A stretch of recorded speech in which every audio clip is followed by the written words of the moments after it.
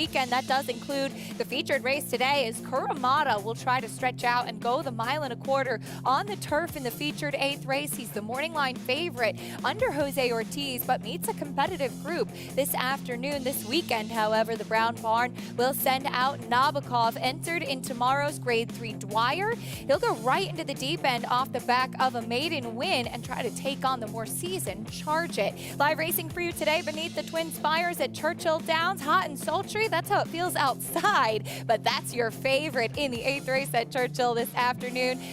Nice winner last time out at Belmont Park for trainer Steve Asmussen. All that and more coming up on America's Day at the Races, brought to you by America's Best Racing. For the love of the race, visit americasbestracing.net today. The site of the UBS Arena, the site of the New Kids on the Block concert last night, looked like a lot of fun if you were attending the show, but we're going to have a lot of fun on set today. Acacia Clement alongside New York Racing Association handicapper Andy Serling.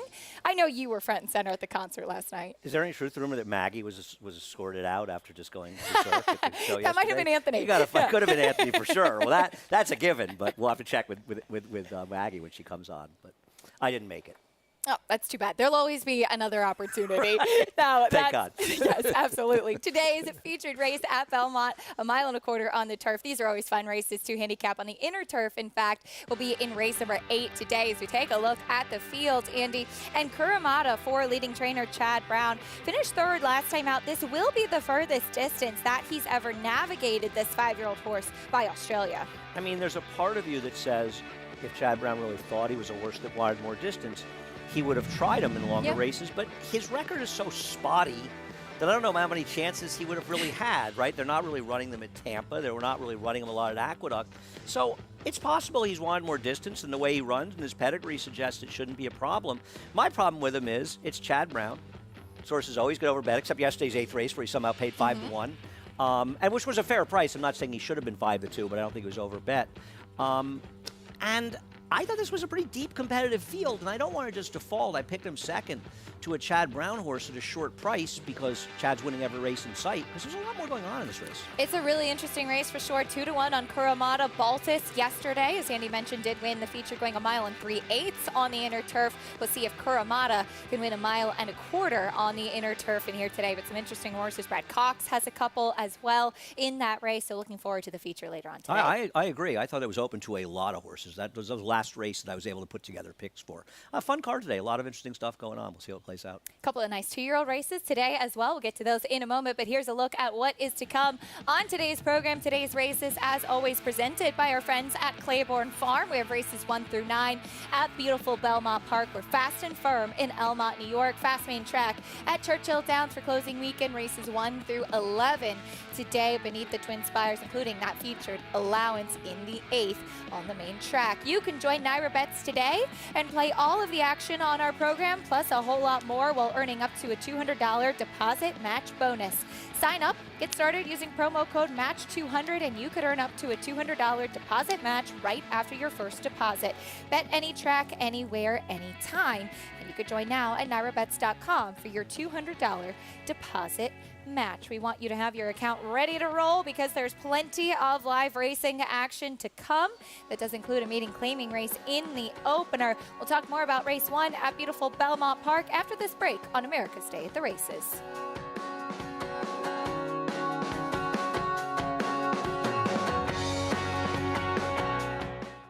Undefeated Grade 1 winner Mastery was a multiple graded stakes winner at 2, including this victory in the Los Alamitos Cash Call Futurity. Now his progeny are bringing top dollar in the sales ring, and his first runners are hitting the track.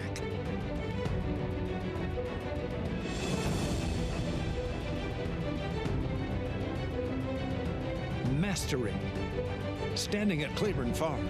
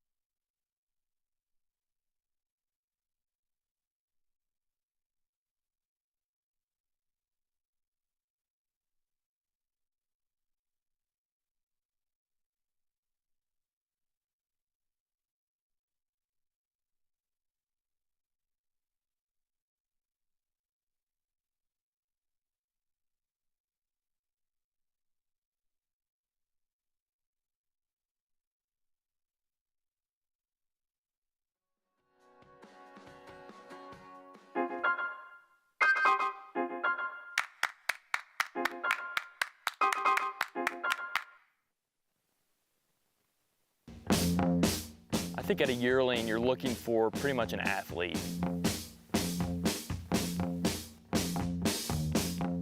All horses come in different shapes and sizes. You know, some are tall, some are small, but really you're looking for balance and athleticism in the horse, one that moves well and knows how to use its body. So day-to-day starts in the morning. All the yearlings are out in the field at night, so we keep them out for a majority of the day.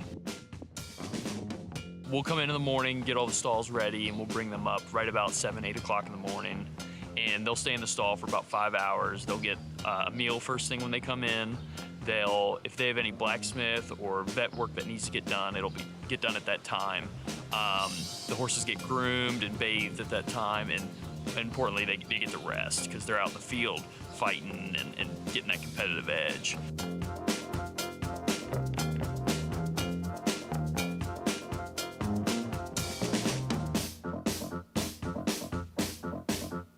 Two yearlings we're really excited about. That's the Quality Road out of Lowell. He is a first foal out of Lowell, who is a great racehorse for the farm, and he has been great since day one. He's a big, strong, athletic horse. Hasn't done a thing wrong since he's been over here. Moves well, got a great mind to him. Really has all the qualities that you're looking for.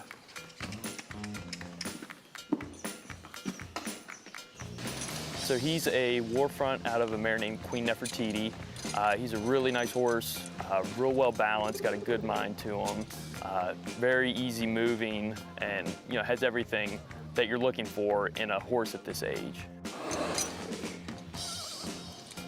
My first group are now 4-year-olds. Art Collector was raised out here. He was the big one, and then the filly that won the Santa Anita Oaks, Soothsay, she was raised out here as well. She's a 3-year-old. A horse named Dynamic One that ran second in the Wood Memorial, he was raised out here. We've had a few other stakes winners as well on top of that, but those would be the main 3 so far. I've worked in every aspect of the farm, but the yearlings I kind of figured out was what I wanted to do. And out here, everybody has their own ways, and the way they do it is still pretty simplistic to keeping it pretty ordinary.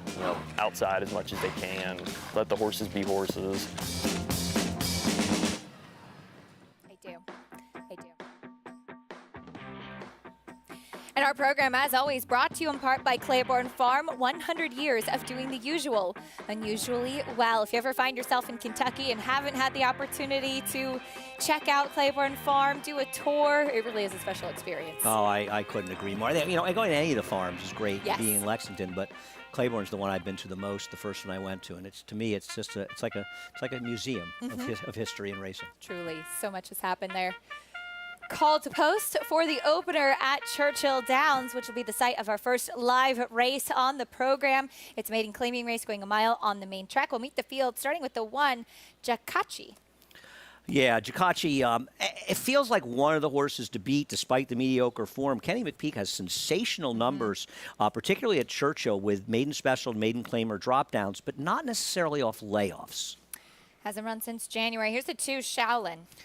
This one, unlike so many in here, is not dropping from maiden special weights to maiden claimers, but even though doing a little running in both of her starts, she's a contender.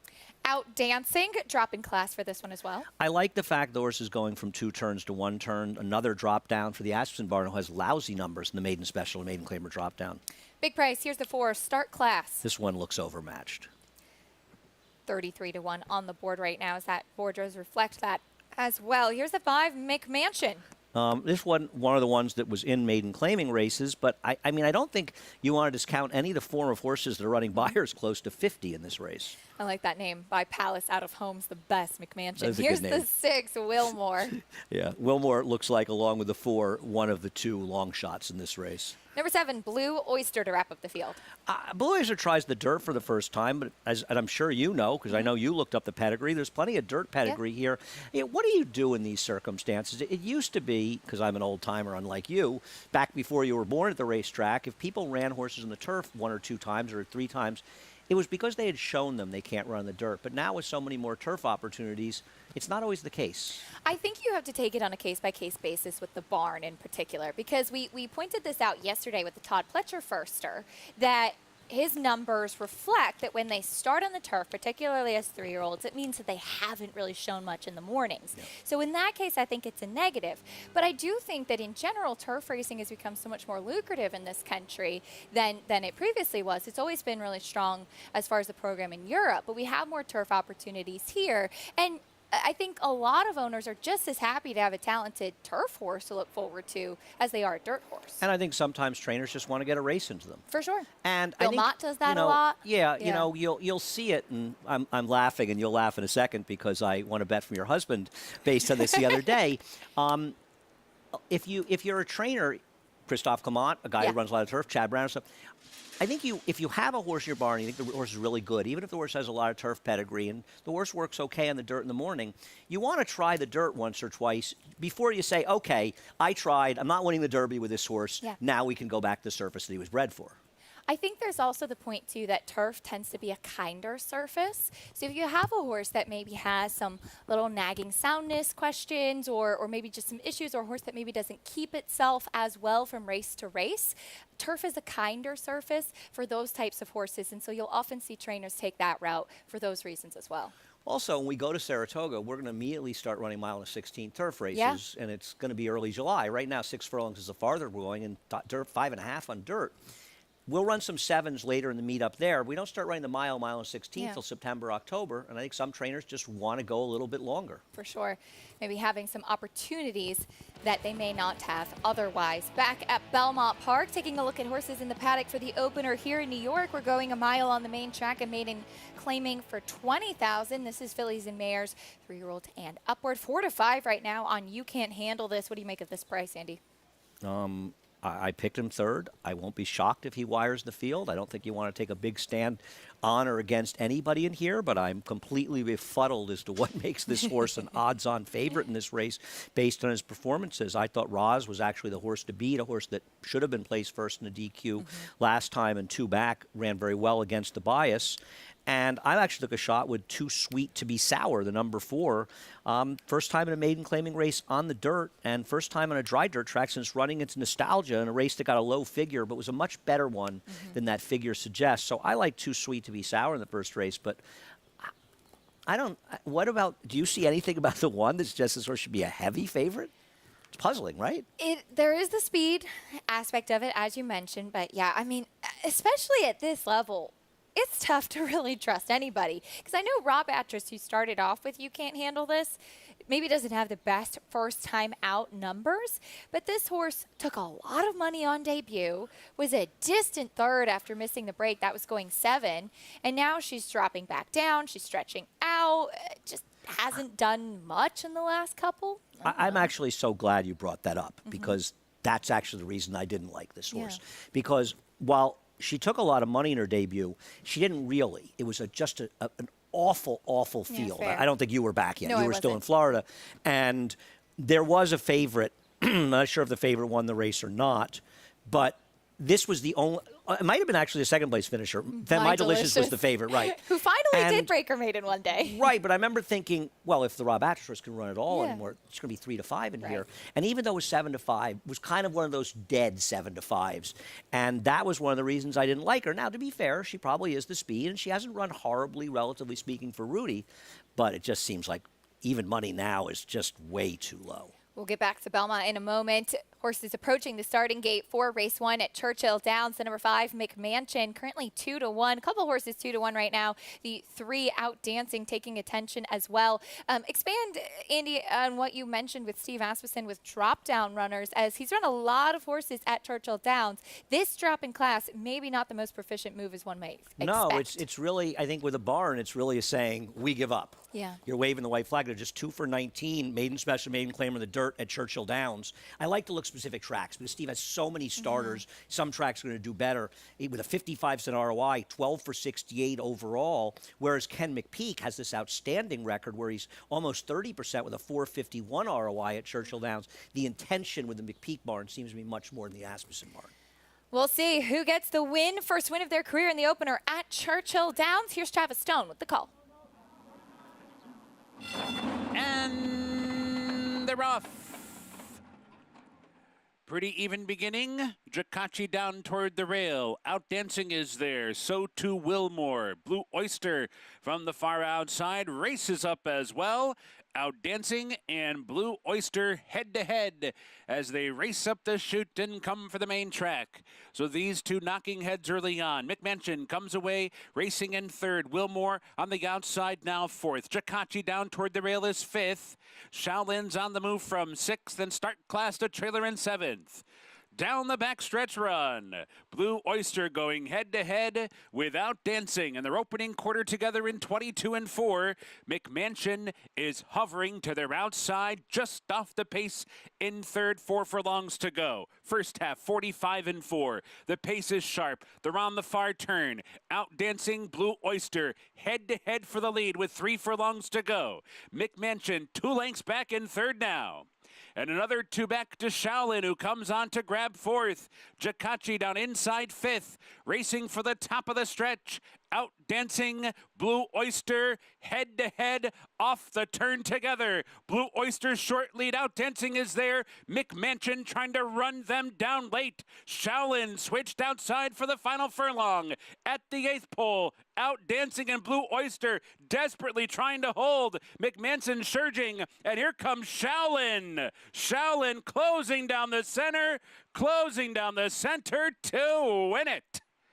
Shaolin from off the pace wins by 2. McMansion was second, tight third there. Outdancing or Blue Oyster.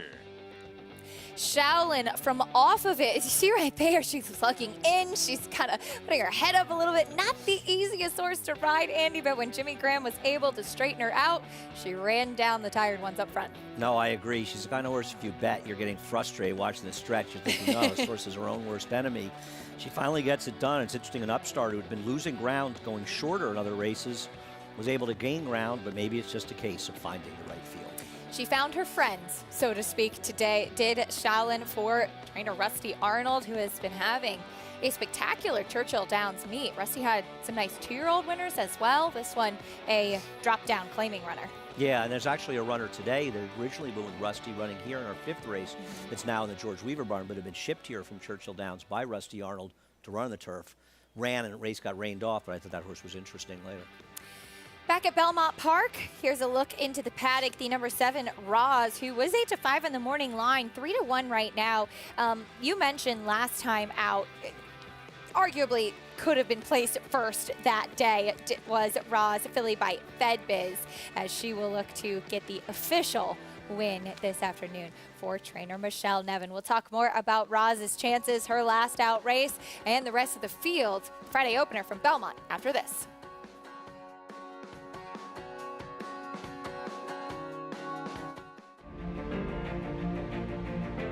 Idol perfectly timed. Idol gets up under Joel Rosario to win the big gap. It's known agenda for St. Elias Stable. Race and the race, scintillating performance in the TBG Del Mar debutante. And Clariere will win the cotillion. Down to the wire. Who's going to win it? It's Mala by a neck. Curling, the classic sire. Who you betting on? How about an app created specifically for horse racing? Nairo Bets. We specialize in thundering hooves, fist pumping, and boosting your bankroll with robust weekly promotions. And offer betting tips from actual horse racing experts. Bet all day and night, nationwide. Get the action and thrill of horse racing with Nairo Bets.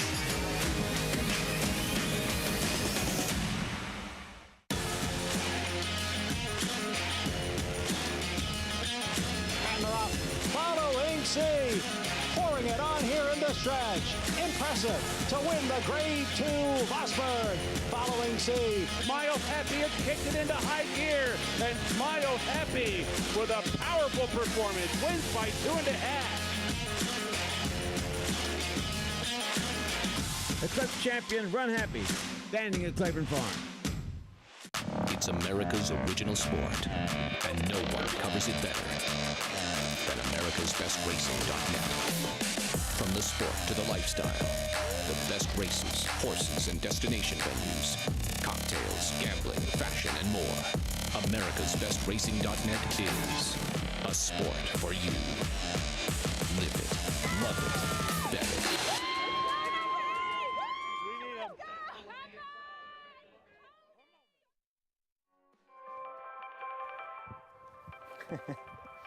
Spirited, strong, speedy. Just a few of the S words Rockridge owner Larray Visagi uses to describe the first foals of stallion Disco Partner. It's a horse that, with what we've seen on foals so far, there will be a lot of upside in this horse in the next couple of years once this first baby starts running. Time flies if you're having fun or reliving Disco Partner's back-to-back wins in the Jaipur Invitational Stakes. In the 2017 running, he stopped the clock in the 6 furlong turf race in world record-setting time. Holy mackerel! 105.67. They're off. When he won the Jaipur again in 2018, it had been elevated from Grade 3 to Grade 2 status. And Disco Partner did it again. Disco Partner's speed wasn't the only astonishing thing about him. He was actually a horse that ran 33 times, so if you ever wanted something sound, this will be the horse. From those 33 starts, Disco Partner won 11 races, including 4 stakes, placed in 12 additional stakes, and amassed nearly $1.5 million in earnings. Disco Partner was bred by outstanding New York breeder Patricia Generazio, who is now supporting the stallion with some of her best mares. He himself is a very balanced horse. He's not a big horse, but balance I think is what helped him to be so sound in his career, and you see that in a lot of his young foals, that they are balanced and they are very, very interesting, and I think you'll be very happy as they mature.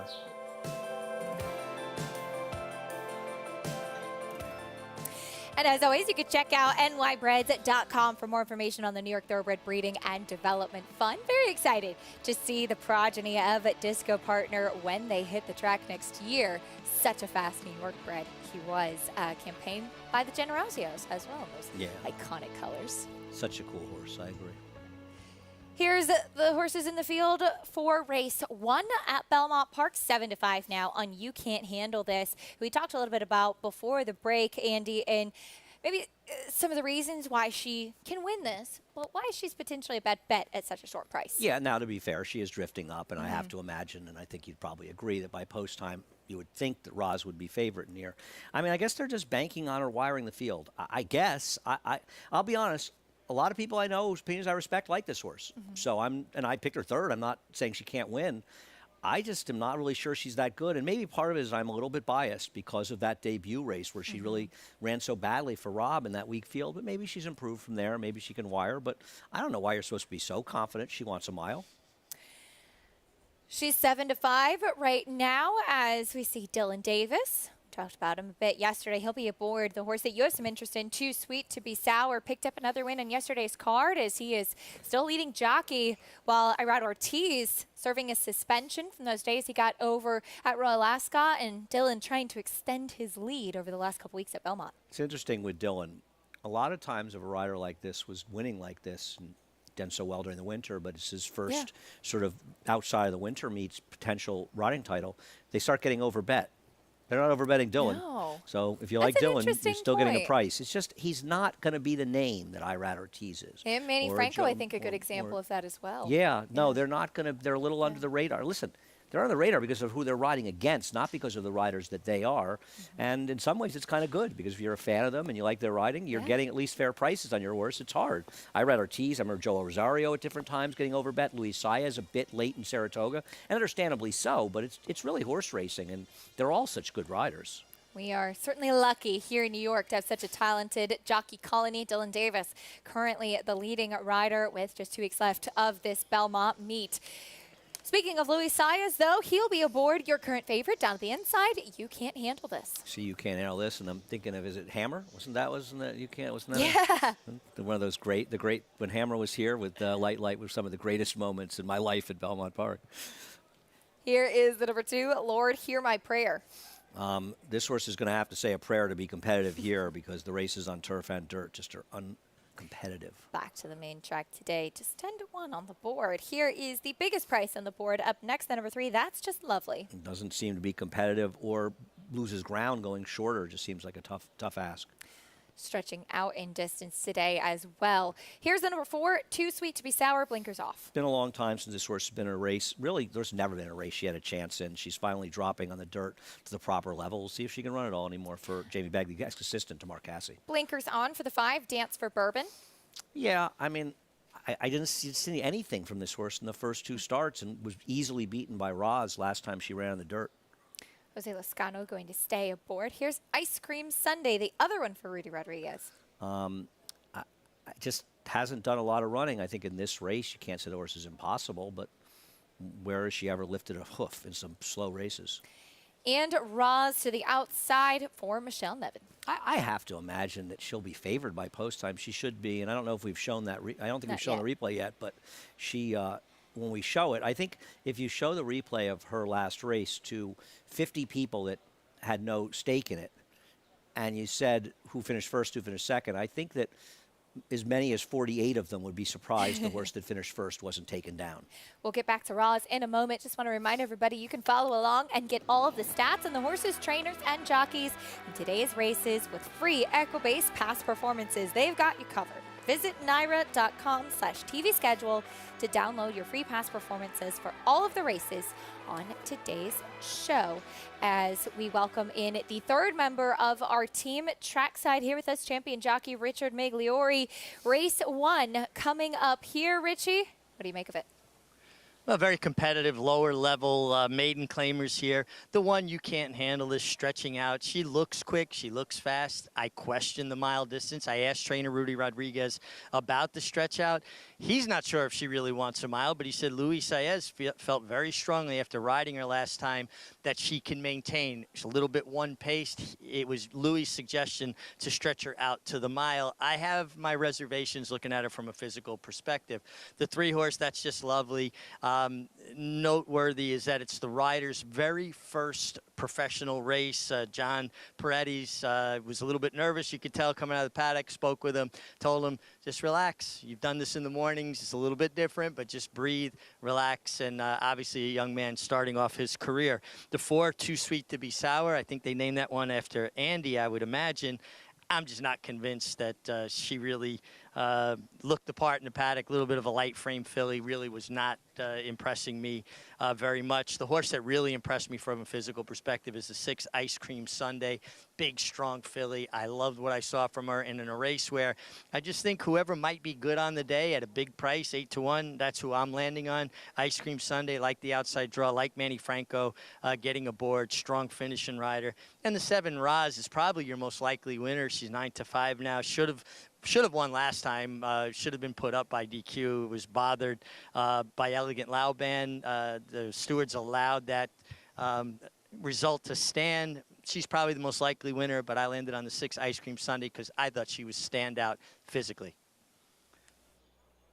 All right, Richie, thank you. Could go for an Ice Cream Sunday on this hot day, but there's a look at Roz. As we'll take a look at her last race, as Richie was alluding to, Andy, and as you mentioned, it did seem like she would have been placed first with that performance. What did you take away from that as she tries to get her official win today? Yeah, I mean, even on the pan, you're going to see. I mean, they come in the stretch. They're in about the 4 and 5 path, and Roz is on the outside, and she's in the process of taking the lead at this point. And you see the very strong left-handed whip from the crop, on the horse inside. And you can already just see on the pan, they're now in the 8 or 9 path, and when we show the head-on, they're going to almost leave the screen. That's how far the horse forced out. And to suggest that it didn't inhibit Roz from having her best chance to win. You don't know. You never know what the result would have been. But here they are in those paths, and it's a direct result of a rider aggressively forcing the horse to come out. And right there. And they're not simultaneously drifting like that on their own. And this is silly. I mean, and in my opinion, listen, the stewards here have been consistent in suggesting that this is not something they adjudicate. I think it's dangerous. I think if Jose Gomez was on Roz that day, had sort of held his position or held sort of drifted in a little bit, who knows what might have happened if there was contact, especially on a wet track. And the riders here are aware that the stewards allow them to do that. And as they should be, because the rider's job is, while to be safe, but the rider's job is win races. for the bettors, for the owners, for the trainers, all the connections, people work in the barn. So if they feel that they can get an advantage to win a race and do something that some people, some jurisdictions, they come down for, many jurisdictions. But I don't fault the riders at all for doing it. Not at all. Their job is to try to win. And I just disagree with the stewards. They obviously disagree with me. You could see Jose Gomez even trying to keep his balance in that kind of precarious situation as well. He'll be back aboard Roz, who's 2-1 to the outside. Wishing the best of luck to jockey Giovanni Paredes, who will be riding his first mount ever on the 3 That's Just Lovely. Wishing him a safe trip and a successful career kicking off here. And the money kept coming in for You Can't Handle This. I don't get it, but probably after the race, I'll say, well, they knew. Maybe some questions even from Rudy Rodriguez, but some good insight from Mig on how it was jockey Luis Saez who felt that stretching out may serve this 4-year-old filly well. She's the favorite to the inside. You Can't Handle This. We'll see if she can take them every step of the way. Race 1 at Belmont Park coming up shortly. Here's the voice of New York Racing, John and Brielle, standing by with the call. Waiting now for Ice Cream Sunday and Roz.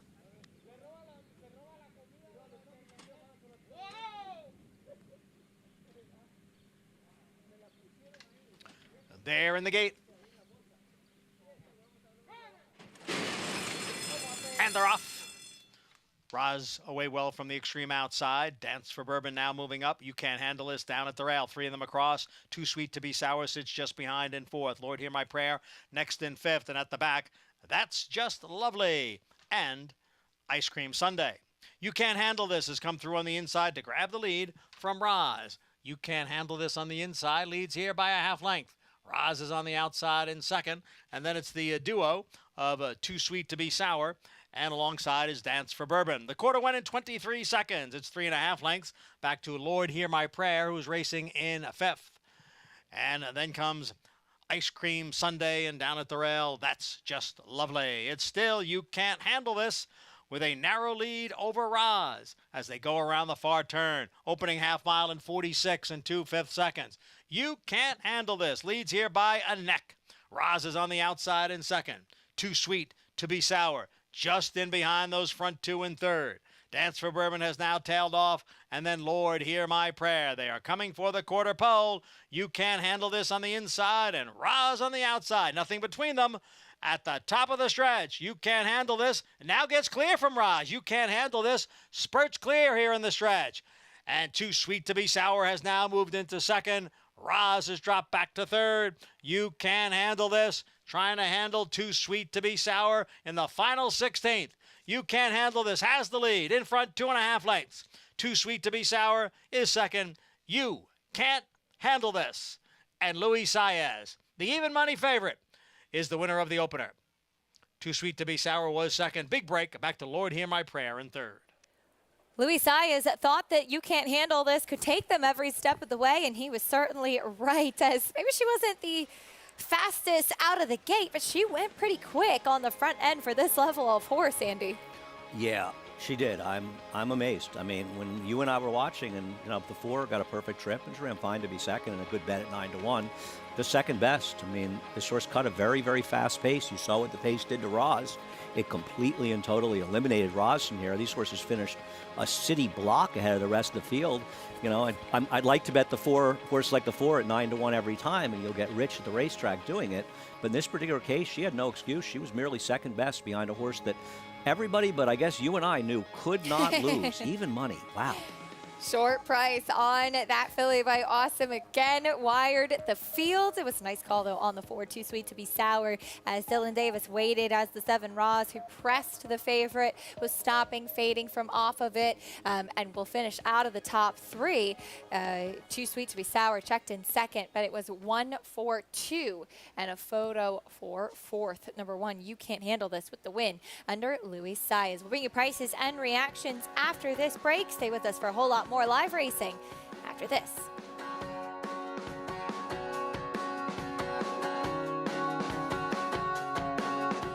It's Introducing a stallion as top class as they come. In 22 career starts, he won or placed in 12 graded stakes, competing in 15 grade ones, earning over $1.7 million. His undisputed speed is evidenced by 7 100-plus buyer speed figures, a 3-time grade 1 winner, Raging Bull.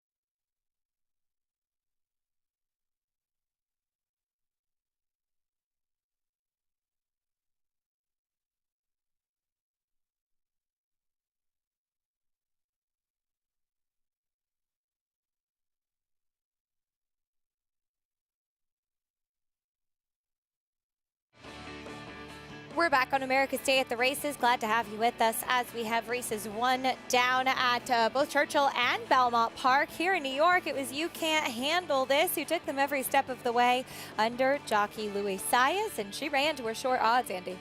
She did. I mean, they knew, no doubt about it. Even money, and I guess, I mean, listen, like we said before, not shocking she won. Just thought she was a little bit short, but the way she won, I don't know how she was going to lose this race, so maybe she wasn't too short. $4.20 winner, trained by Rudy Rodriguez, who's standing by with Richie. Thanks, Acacia. And Rudy, she was very game on the inside. And you told me before the race that Louis Saez thought the mile would be good for her. Obviously, he was right. Definitely, you know, he said she just got maintaining one little steady pace on. But, you know, when they went 23, I said, I don't know what we're going to do with this 23. But, you know, Luis is one of the best jockeys in the country, you know, and I'm just go along for the ride. Well, Rudy, you rode horses. You were a jockey. Randy Prasad just congratulated you. He rode. I rode with you. What's easier, riding or training? Oh, man, probably maybe riding. I don't know. You know, it's a lot of work back home. Training is a lot of work. But, you know, Richie, you got to like him, you know. It's a 24/7 job. Sometimes the night watchman call you in the middle of the night and this and that. But, you know, I really, really enjoy it. And my wife don't like it too much because I stay most of the time in the barn. But, you know, I enjoy being in the barn and help the guys and the grooms and the hard workers. And I enjoy it. That's pretty much the key, I guess. Well, Rudy, you were always a hard worker when you were riding and helping in the barn before you started training. Bella Sofia, basically your big horse now. How is she doing, and what are we looking for in Saratoga? You know, Richie, we still undecided, but I breezed it yesterday. One of my exercise riders is Jackie right now, Amin Castillo. She breezed unbelievable. Very, very happy the way she come out. We just keep our fingers crossed, you know, because it's day by day with these kind of horses, and so far so good. Keep her healthy and happy, and she do the rest. Rudy, best of luck. Congratulations to your way to start the day. And a guy I know is looking forward to Saratoga. Certainly, and hopefully we'll get a chance to see his big horse, Bella Sofia, there. Still undecided as of yet per Rudy, but hopefully she will add yet another interesting layer to that filly mare sprint division this summer. Back at Churchill Downs, we get ready for race 2 here Horses stepping onto the track for the second race, 6.5 furlongs on the main track, $25,000 claiming race. We kick things off, Andy, with the 2, Bootsy's Galaxy. It just feels like there's not a lot of pace in here, and this horse has no early speed, but she does make a lot of sense otherwise. David's Gem, second off the claim. This is the horse that could be in a position to lead them on a merry chase, and I think that makes him dangerous.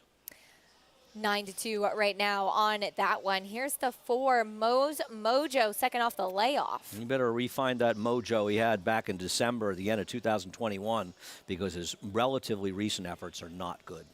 Looking at the 5, Long-Term Thinking. This guy's amazing. He's got those 12 seconds and just 4 wins. Originally a Chad Brown-Klarovich runner, actually did not like his last race, and it worries me he could finally be tailing off. A horse that was reclaimed by Robertino Diodoro. Yep. Here's the 6, Abuelo Nuno. Very good job pronouncing that. I wouldn't have gone near that one. I'm as always, as I always am with you, overly impressed. Here's the 7, Trap Valley. Yeah, I thought the last race was okay, finishing second behind Seau. I just don't know how that race holds up to scrutiny, the figure. And to the outside, currently 6-5, Samurai Prince. I guess the other speed here is Samurai Prince going to try to outrun David's Gem to the first turn. If he's able to do that, I think he'd be tough to beat. 6-5 seems awfully short for the horse that has not really been as effective without the lead, and it worries me. I would use the 2 and 3 along with the 8. I'd try to beat the 8 though in a play a little bit. Not that he's not logical, but if the 3 and 8 heat up, I think the 2 can win. It's Chris Hartman. He has good numbers cutting back in distance, and I don't know the 3 can't win. I'm surprised he's that much of a bigger price than the 8. Even money now to the outside on the number 8, Samurai Prince, for trainer Bill Morey. Still looking for his first win of the meet, as well as we'll take a look at the number 2. Bootsy's Galaxy, who could potentially reap the spoils of a pace duel in here. Finished second last time out, making his first start for Chris Hartman. That was at Belmont Park. A little bit of a freshening since May. Cuts back in distance. And we'll try to build off of the second place finish behind Home Run Trick. And we're doing this for you, Acacia, because you didn't really get enough of a chance to spend all this time at Oaklawn that we did this winter. So we're showing you an Oaklawn replay just because I know you miss Arkansas. I got a taste of it at the end of April and May. I've never been there, actually. I haven't. You're gonna fight with Maggie? Maggie loves going. Maggie enjoys it. Yeah, Maggie enjoys it. I went once and I had a very good time. I would like to see it. It'd be fun to go. Yeah, it'd be fun to go. If it was easier to get to. It's not, I flew to Memphis and drove from Memphis. It's Okay. a 3-hour straight shot from Memphis. I don't love to fly, so not having to switch planes. It's not, well, you're still going to have to drive from Little Rock an hour and a half. Right. It's not like Right. it's that easy. But, it really is Not fun. easy It's to a get nice to town. Lexington either from New York. Well, they dropped that direct I know, flight. the one direct flight. Very disappointing. I I love that. know. It was perfect. It left really early from Lexington. Yes. In the morning, and It's it like left the really 6 late at a.m. night. flight. Yeah. I remember it was me and all the jockeys on it the Yeah. year after the Breeders' Oh, I Cup. have. Yeah. I have a tremendous story about a trip back actually with John Velasquez and Robbie Davis many years ago on a plane. That was when we went to Charlotte and you would go to Charlotte and go back. But Yeah. Lexington is a little bit tough. I think with Lexington it's the same thing though. You fly to Cincinnati or Louisville. Right. And then you drive. As you know, not that hard. Same thing. Now, hopefully, a trip to Oaklawn will be in the cards. You're gonna have to like arm soon. wrestle with Maggie over that one. I know she enjoys it. I loves know going. she does. No, listen, Yes. it's great. She because listen, the trips are. She went to Minnesota. Somebody said to me, "Boy, Maggie's such a trooper." I was upstate and said, she goes on these trips. She goes to, and I said, she is a trooper. As really as everybody on the show, but Maggie is. But I said she really seems to enjoy going. Yeah. So well, I I don't think it's that also too with her going to Canterbury last week, they were so excited to have her as well, As they which is should have really been. really nice. I think the tracks are excited to see your presence, and we appreciate all of their flexibility in allowing us to bring them coverage from those racetracks. It's fun for us to do something different as I well. watched that show when I was up there. Actually, I watched quite a bit of it. It was fun watching. It was a big day there. It made you want to go to Canterbury. Yeah. It looked like a really fun, energetic crowd. It really did. It's fun to go when they have the ostrich racing maybe one day. The only thing they said is we can't send Mitch Levitas. Race 2 at Churchill. Samurai Prince started well from the outside. Well, indeed, is in front of length and a half. As they cross over, Mo's Mojo comes through toward the rail to put some early pressure on Samurai Prince, and these two hook up early. Samurai Prince and Mo's Mojo going head-to-head. 2.5 back. Abuelo Nuno comes away third. Long-term thinking toward the inside in fourth. Another 2 from there. Trap Valley's racing in fifth. Bootsy's Galaxy down inside sixth. David's Gems the trailer while wide. 22 and 4 for the opening quarter. They're on to the far turn and the battle up top continues. Samurai Prince and Mo's Mojo. Mo's Mojo and Samurai Prince locked in battle round the far turn. Abuelo Nuno saunters up 3 wide. In with a shot is that one. And Trap Valley comes on with a wide sweeping move. They're off the turn. Mo's Mojo down inside, short lead. Samurai Prince fights on. Abuelo Nuno's coming. So too Trap Valley. Long-term thinking's in behind. 1 furlong to go. Mo's Mojo still there. Abuelo Nuno trying to get by. So too Trap Valley. So too long-term thinking. So too Samurai Prince. Down to the wire. Photo! Mo's Mojo and long-term thinking. Those two ended up on the wire together. Abuelo Nuno was third, and it's tight for fourth. Even Travis Stone sounded a little surprised about the 2 horses that were in that photo finish. Mo's Mojo was the one that ended up on the lead, and it was long-term thinking who was closing late, second off the claim for Robertino Diodoro. A little tricky to know exactly how this horse got the lead because it was a very creative pan shot that we saw during the race. It was artistic, I think. Now, I want to say the 5 won, but if there's a close photo and long-term thinking is in it, it's hard to believe that he actually won. Yeah. I'm not familiar enough with where the wire is to let you know. It's very close, but it would be a miracle if long-term thinking at 4 for 25 with 12 seconds won a nose photo. Mo's Mojo was not an easy horse to expect to get in a lead. I can't tell from the 3 seemed to have some trouble at the start. Yes. The speed, but the 8 seemed to be going out to the front like you expected, but there goes Joe Talamo, and hats off to him. Yeah. With Mo's Mojo. He was 8-1. The 5 long-term thinking was 12-1. So either way, you're going to have a nice price winner. Right. But if you have the loser, you're not happy that you had that nice priced loser. That's true. But I mean, I don't know about you. I think one thing about being familiar with track is you get accustomed to exactly where the finish line is. Yeah. I'm not at Churchill Downs. Photo finish still up. My first inclination watching this race live, and as we look at the slow-mo, was the 5 on the outside. Me too, but I don't want to say it because... But yes, I agree. It is... Man. Ooh, it is very Man, close. that is close. Very close. And it depends where the mirror is. And exactly. Yeah, I'm not, they're showing the 5. I'm not telling anybody. But the mirror is ahead of the finish line. They moved it this year, right? I think they moved the pole afterwards. On the pole, okay. Yeah. That's what it was. I mean, nothing's quite like the random finish lines on the turf at Gulfstream. Well. Where you have no idea where it is. It's part of the fun of playing Gulfstream. It's part of the fun. You never do one because you never really know where the finish line is. Really, right? It's a lot of suspense. Adding to the experience. Well, here there was a lot of suspense because 4-1. The number 4, Mo's Mojo, posted as the unofficial. Yeah, here there was a lot of suspense because you didn't know who was on the lead.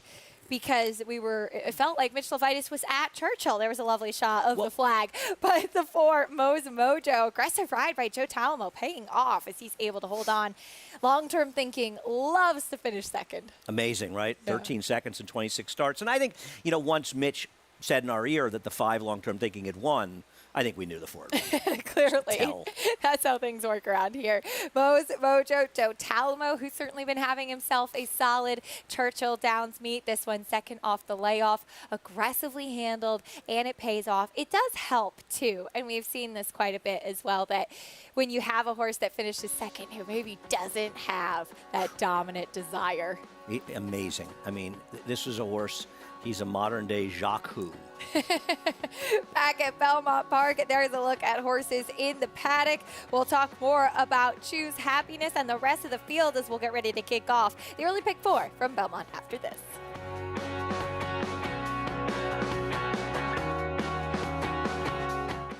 I'm very bullish on it. Tom's Dayta's got a 4-length lead at the 16th pole. Tom's Dayta has conquered the Clark.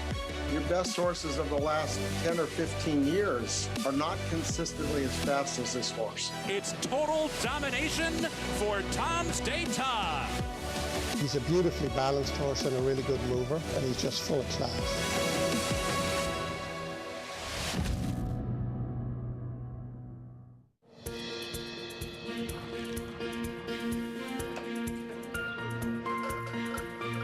We take pride in what we do. I'm an assistant trainer. Carpenter. I'm a peace officer. I'm a jockey. I'm a gardener. I'm a groom. I love what I do. We are New York Racing. New York racing help support my small business. It's extremely important to the New York economy. This is like a big family. We are New York Horse Racing.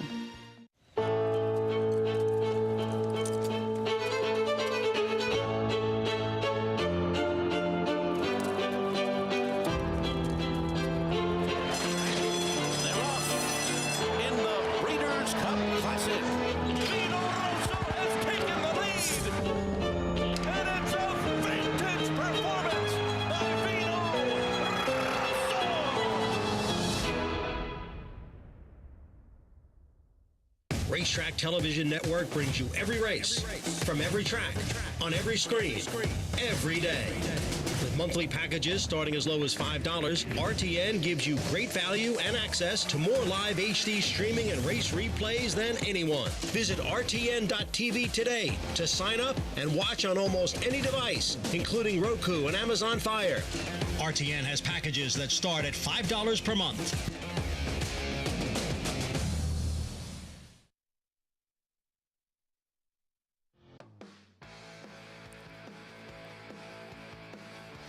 Welcome back to America's Day at the Races, brought to you by Naira Bets. You can bet any track, anywhere, anytime. Get started at NairaBets.com. Be sure to check out all the bonuses available to our members. It was a tight photo finish in race 2 at Churchill Downs, but Mo's Mojo able to hold on, aggressively handled by Joe Talamo, and it paid off. Yeah, terrific ride by Joe. I mean, you love seeing that aggressive kind of riding. This is not a horse that I could have had in a million years, but this was a terrific ride. And it's also, I think, worth noting, even though the first race we did see that horse make a big wide run in there, the horses that ran 1-2 spent almost the whole race on the rail. Indeed, as we did see the number 5 Long-Term Thinking and the white blinkers trying to run down Mo's Mojo, but Long-Term Thinking will get the 13th second of his career. Mo's Mojo, a $19 winner in the second at Churchill Downs. Back at Belmont, we're on the turf for race 2, this $40,000 claiming race. Coming up next, fillies and mares, 3-year-olds and upward, our next order of business as horses get the call for riders up. We head right down, get a quick paddock report from Richie. Yeah, thanks, Acacia. We'll start right away with the 2 War Canoe. Third start off the layoff for this 9-year-old mare by Lemon Drop Kid. She carries a little bit of weight. I think she looks a bit fitter now. Maybe the third start off the layoff is her best. Now, like all athletes, as you get older, sometimes you lose a step. I was talking with Steve Cosera. Says she has trained really well since the last race, and he expects her a big effort from her. The 4 Blue Atlas making a real nice impression. Looks very fit. Hasn't been seen since last November, but I don't see a horse that's short. I see a horse that looks like she should run well off the bench. The 6 Charge Account. Tom Morley's had a terrific meeting, and his horses have been looking good, and they've been running to their looks. She looks outstanding here in the paddock. And the 7-horse Juxtapose, listen, makes a lot of sense. Bill Morey does great work. When I look at favorites, I look for horses that maybe, I could find something to pick at, a weakness. I am certainly not seeing it, but I will continue to monitor how they warm up on the racetrack. All right, Richie, thank you. We look forward to hearing your thoughts during those warm-ups. 2-1 now on Juxtapose. Not often that you do see a horse coming from Belterra that's currently your favorite, Andy, here in New York. But this horse does have some backlash, and who she's faced up at Woodbine. What do you think the Belterra to Belmont move? They do both start with It can't be very BL. frequent, yes. Well, this is a horse that has run well going longer, and Bill Morey does have good numbers stretching out from sprints to routes to the turf. So there's a lot to like about this horse. She's very logical. 2-1 seems a little short. We'll start with the remaining half of the entry that's in this race. Here's the 1A, Choose Happiness. Well, if you like Choose Happiness, you're hoping the race falls apart. I think you have to ask yourself, if the race does fall apart, is she more likely to win than horses like Blue Atlas or War Canoe? She will break to the outside. The horse on the rail is War Canoe, has some backlash. Such an old warrior. She's been running here for such a long time, the 9-year-old. And while she's not quite as good as she once was, she still runs well most of the time. Here's the 3. Jasmine Nesk had a big win last time out. Yeah, and off the turf win, she's the outsider. On the side. I'm shocked that she's as low as 8-1. I guess that's a little Rosario money. Rosario sticking after the win last time. We'll see if she can do it again. Here's Blue Atlas off the layoff. Yeah, she was hurt a little bit last time by a speed track, but that was off the layoff. She's logical if she runs a race, but will she be ready off the layoff? Here's the 5, Lucky Peridot. She's one of my play. Actually, I think she's actually my second choice in this race. I went 6-5-7. I think she's a player in this race. Claim for Mike Maker. We'll see if she can keep that form up. This trainer wins a lot, but will he win here? You know what they say, first person you see when you walk in the racetrack. Jose D'Angelo was the first person Wow. I saw today. Here's the 6 charge account going by, and the number 7 Juxtapose. I like charge account to wire the field for Tom Morley. First time in the turf since the claim. And I think Juxtapose is very dangerous. I just don't understand 2-1 on this horse. 2-1 on this one coming in from Belterra. We will take a look at Juxtapose, though. Last time out on June 1st, this was sprinting, but as you mentioned, does have some races going back that were effective going longer. Yeah, I mean, it's arguable that she's a better horse going longer, and maybe this really was a prep for her first race about from almost 7-month layoff. The one concern for me, and I'm not knocking the race because it was at Belterra because she ran fine in there, her form in sprints when she stretched out effectively was better. So that worried me a little bit. I've been to Belterra when it was River Downs. I have not been there. It's right on the Ohio River. Very cool. It's right next to the River Bend Music Center, where Den Company played the other night, actually. And the Grateful Dead have played there quite a few times. There's Bill Murray stats stretching out. And I thought that was an interesting stat. It's a small number. But this is not an easy stat. You look at a lot of guys, and they don't work that way. And I was impressed by that. 2-1 right now on this mare. Charge account, who you had some interest in, I know, for Tom Morley, does look to be the controlling speed. That's what I thought. And if you look back in her turf races, she's run okay in some of her turf races. And I know she's run well in the dirt, but I wonder if ultimately she probably should have run more races on the turf. And I think that was Tom's thinking, because Tom claimed her and he went right to the turf. She got rained off. He stayed in. It made a certain amount of sense. She was only 9-2 in that race. But I think this is the surface he wanted. And it's the lone speed, and I think 7-1 is a very generous price on this horse. So I picked her on top. I started out some pick 4s. With 5, 6, and 7. I'm glad I didn't play the pick 5 because I might have used the 1, but one of 3 horses, and I wouldn't have done any well with it being even money. So I've used 5, 6, 7 to start it out. Meanwhile, the number 5, Lucky Paradot. This one with Jose D'Angelo. As you mentioned, Jose has very, very strong numbers. Did have this one with a win on the Tapeta back in April. We'll take a look, though, at this horse's win back in February. This was still with Mike Maker, and Jose claimed this one off of Mike Maker that winter. Yeah, I thought she was in a little tough, the one race he ran in the turf with her. And obviously claiming from Mike Maker is not always that easy to do. Jose D'Angelo has a tremendous record. I mean, he's winning at over a 25% clip, but now he's not doing it in New York. And sometimes you want to see these trainers come up and have success in New York. But having said that, you get Flavien Prat on a horse that has done nothing but run fast enough race in the turf to win here. And I just thought was another contender, and the price seems pretty fair.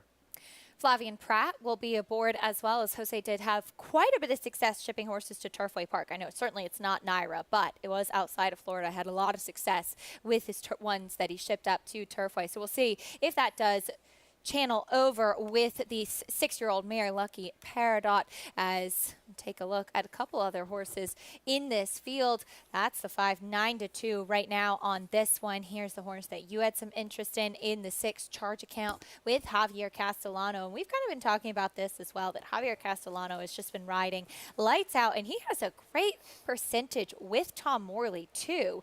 You think back to Ocala Dream, who won the New York Stallion Series, won a New York Bred Stake in the Kingston, I should say. But it seems like Javier is really just in a good groove right now. I couldn't agree more. I think he's riding as well as he's ridden in years. And I'm not saying that to be critical of his riding in the past years, but I think he's really been focused and riding very well. He's a great rider. I mean, the guy's, what do you win, 4 Eclipse Awards? Yeah. 3 or 4 Eclipse Awards? You don't win those by accident.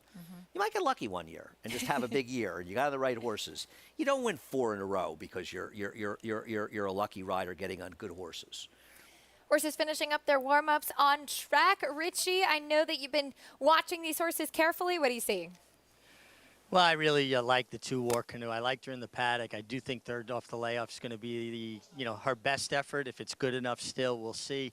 Love the way she warmed up. So what I liked in the paddock was reinforced on the racetrack. She'll be my top selection. Good inside draw. I think last time she might have been a little too involved. I think she'll be better coming from a bit off the pace, and she should get more pace to run into, and that pace should come from the 6 charge account, who looked ultra sharp on the racetrack. She has natural speed and made a great impression. She's going to lead them an awful long way and could take a lot of catching, Acacia. All right, Richie, thank you. We'll see what happens here in this second race at Belmont on the turf. 2-1 still on Juxtapose towards the outside. As you mentioned, Andy, she is a horse that ran well. She makes a bit of sense. What do you make about her as the favorite in this spot, though? Unappealing. It all comes down to price. I think this is. It's not a question now. She's 9-5 of just betting against the favorite, but I think you do have to evaluate the favorite. Bless you. I'm so sorry. Listen, you've been sitting near me. You're probably allergic to me by now. You wouldn't be the first one. They've been holding the sneeze in for like an hour. Wow. I don't know why you did it that long, but. We have had a couple of breaks. You could have let it out in one of those. If you want. No, I'm good. I just think people are glad to know that you're human. Sometimes I think you're like above us. I don't mean that in a bad way. I mean in a good way. As far as the favorites, I think you always have to ask yourself, even your horse's second choice. What is the price that you would take? What is the fair price? And it's in theory, it's an exact science. Somewhere out there's an equation, some regression formula that can tell us exactly every horse's chance to win. But most horse players, even though we try to think we know, we don't. And I guess it comes down to what you're comfortable with. I wouldn't bet this horse at 2-1, but I did use her in the pick 4. I bet the 6. I think 7-1's a good price on her. I'm hoping she can wire the field. But it is a competitive race. You're going with Charge Account, a nice price at 7-1. Richie going with another good price, 5-1 on War Canoe, second off the layoff as we get ready to kick off today's early pick 4. Race 2 on the turf. Coming up next, here's John and Brielle with the call.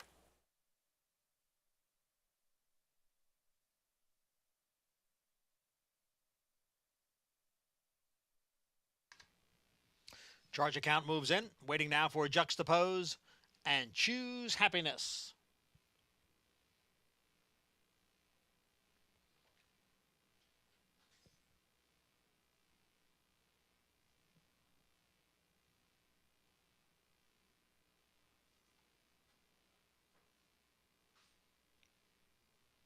They're in the gate. And they're off. And it is Juxtapose who's out for the early lead with Jasminesque racing in second. Blue Atlas is next in third. Charge Account broke well, now back in fourth. And down at the hedge is War Canoe on the outside. And the white blinkers there is Choose Happiness. And moving up in between horses is Lucky Peridot. Up front, Jasminesque on the inside and Juxtapose on the outside. It is Jasminesque by a head. Juxtapose on the outside runs in second through a quarter in 23 and 3/5 seconds. The front two have 4.5 lengths on Blue Atlas in third. It's another 2.5 to Charge Account, who's racing in fourth. War Canoe advancing down on the inside from fifth. And then it is Lucky Peridot at the back with Choose Happiness.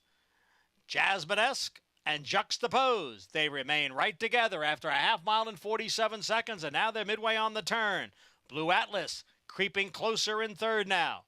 War Canoe down at the hedge, and on the outside it is Charge Account as they come for the head of the stretch.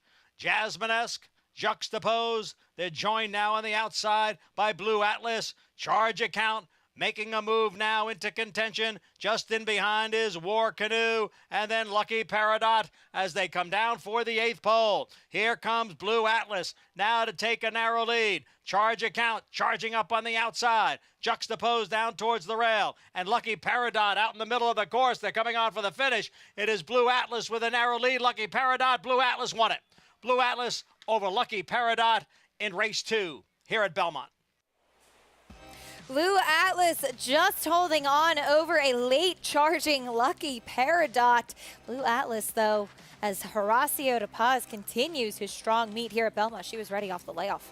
You can't get a more perfect trip than that. A couple of horses, while the pace wasn't particularly fast, but a couple of horses battling a little bit, particularly one long shot. And you sit third behind and make the move. I felt like Javier Castellano was in a good spot with my horse, even though he wasn't in front. And Charge Account, she just wasn't good enough. She got a good ride and a good trip as well.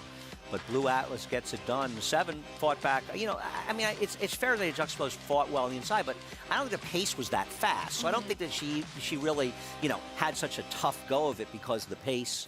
But my pick 4 goes down in flames with the old 2nd, 3rd, and 4th place finish. Oh, Blue Atlas with the win. As it was a surprising turn of events, as you said, not necessarily a super fast pace duel, but just maybe not the horses you anticipated to be on the lead with Juxtapose and Jasmine-esque, the ones aggressive on the front end. Blue Atlas with the win. Will bring you prices and a lot more live racing. Stay with us on America's Day at the Races.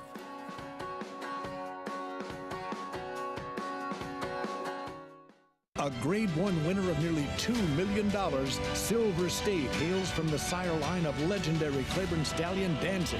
And his second dam is full sister to Kentucky Derby winner Monarchos. After winning the Oaklawn Handicap, Silver State defeated Knicks Go in the Grade 1 Metropolitan Handicap. On the board in 12 of 14 starts from ages 2 to 4, his career included a 6-race winning streak. Grade 1 winner Silver State, standing at Claiborne Farm.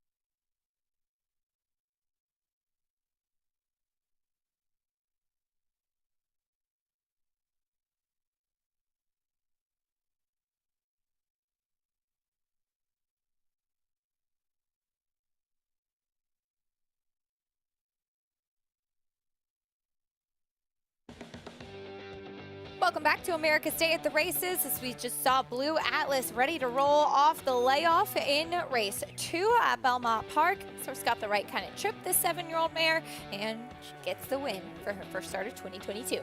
And Rossio has good numbers off of layoffs, and she just continued it. He's been having a terrific meet. He's winning over 25%, doing a great job. Jose just had this horse in a perfect position. Jose Ortiz in the saddle, $7.20 winner. Logical horses in the top 3. Juxtapose, who was more aggressively handled than we might have anticipated earlier on, hung on there for 3rd. But as you pointed out, Andy, though it appeared to be kind of a pace duel, it wasn't a super fast pace. No, it wasn't. I mean, I think that if the 7 was controlling up front, it would have been a slower pace, but maybe that would have brought other horses into the race. I don't think she had a real excuse, but I think what's interesting about it is, to me, that's the difference we've seen in Dylan Davis and why he's become such a better jockey, is that he has become much more aggressive. And I know Richie has always spent a lot of time talking to him about his riding. Richie's brother, Mike McLeory, is his agent, which I'm sure a lot of people know. And one of the things that Richie would talk to him about was being more aggressive. And not because Richie was an aggressive rider, but because there were times that Dylan was unaggressive and it was hindering his riding. He's gotten more aggressive, and listen, it's like Richie says, you'd much rather see a guy make an aggressive mistake, not that he made a mistake there, than an unaggressive mistake.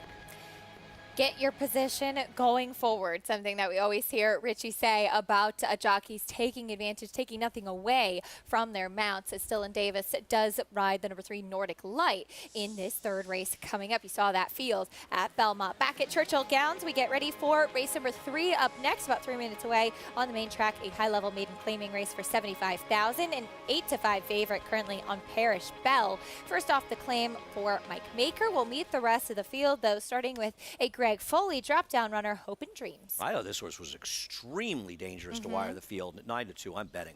Filly by American Freedom. She is a generous price for that drop-down right now, too, as she does have that race under her belt. Here's the 3 first-time starters. Spare a dime. I'm not taking any money. I do want to mention Greg Foley, 0 for 11, maiden special, maiden claimer, second-time starters on the dirt. Interesting. Yeah. 2020 Hoax still looking for a win. Fast enough to be effective, but at 0 for 14, I'll pass. Next will be the number 5, Fabulous Fanny, filly by Union Rags. Another one of these Asmussen drop-downs, right? We saw the horse not be particularly effective in the first race today, and it just seems like the maiden special maiden claimer moves they don't work that often. 3-1 on that one with Tyler Gaffalione in the saddle. Here's your current favorite. First off the claim for Mike Maker. Blinkers going on. Parish Bell. She'll be up next. Yeah, I thought the horse ran well at Evangeline first time, but should have won last time. Mike Maker's numbers off the claim with dirt horses and maidens, not so special. I don't know, 9 to 5. I felt like the horse should have won the last start. We'll see if she can get the win today. First start for her new connections. Here's the 7, Tricked Out. Yeah, this horse makes the big drop down, right? Off a long layoff, but 12 to 1 seems like a pretty big price. Yeah, she's a generous price on the board right now. Getting a big warm up under Brian Hernandez Jr. And here is the number 8, Mahomebred. I think this is the most interesting horse in the race, not because it's a second-time starter making a maiden special maiden claim or drop down, but you see how the horse is 7 to 2 off the abysmal performance first time out. This horse was 6 to 1 first time out. Green early.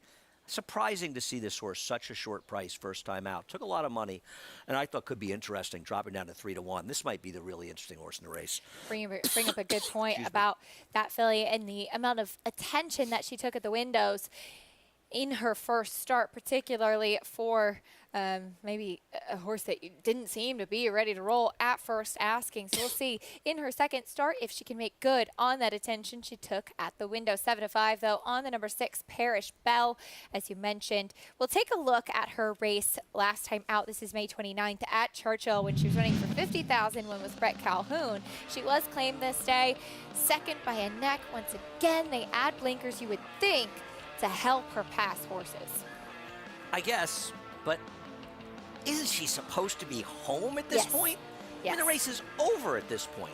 How does she lose She seems this to be race? one, well, Drifting, she's drifting out. She seems to wandering? be one that waits on horses. Yeah, I'm not.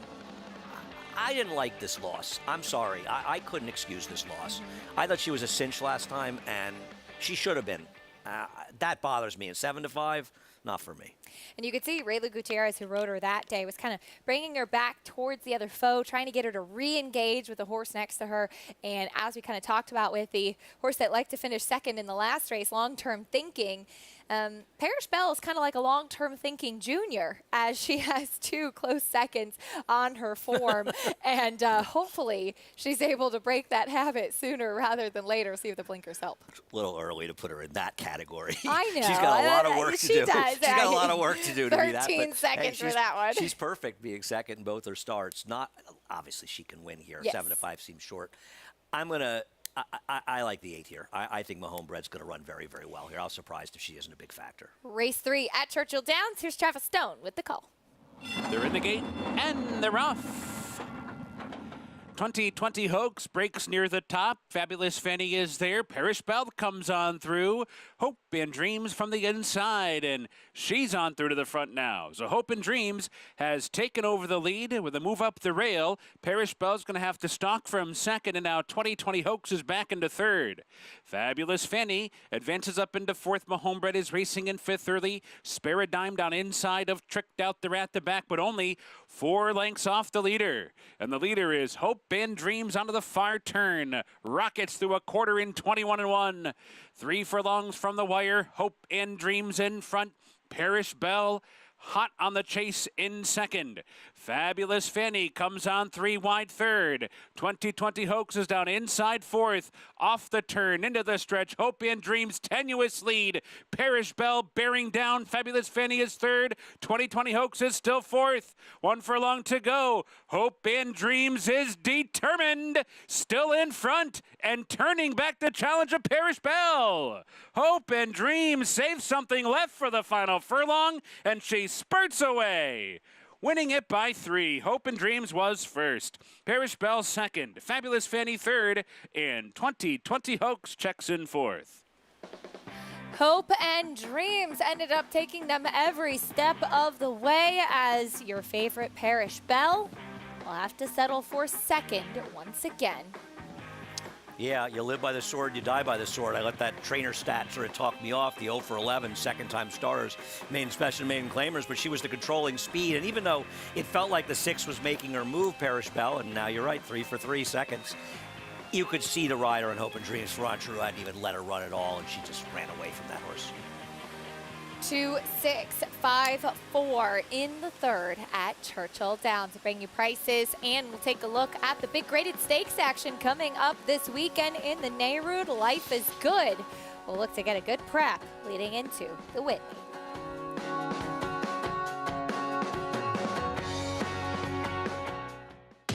Speightstown. Munning. Echo Town. It's Echo Town for Joe Talamo, and Echo Town raced away. And Echo Town is drawing away in the stretch. Echo Town wins the Allen Turkin Stakes. A sire line so prolific, it repeats itself. Echo Town. Be a part of the Racing Action Saturdays at Belmont Park with live money contests available online through Naira Bets. A $300 buy-in adds $200 to your contest account, while the other $100 funds the cash prize pool paid through 10th place. Follow along with the races on America's Day at the Races while keeping track of your leaderboard standings on Naira Bets. After the contest, your bankroll and prize winnings are shifted back into your Naira Bets account to start betting or withdraw. Register to play today at nairabets.com/contests. Harris Farms, proudly standing Smiling Tiger, a triple Grade 1 winner, defeating Breeders' Cup champions Dancing in Silks and Amazombie, a leading California sire with over $9.7 million in progeny earnings, with 94 winners in 2021 and graded stakes superstars like Spice Perfection. Spice Perfection wins the Grade 1 La Brea. And Tiger Dad. Smiling Tiger, a leading California sire, standing at Harris Farms. It pays to be Cal-bred. Monmouth Park's summer season rolls on with live racing action Friday through Sunday. Fridays feature a 2 p.m. first post, while weekend action begins at 12:15, kicking off the Win Early Pick 5. Home to full competitive fields and big paydays, Monmouth Park continues to prove itself as a place to profit. New for 2022, on-site customers can lock in odds with fixed odds wagering at Monmouth Park Racetrack.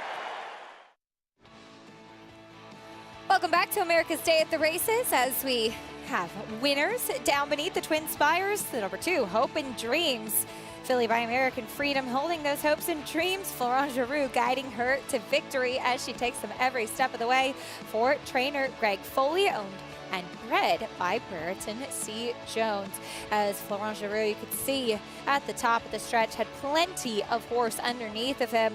The number 6, Parrish Bell, who was your favorite. First off the claim for Mike Maker with those blinkers on. Will have to settle for second once again. It was a bit of a bigger margin today under Ricardo Santana, as the winner, Hope and Dreams, was just much the best in this spot. Another one taking money, Fabulous Fanny for Steve Asmussen, checked in third, though. The 2, Hope and Dreams, on the drop in class with the win. $7.80 winner, 2-6-5-4 in race 3 at Churchill Downs. The 4th at Churchill will have a nice 2-year-old filly race. Looking forward to that one and getting a chance to check out those 2-year-old fillies and some fun pedigrees, every single one of them. First-time starters in the 4th race coming up next at Churchill.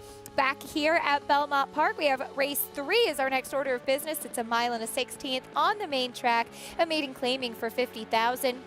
Currently a pretty wide open board. Nordic Light at 5-2, a couple of horses at 3-1, No Code and Cheeky Tico as well, as we welcome in for the first time today, Maggie Wolfendale here with us. Maggie, want to get your take on this maiden claiming field, but first, gotta hear about the New Kids concert last night.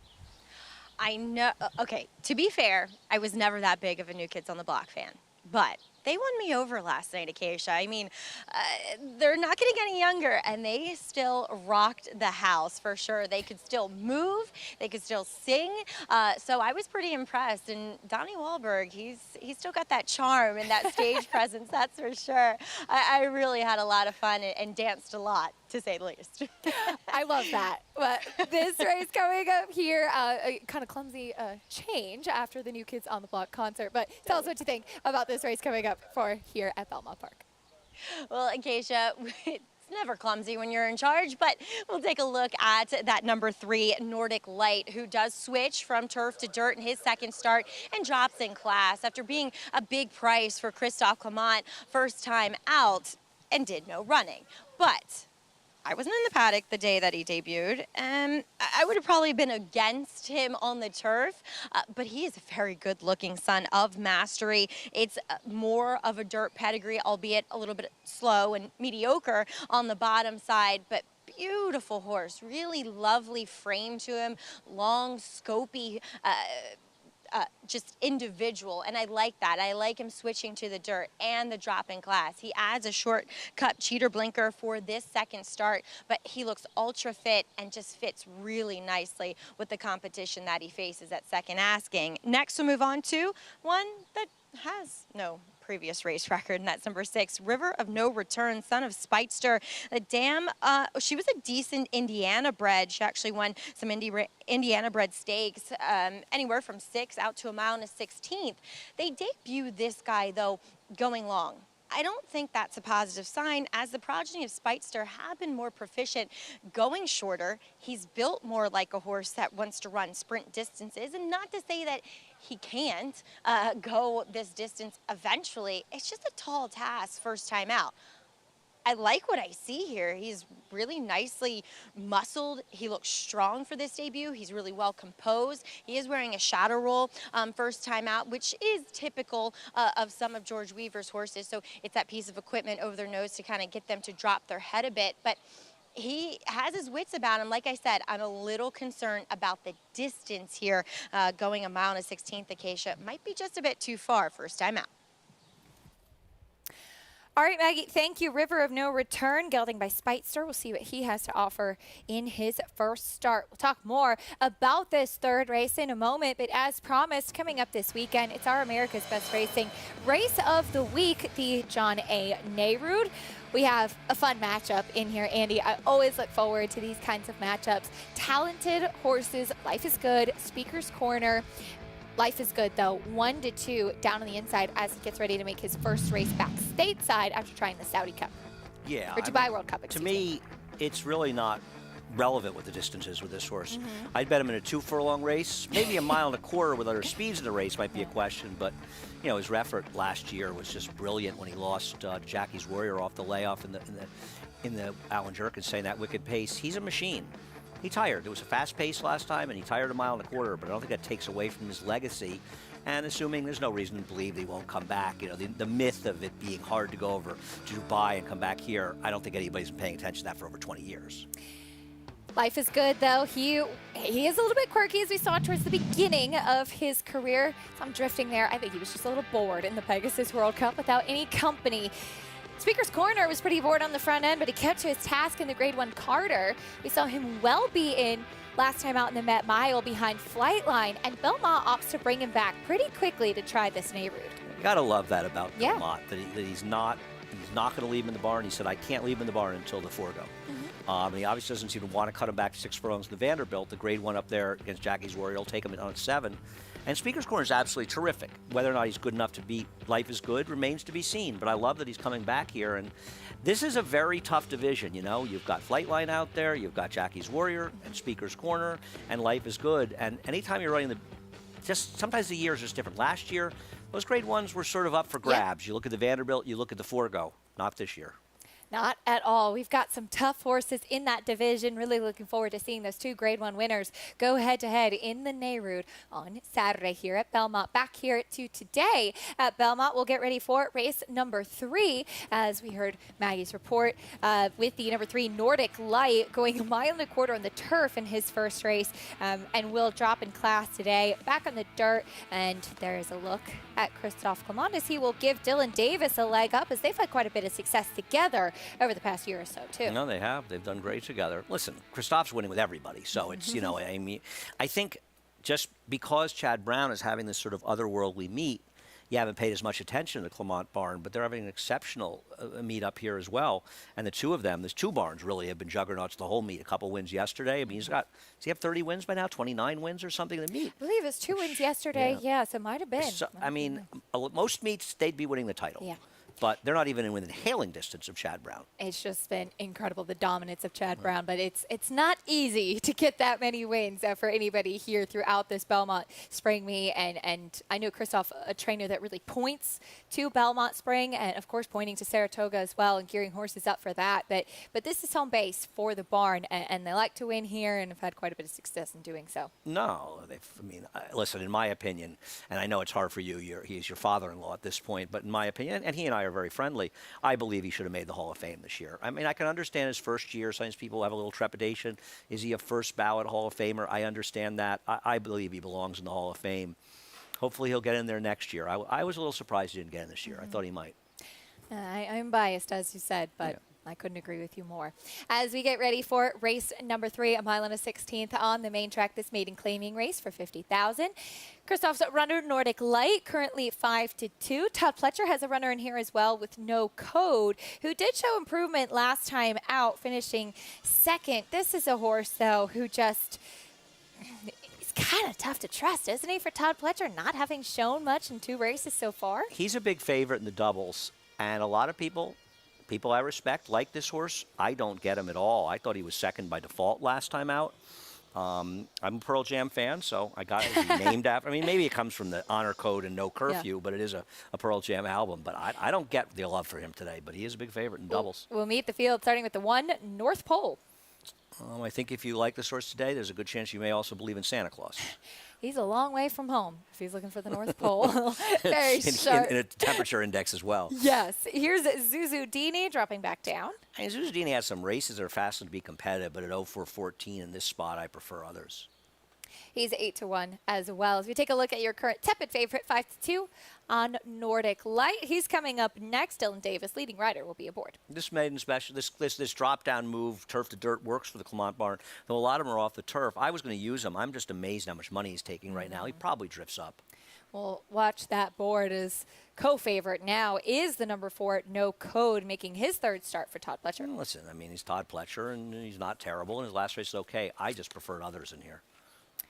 2nd behind Endowed that day, also 5-2. Here is a 7-2 chance, Cheeky Tico. I thought Cheeky Tico was just the horse to beat in here. His last dirt race makes him the horse to beat. 2 back, his last dry track. The one time for that got caught up in a big pace duel with a very, very good horse for Chad Brown and Klarovich. I thought he should be 2-1 in this race, personally. Here's the 6, River of No Return. A long time ago, worked 10-1 at the 2-year-old sale where he was purchased. The River of No Return is buying a horse 2 years ago at a 2-year-old sale and taking 2 years to get to the racetrack. But at one time, they paid a lot of money for a horse with very little pedigree. The 2nd dam, actually, the sister to Holy Bull. Really? Yes. Fun fact of the day. Sharon Brown is the dam of Holy Bull, I believe. I believe so, yeah. Here's the 7, Poppy on Ice, to wrap up the field. Yeah, we'll see. A long shot in here would have to improve.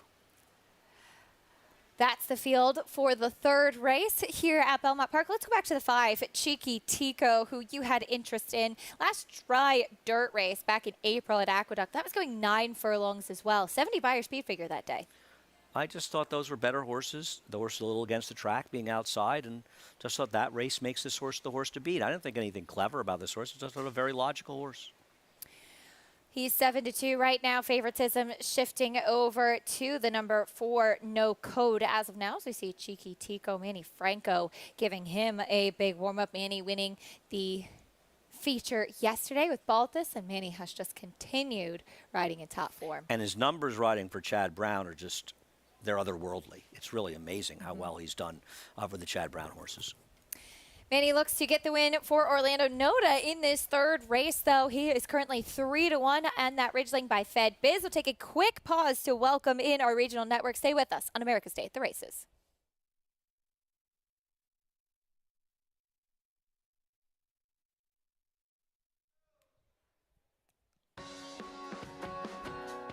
You're watching America's Day at the Races. If you're just tuning in on Valley Sports, Southern California or San Diego, we're glad to have you with us. If you've been with us all along on FS2, thanks for sticking around as we're getting ready for this third race at Belmont. Acacia Clement alongside with Andy Serling, Maggie Wolfendale with us as well. And Andy, it's going to be a great weekend, a long holiday weekend we have here at Belmont, our penultimate weekend at Belmont before heading up to Saratoga. You've been waiting to say penultimate. Oh, I was you? so excited. I could see that was very clever. Yeah, no, heading up to Saratoga after next weekend, but so much good racing left to come. Not only this weekend with the 4th of July weekend, racing through Monday. Life is Good Speaker's Corner tomorrow. One of a couple stakes in the card. Next weekend, we've got the Caesars Triple kicking off with the Belmont Derby, the Belmont Oaks. Some good horses coming over from Europe for that. Some good locals running. So yeah, we may be close to Saratoga, but we're not done at Belmont Park by any means. Some of those European invaders for that Belmont Derby arriving on the grounds already. We'll talk more about those races coming up soon. Here, though, we have race 3 at Belmont. We're on the main track going a mile and a 16th in this maiden claiming as we welcome in once again Maggie Wolfendale. Trackside, Maggie, what are you noticing in the warm-ups? We'll talk about some of the favorites here. And your current favorite, actually, they're kind of flip-flopping between the two. But we'll take a look at number 4, No Code. He's fine. He definitely has that kind of underlying curlin look to him. And he's just very laid back with some of these progeny that I've seen with that bloodline through them. They just tend to be that way. And Jose Gomez did take him away from the pony, got him into the bridle. Again, I wish he showed more energy, but he is incredibly fit. I do agree with Andy, though. He's a tough pill to swallow for the fact that he just clunked up for a sec. I mean, he was just kind of second by default after the speed horses in which North Pole was involved in kind of faded away, and the winner was just dominant. So I can't fully trust him. And then 9-5 on Cheeky Tico, I get why he's appealing. Getting back to the dirt, his dirt races are good, especially his fast track one in a maiden special weight. Blinkers do come off. They were off for that 9 furlong contest too, off the bench. He just took a while to warm up. He did come out of it. He got freer behind as Manny galloped him more, but watching him walk out here and watching him start out, it just pushed me in a different direction. It pushed me the horse that I've continuously liked throughout here. You're taking a little bit of a shot in the dark with Nordic Light, Acacia, but I just couldn't get over how well he looked, and I do think he's much more suited to the dirt. All right, Maggie, thank you. Nordic Light, called by Mastery, who does drop down in class for his second start with blinkers on. Quite a few changes for this colt in just his second start, too.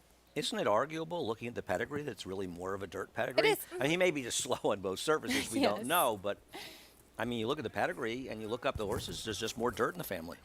Yeah, absolutely. Wyatt's Town, the sibling, grade 3 place. He was a dirt sprinter, but he was by Spitestown, so you can understand that influence there. But we'll see as 2 horses at 2-1 right now, Cheeky Tico and No Code. We'll see who gets the win. The first win of their career coming up in this third race at Belmont. Here's John and Brielle with the call.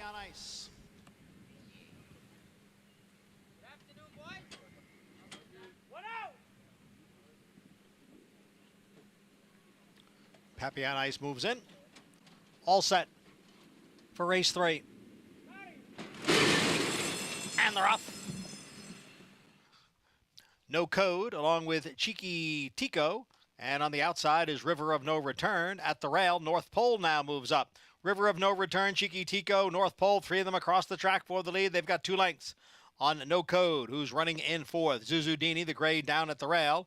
On the outside is a Nordic Light, and farther back is Pappy on Ice in 7th. As they move up the backstretch, North Pole has taken the lead from that inside post. It's North Pole by 3/4 of a length. Cheeky Tico runs in second, the first quarter, 23 seconds. River of No Return, first-time starter, sits in 3rd.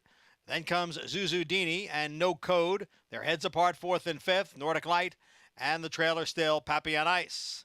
North Pole leads here by a half length. Cheeky Tico is on the outside in second, and the half was running 46 and 3. They head into the far turn. North Pole, Cheeky Tico heads apart for the lead. River of No Return, Zuzudini, they're right together, third and fourth. No Code is in fifth, almost 5 lengths from the lead. Nordic Light towards the inside, and Poppy on ice. It's North Pole on the inside and Cheeky Tico on the outside. They are heads apart for the lead. Zuzudini now moves to the outside for the final quarter mile. 3/4 went in 1:11 and 3. They're in the stretch. It is Cheeky Tico, North Pole, and here is Zuzudini now moving up on the outside with a furlong to the finish. Cheeky Tico in between horses. Zuzudini on the outside. North Pole is now back running in third. Zuzudini has taken the lead here in deep stretch. It is Zuzudini to win it by a half length. Cheeky Tico was second. North Pole finished third, and No Code checked in fourth. It's what they always say. Start number 15 is the lucky one. Zuzudini dropping back down in class gets the job done under Hall of Famer Javier Castellano. Yeah, Javier fell into a perfect trip sitting behind these two in what was a relatively slow race for this competition. And Zuzudini was able to grind down the 5. But Cheeky 2 is supposed to win. I liked him, and he's supposed to get the job done. He was sitting on top of the 1, but you say the pace is quick. Well, it was really the same pace we saw in the first race with much lower level horses. And the reality is you're not supposed to get run down by an 0 for 14 horse. Hasn't run in a few months. Cheeky 2, this is enough for me. Yeah, Cheeky Tico had her chance, but congrats to Zuzudini, Javier Castellano, and Eddie Barker as well. Eddie Barker with the win. Zuzudini the gray by Bernardini with the win. 2-5-1 and the 4 way far back in race 3 at Belmont. But there is a look at Hall of Famer Javier Castellano with number 2, Zuzudini. Pretty much just cruising outside too, as it looked at this point like Cheeky Tico was in position to get the win. Will have to settle for second today. 9-1, a nice price on Zuzudini. Congratulations. And how about No Code? No Code did the same no running today he did last time. I mean, he had a chance. He wasn't sitting far off of the winner of this race.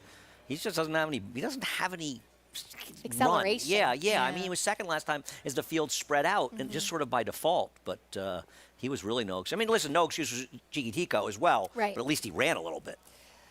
The winner, though, ran well on that drop back down in class. Zuzudini in start number 15 with the win. We'll bring you prices and more live racing. Plus a look ahead at the Dwyer Stakes tomorrow from Belmont Park.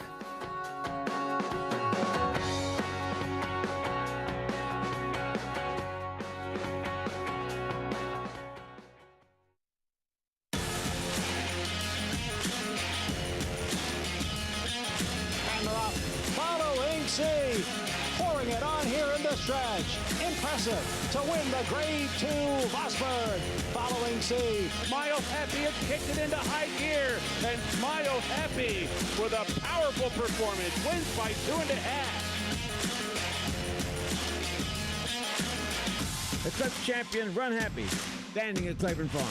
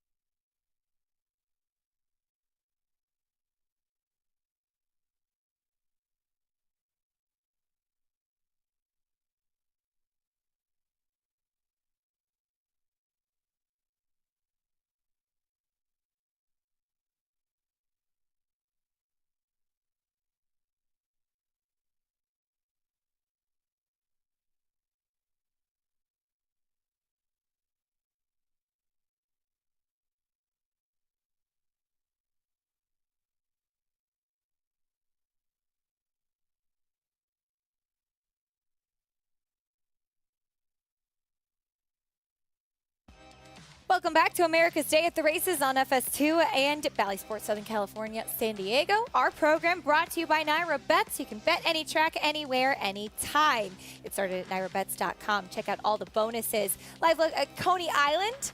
We showed this the other day, and Coney Island brought up some negative memories for Maggie. She saw a bad concert there one time. What about you? Do you have any good memories of Coney Island? I'm embarrassed to say I've never been. Even and I'm embarrassed to say it. Cyclone. No, I don't ride. No, I'm not. No, you're not a roller. Oh, I love I'm the biggest roller chicken coasters. you've ever met in your life. I really felt like the Cyclone was going to fall apart, though, as I was on it. I'm still recovering from like some rides that, a friend of mine took me on at Disneyland or Disney World years ago. Some crazy at the Washington County Fair. I love you it. get for getting on those rides because you like a woman, excuse me. $20.20 winner for Zuzu Dini as we hit down to the winner's circle. Maggie with a special guest. A bit of an upset for our man Eddie Barker, but Zuzu Dini, Eddie, little freshening in where the maiden claiming ranks really did the trick today. Absolutely. We gelded him down to Tampa, and he really. He showed that he really wanted to train. He was focused, and he just trained so much better. And then we ran him last time, and I thought for sure he was going to win, and he got mucus and blood and all that stuff, and it was just a real disappointment. But today he showed, and again, the class drop really helps, And do you find that sometimes it's always kind of rolling the dice when you're shipping horses long ways that they can come up with an illness like this, like he did? Well, yeah, because, you're going from hot to cold and, so on and so forth. And I don't know where that came from, but we treated it, and I breezed him back and scoped him, and he was clean as a whistle. So I thought he would run a real good race today. And Javier was very confident in him, too. He sure was. He rode him perfect, yep. Eddie, we were talking about your hat, representing some Bass Pro Shops. We were talking about fishing up in Saratoga, and tell us a little bit about your boat. Well, I got a little... a little bit, we call it the SS Saratoga. It's a 10-footer, and we can only fit 2 guys in it with an electric motor. And we go out on Lake Loney at night, and we catch some fish and drink some beer and have a good time. If you ever wanted to know what Eddie Barker does with his free time, well, now you know, Acacia. All my questions have been answered. Maggie, thank you. Back at Churchill Downs. We'll get right to it because we have a nice 2-year-old race coming up here. Andy, these are 2-year-old fillies, all of them first-time starters. Our friend Tom Amos with the current 6-5 favorite as he's unveiled some nice-looking 2-year-olds on the track at Churchill. And the way this horse is getting bet, you have to think the one is live. The dam was a turf horse, as I'm sure you're well aware. Actually ran around here. We'll see. And the sibling, a turf horse as well, Gallon Rush. Yeah, he and this rider are both 3 for the meet, and they seem to be inexorably linked. We'll see if it goes well here. They have one with first-time stars. There's Sparkling Rose taking some money. Maybe it's Tyler Gaffley-owned money. I don't know about you, but I watched the workout 10 3/5, the 2-year-old sale, and was unimpressed. Did this horse not like is it. a half to a very nice horse named Burr in the Wire for Dale Romans. What I noticed about that filly, Sparkling Rose, in that workout is she just looked like she would want some more ground. Just a very lanky type of filly. Now, the number 2, Promise of Hope, typically 4 gate works leading into it, a negative for me, but Tom likes him fast out of the gate. Isn't it interesting that Ian Wilkes is a first-time star that's 7-2 in here? On Fire Baby was a Grade 1 winner. She won the Acorn. Very very good horse. precocious, yeah, too. Very good horse. I think it's interesting that horse getting bet. And the Asmussen runner, Frigid Lady, he's 1 for 14 with his 2-year-olds in the dirt. First-time stars, the meet so far. And once again, and a lot of them were big prices. It's not like it was surprising. And once again, it just seems, you remember, especially their last year, not just Saratoga. It's every one of them was a runner. Yeah. But it's cyclical. Absolutely. Steve Asmussen's Frigid Lady, a little cold on the board. Mystical Fire taking a lot of money as we do see the 3 American Maestra. I would guess after that she would be a late scratch. Flipping Fair and Peterson looked like she was right back up on her feet.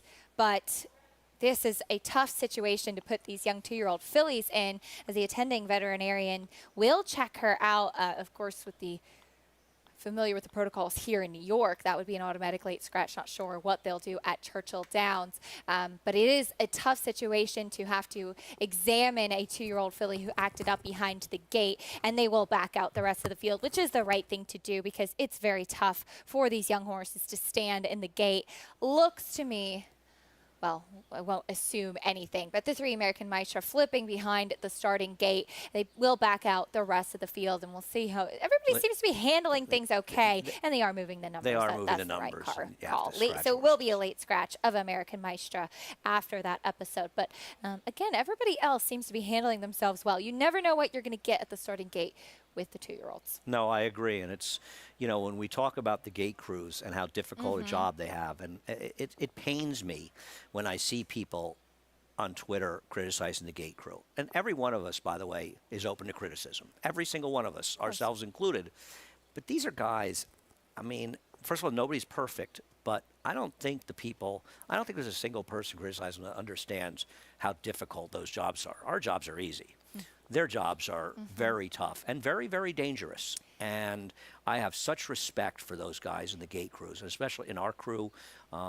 It's a terrific, difficult job. And the fact that they do as well as they do, considering how crazy some of these horses are, is remarkable. And it requires so much more preparation than people may anticipate as well. Now, especially with increased technology, there are certain notes on difficult horses. They're shared between tracks when that horse goes to run in a different jurisdiction. And every horse, if you're wondering too, for these young horses, will have to get what's called a gate card. They'll have to show proficiency in the gate in the morning to be cleared to allow to enter in a race. Yeah, no, it's a huge process. I did a podcast with Hector Soler, our starter here, which I urge people to listen to because he's just terrific, and I'm sure you know him as well. And it's such an important job here by every member of these teams, and they all do a fabulous job overall. And what's making something that's very difficult almost look too easy. I think that's why people are critical sometimes. Fair enough. As they've got the rest of these fillies loaded back in, here's Travis Stone, 2-year-olds at Churchill. And they're off. Mystical Fire and Dowdy, those two fast out of there. Promise of Hope fires up on through between them, and Audrey's Willow from the far outside. Racing for the far turn, Dowdy down inside of Promise of Hope. These two go head-to-head, and they lead by 2.5. Mystical Fire's back racing third. Sparkling Rose down inside fourth. Audrey's Willow 3 wide fifth. Frigid Lady back in sixth. And then it's Song of Storms, and it is a long way back to Low Carry D, who's been totally outrun. Round the far turn, Dowdy goes head-to-head with Promise of Hope, but Promise of Hope goes by the quarter pole, taking charge. Promise of Hope off the turn in front by 2. Dowdy's back into second. Mystical Fire fights on. Sparkling Rose is there. Audrey's Willow's back in fifth. 1 furlong to go. Promise of Hope is roused to a 3. Now it's a 4-length lead. And Promise of Hope rambles home to win it by 3 lengths in the end. Mystical Fire's up for second. Dowdy was third, and Frigid Lady finished fourth. Tom Amos. He loves to win with those 2-year-olds, and this one didn't entirely wire the field, but was up close. This filly by Ghost Sapper, very quick, very professional on debut, and ready to roll at first asking. Yeah, now, this is a 5-furlong race, so I'm thinking the posted time of 109.91 is not accurate. Not exactly sure what's going on. I'm looking at their feed. Tom, if this one went to 5 furlongs at 109.91, you have a problem. Don't bring her to Saratoga. She looked a little faster. Yeah, I think she was. I was timing in my head. It was a little bit faster, maybe about 12 seconds faster. Listen, we all love seeing Tom do well. We kid about him, but he's a terrific trainer. And one thing about Tom, he understands the value of speed in this game. Yeah, certainly paid off with that 2-year-old filly. We look forward to potentially seeing her soon. And Mystical Fire taking all that money for Ian Wilkes. Lugging in a little bit late. She finished second, though. She's one to watch. Yeah, no, she ran fine in there, and Ian usually doesn't have them ready first time out. She seemed to be ready, a little green, as you said, but Tom's horse was a dominant winner. Tom Amos and Edgar Morales with another one, Promise of Hope. Effective at first asking. We take a look, though, at the schedule for the 3-year-old races here in New York. Those horses 1 year ahead of the ones that we just saw. Some horses, of course, leading up to that Run Happy Travers, which we're really excited to have that race, and the Jim Dandy broadcast on Fox this summer. The road does kick off this weekend with the Dwyer. 3-year-olds going a mile on the main track and charge it. 4 to 5 on the morning line for Todd Pletcher. And I think this is a really kind of interesting turning point for this horse, Andy, because he's been thrown right into the deep end, Florida Derby, Kentucky Derby. Maybe now we'll get a chance to see what type of horse he actually is. I agree. And, you know, his hand is forced to the inside. They've got to be aggressive. Now, I think fluid situation, the 3 will probably be in front, and I do think he's a danger to charge it. But Charge is a very, very talented horse, and I was going to say if Todd can get him to get it together. Well, he's Todd Pletcher, and I think that if anyone can get him to get it together, I'm sure that Todd will be one of those anyones. So I think he's going to be very tough to beat. I'm looking forward to seeing him, but I don't take Nabokov and Fluid Situation lightly. Yeah. And it makes it an interesting race for sure. Chargett making his first race out of the Kentucky Derby, cutting back in distance to the mile of the Dwyer. As you said, certainly put a lot of faith in Todd Pletcher's ability to get him back on track. Nabokov, meanwhile, he's the one that's stepping into deeper waters for the first time. He broke his maiden impressively last time out and was a horse that we didn't see debut until April at Keeneland, so he is a little bit of a later starting type. Yeah, listen, he ran a 91 Beyer. He was impressive. He beat what was a decent-looking field in here, and he won very impressively. For Chad Brown to go into a stake as opposed to a non-winners of one shows a lot of confidence on his part, and hard not to understand why he's confident now when you consider how well that barn is going. Having said that, I think he's going to have to take another step forward. He may do it, and I think Chad has a lot of confidence in him, but he's going to have to take a step forward, especially if Charger runs a good race. And I still keep going back to Fluid Situation, because I think he may prove to be the speed in here. You bring up a very interesting point with that horse stretching out, and we look forward to seeing how this Dwyer does play out. Nabokov, certainly an intriguing prospect in those iconic Peter Brandt colors. We'll break from the outside. Flavian Pratt going to climb aboard for this weekend as well. A win in the second in his 2 career starts. You know, at Racing for Home, the aftercare organization run by me and my mom, we have a former Dwyer winner, Fish Trap Road. Wow. Oh, that's right. Well, that's a big story. I mean, you rescued him. He came from Puerto Rico, but he won the 2016 Dwyer. Yeah, no, he did. He was a pretty cool horse, and that was congratulations to you and your mom for getting him home, because I know it was a big ordeal, and you guys went through a lot. He's doing well. He's doing really well. New York bred as well. Yes, indeed. As we'll show him a replay of the race this weekend, so he can look back on his glory days. Also, was he second in the Woody Stevens, I want to say? He was. Ran a huge race that day, I think. Yeah, he did. Cool horse. Calhoun at Very the start cool of his horse. career. Well, we'll talk more about the Dwyer coming up. We'll also talk about this 4th race at Belmont. There is Joe Sharp's half of the favored entry practice squad. More on him and the rest of the field after this break.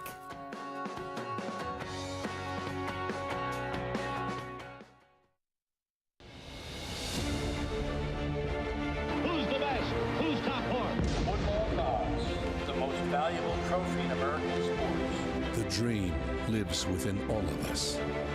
When fueled by passion, patience, and perseverance, a spark of greatness.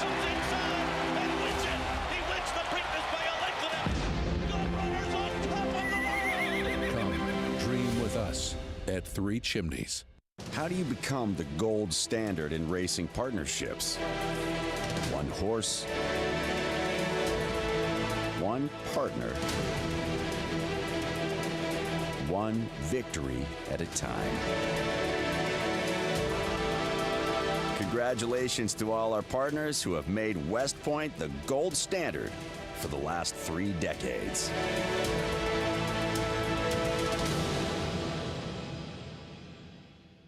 The momentum continues for War Dancer. Following a triumphant Saratoga meet as the #1 second crop sire, his progeny have posted 14 more wins in 2022, like Pop the Bubbly. And it's going to be Pop the Bubbly. You should be dancing. On the outside, you should be dancing the winner. And Fun While It Lasted in an 8-length blowout. Final furlong, it's Fun While It Lasted until the 16th lap has 8 lengths on them. Now with $3 million in progeny earnings on dirt and turf going long and short, War Dancer is a sire on fire. Join the momentum today at wardancerstud.com. Racetrack Television Network brings you every race, from every track, on every screen, every day. With monthly packages starting as low as $5, RTN gives you great value and access to more live HD streaming and race replays than anyone. Visit RTN.tv today to sign up and watch on almost any device, including Roku and Amazon Fire. RTN has packages that start at $5 per month.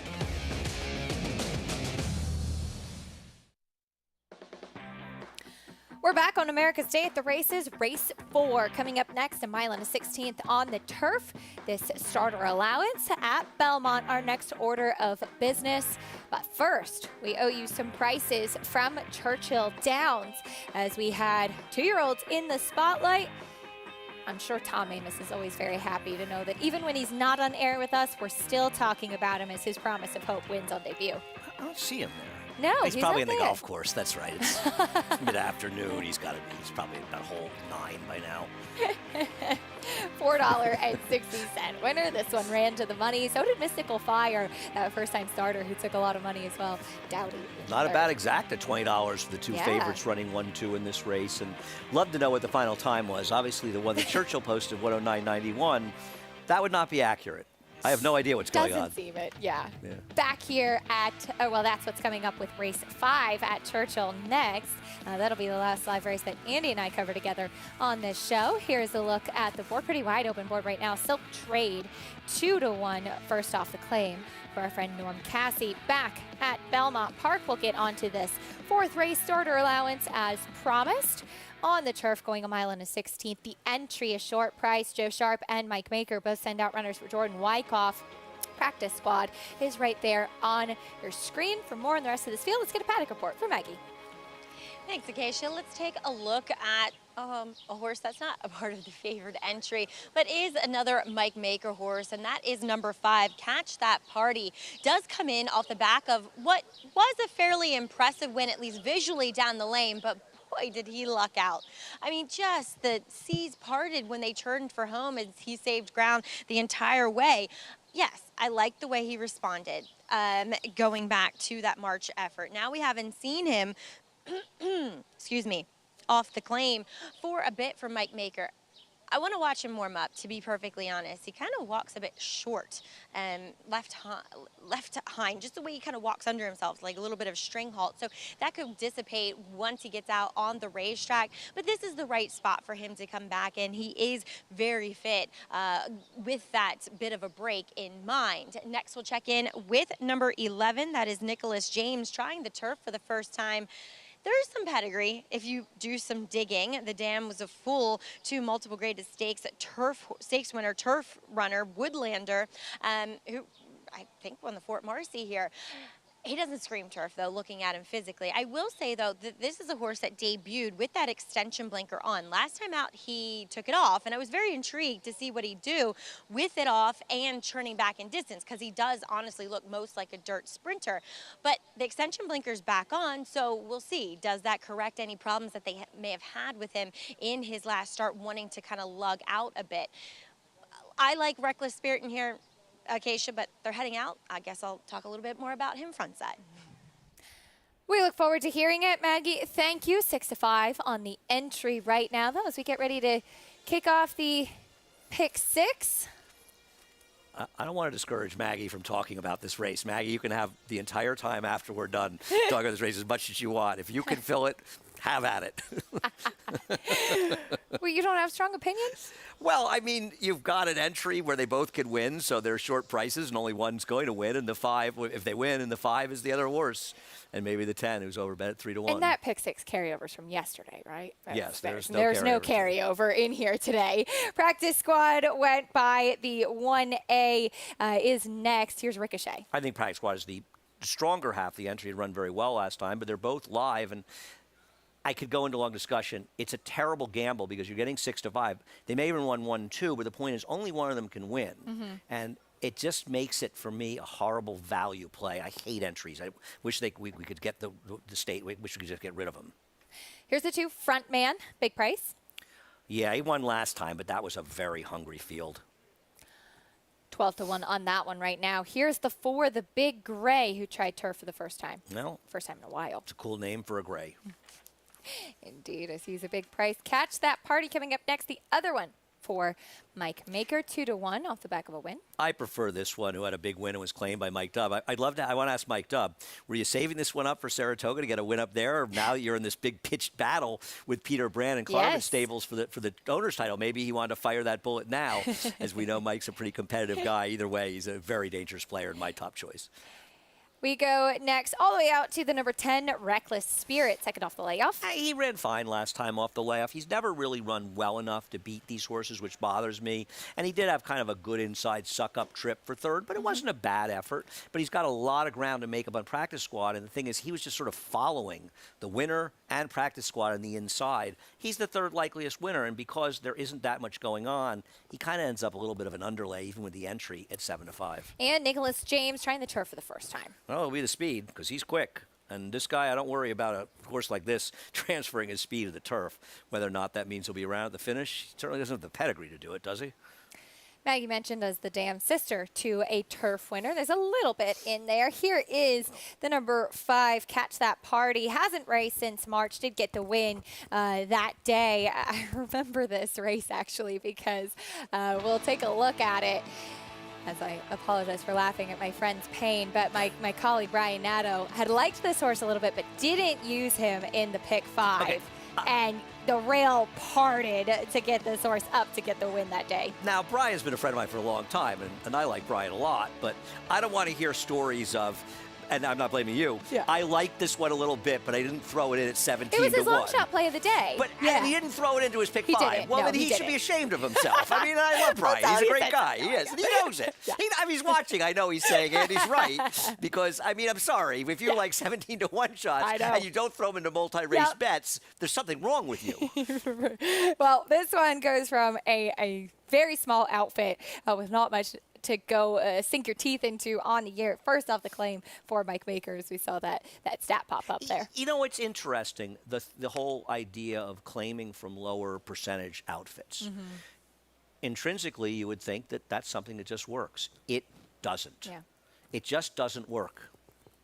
Not to say this one can't win, and I picked them, Brickner, but it's just you think, oh, the guy's 3%, and Mike Makers, 25%. Okay, but it just doesn't seem to work, like claiming from outfits that win more often. Here's the one practice squad, meanwhile, was part of an entry that day as well behind Hilliard, who saw it try tougher and longer yesterday. Finished second, has now had 3 second-place finishes in a row. Jordan Wyckoff was teasing me after this race because, well, Hilliard was clearly the horse to beat. I had said in the show how he's in an entry mate that has no chance. Now, he had told me when he ran the time before, I actually wasn't in that day, said the trainer, Joe Sharp, really likes this horse. The horse was a very mediocre second or third. But he teased me after. He goes, you dismissed the horse, and we told you he was doing well. And he did run very well. Practice squad to be second to Hilliard. The entry running 1-2 that day. We'll see if they run 1-2 today with a different entry mate in this spot for more trackside, though. Let's go back to Maggie. I know my IFB is a bit staticky, Acacia, but did I just hear Andy Serling back in the paddock say someone else can talk about a race? Did you fall off your chair, Acacia? No, I'm kidding. But I do want to talk about number 1 in here, Practice Squad. I liked him last time. He couldn't reel in, or he couldn't run with his stable mate or entry mate that day in Hilliard, but he looks fantastic here. I have no problems against him, but just thought there were some other interesting horses, like I said, with number 10, Reckless Spirit. I get it. He's had his chances, and he's proven that he's not quite as fast as some of these in here. But last time, I thought, from my perspective, coming off the bench, he looked like he needed a race, and this is a horse that usually runs through the winter, doesn't usually get to have the winters off. And so, historically speaking, even with shorter layoffs, he's needed races to kind of get that race fitness into him. He's more tucked up today. And 2, last time, he got very headstrong down the backside early on. Just that's kind of typical of a fresh horse. And the fact that I didn't think he was 100% fit. He wasted energy fighting the rider. Now he gets Luis Saez back on today, who has won with him and knows him well. Andy ran on at the end of that race. I'm going to take a shot here with Reckless Spirit. But I do want to touch on number 5, Catch That Party, really quick, Acacia. I know I said I didn't like the way he was walking back in the paddock. He looked much better out on the racetrack. All right, good news, Maggie. Thank you. Catch That Party, a horse who typically is pretty sharp prior to his races, too. Had a big warm-up under Joel Rosario out there on the track. 6-5, though, on the entry as we get ready to kick off the pick 6, which did have that carryover into yesterday's big, nice pool coming in today, though, for that dollar-based wager. Yeah, absolutely. We had over $500,000 bet into yesterday's carryover. Best of luck if you're playing that pick 6 sequence today. We hope that you are. The entry, a short price. We'll see if Jordan Wyckoff's colors get to the winner's circle once again. There goes Catch That Party and those familiar Michael Dubb silks. Speaking of the starting gate crew, there they are on display once again. And he had just clicked to the favorite, 6-5. Now both the entry and the 5 are 7-5. Surprised the 2 for the price of 1, both live. That the entry wouldn't be a clear favorite. I prefer the 5, but I feel like one of them will probably win. Big deal. Nothing clever about that. We'll see how it pans out in race 4. John and Brielle standing by with the call. Nicholas James moves in. All set for Belmont's fourth. And they're off. Slow beginning for number 5, Catch That Party. And Catch That Party is at the back of the pack. From the outside, it's Nicholas James who grabs the early lead with Ricochet racing in second. Reckless Spirit has moved up on the outside into third. Practice Squad is next in fourth. It's 2 lengths to Frontman in fifth. Almost 3 back to the Big Gray, and another 2.5 to slow starting Catch That Party. So the field is spread out as they race up the backstretch after a quarter in 24 and 3. Nicholas James, the pace setter here, by 3/4 of a length.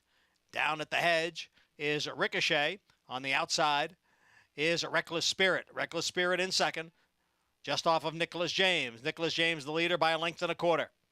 Reckless Spirit runs in second, with Ricochet next in third, and entry mate Practice Squad racing in fourth. 2.5 lengths back to a front man, and at the back of the pack are the Big Gray and Catch That Party. The half mile in 48 and 3/5 seconds.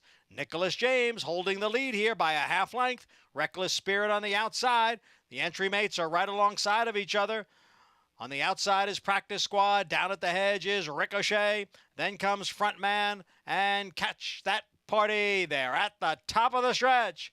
It is Nicholas James and Reckless Spirit and Practice Squad on the outside. And in behind, looking for a way through, is Ricochet. Then Frontman. Catch That Party is next as they pass the 8th pole. Here comes Practice Squad. Practice Squad right alongside of Reckless Spirit, and on the inside is Ricochet. Ricochet has the lead as they come on for the finish. Ricochet by a head. Reckless Spirit was second, and it's a photo for third. Well, the entry with the win, Ricochet, first time in the barn of Mike Maker. Flavien Prat aboard, up the rail, and game to get the win here in race 4. The story, though, Andy, too, at the start, very slow beginning for Catch That Party. Yeah, you can't give the winner a better ride than Flavien Prat just gave him, and the fact that the pace was very moderate obviously helped the one, both after the entry and the 10 as well. But listen, the 5 is the architect of his own demise, Catch That Party.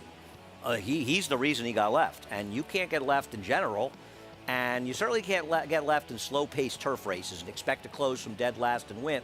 So yeah, you want to say the 5 ran the best race, so what? You do blow at the brake, it's on the horse, and listen, I liked him, so I'm not, you know, it's not even sour grapes. You can't do that and expect to win. And, you know, the winner just got a perfect trip. I think all the horses that ran 1, 2, 3 got very good trips. Probably the disappointing effort with Practice Squad. He wasn't as effective rating. He might be better off if they just sort of let him run in the front end. And given how slow this pace was, I wonder if they regret not being a little more aggressive. But they won with the other half of the entry, so I'm sure they're happy. Yep, Ricochet with the win, as you see, waiting for room, ends up knifing between horses with a good effort. Second off the layoff from Reckless Spirit, as Maggie had some good things to say about him. He checked in second, 7-5 on the entry, though. Looks like the entry runs 1-3, I believe. Still a photo for the show placing. No doubt about the winner, though. Flavien Prat and the 1A Ricochet with the win, and the first time in the barn of Mike Meeker. We'll bring you prices, and official order of finish was 1A 10-1-5 in the 4th race at Belmont Park.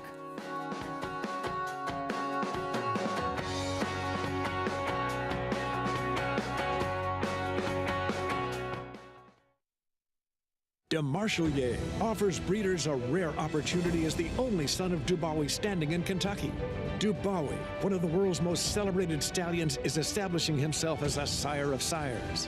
His sons at stud include exciting young international stallions like Night of Thunder, Time Test, and Zarak. With his picture-perfect pedigree, this son of Dubois brings one of the world's most potent bloodlines to America. Look for his first yearlings this year. DeMarchelier, standing at Claiborne Farm.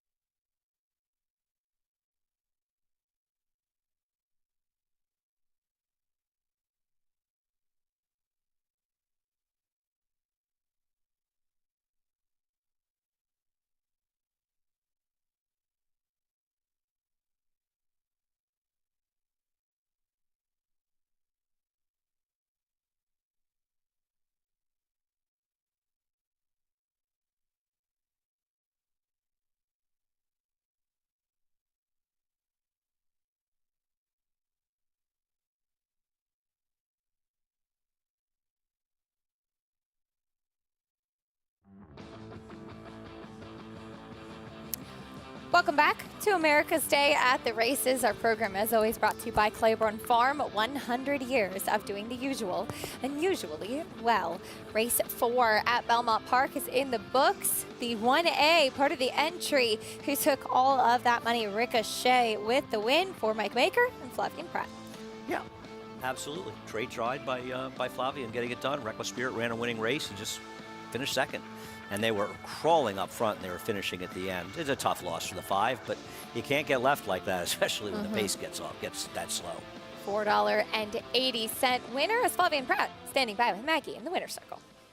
Thanks, Acacia. And we see what Flavian does best on display with Ricochet, and that's ride the turf particularly well, Flavian. Ricochet, you managed to orchestrate just that nice stalking trip. Talk about kind of weaving your way through the lane. Yeah, no, the race was developing well for me. He broke well. I got myself right behind the speed, and I was able to split horses mid-stretch, and then he got the job done. Well, a big weekend coming up for you. You're hopping aboard Life is Good, obviously a Breeders' Cup winner, Breeders' Cup Dirt Mile winner. You are filling in, as you were saying, for Arad Ortiz. But talk a little bit about the race and how you see it developing. You drew the inside. Yeah, no, obviously really excited to be on him. Drew the rail, so hopefully we get a good break and go on from there. But, I mean, hopefully, I'm pretty sure he's doing well, and he's going to run a good race. It's not often that we see this, you know, a top-notch rider filling in for another top-notch rider. Obviously, Arad Ortiz having days right now. But what's your mindset kind of going in, knowing that you more than likely aren't going to be aboard this horse again? Well, I think it's it's always good to ride great horses like him and get a good feel for him and see what he can do and cannot do. So it's nice to get a feel for it. Be on the gorilla that he is. Well, Flavian, best of luck with him, and congrats with Ricochet. Thank you very much. All right, Flavian Pratt, looking for a big weekend aboard a very nice horse, Acacia. Life is Good. Certainly, Maggie, we can't wait to see it. Life is Good here in that throwdown with Speaker's Corner. Taking a look at the field for race 5 at Belmont. 2-year-olds going to be in the spotlight. 6 furlongs on the turf. Looking forward to this one. Royal Velvet, currently 6-5 on the board. Yeah, obviously there's a story on Royal Velvet. The first time started after Voodoo. I'm sorry, 3/4 to Voodoo's. 3/4 to Voodoo's it. I got to correct myself around you. I know who I'm dealing with here. No, big fan of the family. As we'll take a look at race 5 at Churchill Downs. 6 furlongs on the main track. It's a $50,000 claiming race, non-winners of 2 in life. Here's the one amongst friends. It worries me that this horse has absolutely no speed. I think that 6-1 is a decent price considering the horse's overall talent, but the lack of speed really concerns me. Next, we'll go to the 3 Cryo for Bill Morey. Say the same thing, right? This horse is good enough to win, but no speed for the Morey barn, which is struggling. Another scratch at the 2 and 4 in here. We'll go next to the 5 Swift Tap. Have to think that Garcia will be aggressive with this horse out of there, and I think that could give her a very good chance here. He does feel like the speed. 3-1 on that one. Now, Norm Cassie with a horse off the claim. Here's the current favorite, Silk Trade. I always root for Norm, but I don't know. One big figure going 5.5 furlongs at Hawthorne does not make me a believer in this horse. They're betting him like they know he's going to run, and maybe he will, and I hope he does for Norm, but I don't see it. It was a disappointing effort last time out. Here's the 7, Lend It To Me. He's the other potential speed. I think he or the 5, the one that's the most aggressive early, will give themselves a real advantage to winning this race. I prefer the 5, but that's a big price.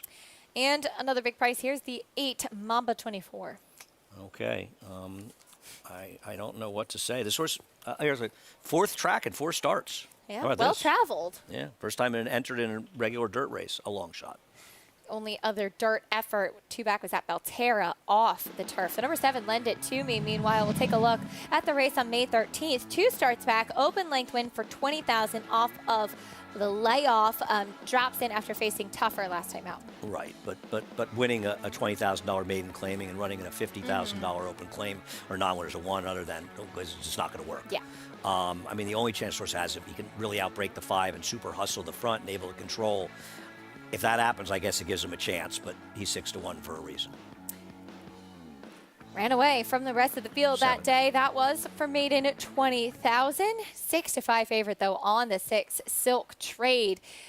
As you mentioned, some questions at a short price off of that horse's last race, and the one big figure that sticks out like a sore thumb. Yeah, no. Yeah, I just, that you look at that, and I'm rooting for him because I always root for Norm's horses, but I wouldn't root for him with my money in the air. I think he's overbet. I prefer the 5 Swift Tap. Swift Tap for Fausto Gutierrez has just had one win this meet, but horses have been running, hitting the board in second and third. See if this one can get to the winner's circle under Martin Garcia with some natural speed. We'll soon find out. Race 5 at Churchill. Here's Travis Stone.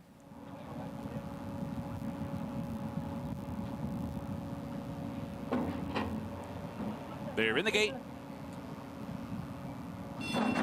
And they're off. Mamba 24 off to a good start. Silk Trade is there. Lend It to Me as well. Cryo's not far behind. Amongst Friends backs out of there, and Swift taps the trailer. So down the back stretch run, 3 of them across the track now. Cryo down inside. Silk Trade in between, and Mamba 24 keeping pace with them. 2 lengths back, Amongst Friends advancing toward the rail. Lend It to Me is wide by the half, forcing Swift Tap out into the center of the track. But it's a pretty tight pack to the far turn run. 3 furlongs from the wire. Cryo down inside with a short lead. Silk Trade hounding every step of the way. And Silk Trade has put a nose in front for the run to the quarter pole. Cryo trying to keep up toward the inside second. Amongst Friends comes off the rail from third. Top of the stretch, Silk Trade in front. Swarm of challengers, though. Here comes Amongst Friends. Cryo fights on down toward the rail. Swift Tap is fourth. 1 furlong to go. Silk Trade confronted by Amongst Friends. Amongst Friends has taken the lead. Silk Trade has to fight back. Is back into second. It's Amongst Friends in front, short of the wire, and he does it.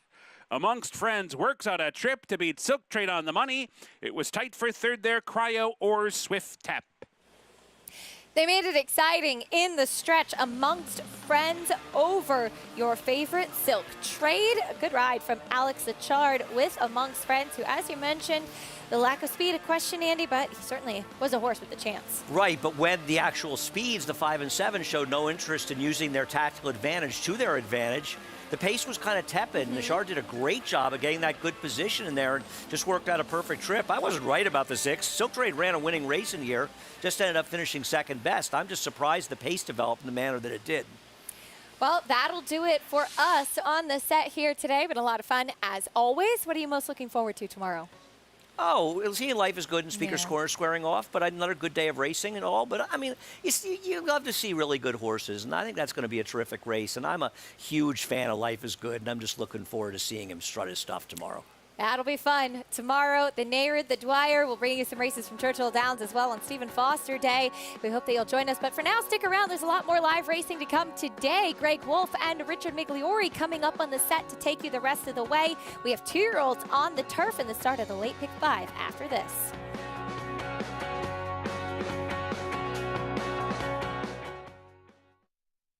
Spun to Run. In the Breeders' Cup Dirt Mile, he defeated a loaded field that included multiple Grade 1 winners Omaha Beach and Improbable. His brilliant speed figures were among the fastest of any 3-year-old at a mile or more. And he hails from the legendary Danzig sire line.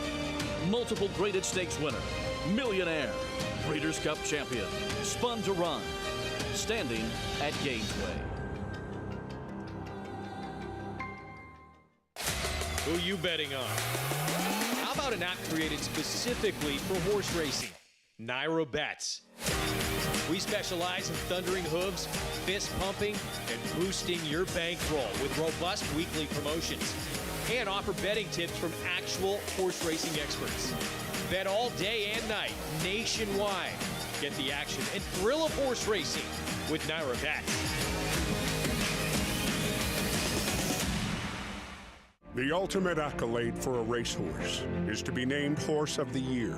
To be enshrined to the Hall of Fame is to achieve immortality. As a stallion, genetic immortality is defined in 2 words: breed shaper, plain and simple. 2-time Horse of the Year and Hall of Fame inductee, Curlin, is just that. Breed shaper, Curlin, the classic sire.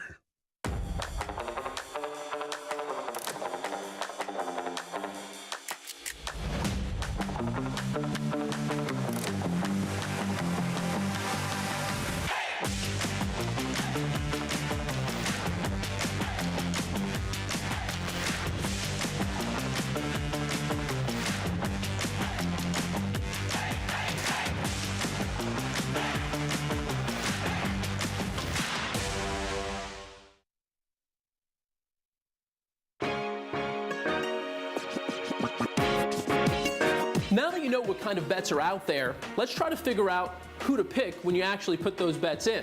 Let's start off by looking at what the distance is. You then want to ask yourself, who are the horses running in it? How old are they? Are they running on turf, dirt, or a synthetic surface? And what's the class level of this race? Or what's the competition going to be like? Luckily, you can generally find all of that information at the top of your program before each race. This recent race had a distance of 1 mile on the turf for 4-year-olds and upward who have never won 2 races. You can also see that the purse or prize money for the race is $25,000.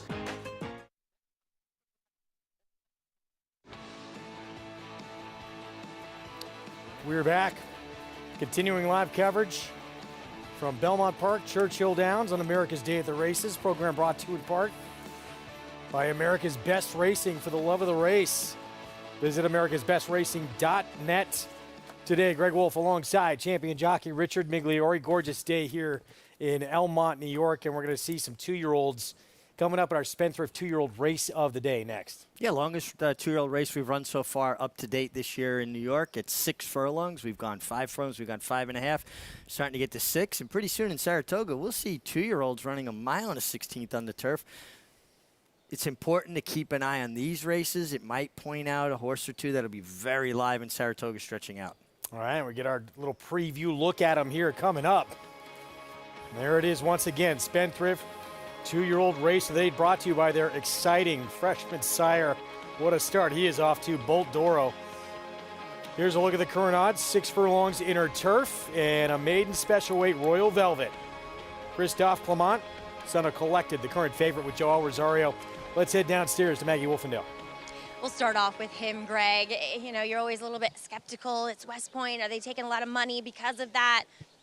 He's a bit of a standout here in the paddock. He is a 3/4 brother to their very successful Voodoo Zip.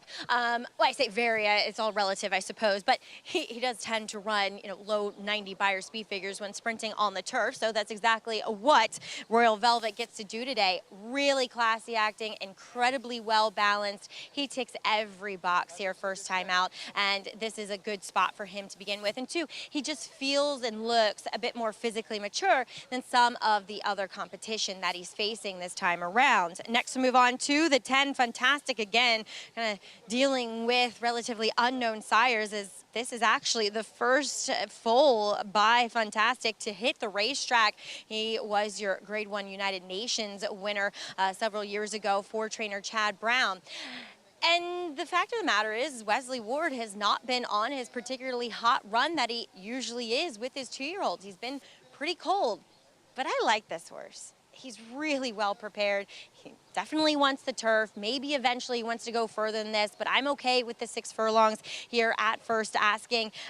So he just looks really fit and more developed than many of the other horses in here. Like I said, it's probably a distance factor with him wanting to go longer, but again, it's Wesley Ward, and he can get them to win going shorter usually than wanting to go longer. Checking with a horse who has experience, that's number 3, Alcazaba. I really liked him, but unfortunately that day off the turf. Now, he has been on paper transferred to George Weaver. I know that he shipped in from Kentucky to George's barn, so they probably had him that week before, or a couple days before that first effort. He was a little bit green in the paddock that day too, and today he's so much more relaxed. I'm sure Blair Golan, George's assistant, has been schooling him too. Here he's with the pony, and he emerges out of that race stronger, and he's on the surface that he belongs. He did close stoutly in that debut race on the dirt after not showing much interest early on. Wouldn't be surprised if he gets himself a little more involved in the beginning part of this race, but this is the right spot for him, Greg. Thank you, Maggie. We're going to get to the post parade in a moment. First, let's look ahead of the weekend and a clash of the Titans coming up on Saturday in the John A. Nehru, 7/8 of a mile. The outstanding Life is Good, trying to bounce back off a rare defeat in the Dubai World Cup, going toe-to-toe with Speaker's Corner on a quick comeback off his beat in the Met Mile. This is a look at the Pegasus when he was just too quick and too good for Nick's Go. Think about that. Too quick and too good for Nick's Go, who was in raging form last year and early into this year. Life is Good is fast. He's got the inside. Now, the Neyrood's not his ultimate goal. It's a place to get him started. It's an important race in its own right, $250,000 race, but it's a race that's to springboard him to the Whitney up in Saratoga. And you look at that Dubai World Cup, I think there were a lot of people that were probably disappointed because as talented as he is, he went over there thinking he's the best horse on the planet. He's probably going to win that race if he's at his best. Todd Pletcher felt it was just a really deep racetrack, really taxing, tiring racetrack, and that was his undoing. And from what I understand, what I've read since that race in Dubai was that it was a fast pace for the racetrack. And he was only beaten 2 1/4 lengths going 1.25 miles. We know he's a very good miler. He was able to get 1 1/8 over the winter at Gulfstream. But I just wonder, will his future lie in, being a top miler? Nothing wrong with being a top miler. I know they're going to go for the Whitney going 1 1/8, and Todd thinks he can get 1 1/4 at some stage, maybe the Classic. But he's just so naturally fast, and that brilliance sometimes does not translate to 10 furlongs. We will find out. Pletcher believes worth giving him another shot, I would think. If they're thinking Whitney, they're thinking moving on to the Classic still. And with as talented as he is, he's still probably the horse to beat if he goes to that race at this point. We'll see going forward. We have a few more races till we get there. Yeah. But one of the best horses in training in our sport right now, and we're going to see him on Saturday. Got the Dwyer as well. Maybe a stepping stone to the Travers for a couple of horses in there. Nabokov. And, of course, Todd Pletcher's horse who comes out of the Kentucky Derby, Charge It, who flipped his palate in there, had some breathing issues in that Derby, so potentially put a line through that race. Yeah, and again, you always can forgive a horse a bad race and don't coronate a champion off of a good race. We got the Lake Pick 5 coming up next. Back to our Spendthrift 2-year-old race of the day. That's one of the things we love when we get to Saratoga. All these great 2-year-old races, but we got some good ones we're going to see here as well, including this one coming up. So 6 on the turf, and as Maggie was talking about, it doesn't matter what his percentages are. Wesley Ward, when he shows up with a 2-year-old, he's always dangerous. Yeah, he knows how to prepare them. They usually break very well, always a big advantage. Not as gaudy numbers this year as in years past, but still good at it. Here's Al-Kazaba. They tried to get him on the turf first time out, and it was washed off. Yeah, Rusty Arnold shipped his horse up to get turf. No turf racing at Churchill Downs. It rained off. He finished with interest on the dirt. I like him getting to the turf. The remaining half of the entry, Dr. Ozeron, first time out, Clement and Flavian Pratt. Firster from Christoph's barn that's been training here at Belmont. Not taking much attention on the board. Wow. Here's the one who gets the rail. West Coast first-time starter for George Weaver. Yeah, been training in Saratoga. Has had the opportunity to have a few works over the turf course. That's a luxury of training up there in the spring. More opportunity to get on the grass. Also not taking any money. Royal Velvet, the pedigree play that Maggie touched upon, who looks the part as well for the debut. Yeah, you see, he didn't like that horse galloping up past him. That's when he reacted a little bit with the pony. Taking money, training in Saratoga. We've seen a lot of horses of Christoph's come out of Saratoga and run well first time. Distorted Humor, first-time starter with Kendrick Carmouche, legal catch. Getting that big Kendrick Carmouche warm-up. Another one not taking a lot of attention on the board. Oxymore, Jose Ortiz. Riding for his brother-in-law, Adam Rice. Horse ships in. They reach out for Jose. I think that's a sign of confidence. Horses look nice on the racetrack. Yeah, made a good appearance. 19-1.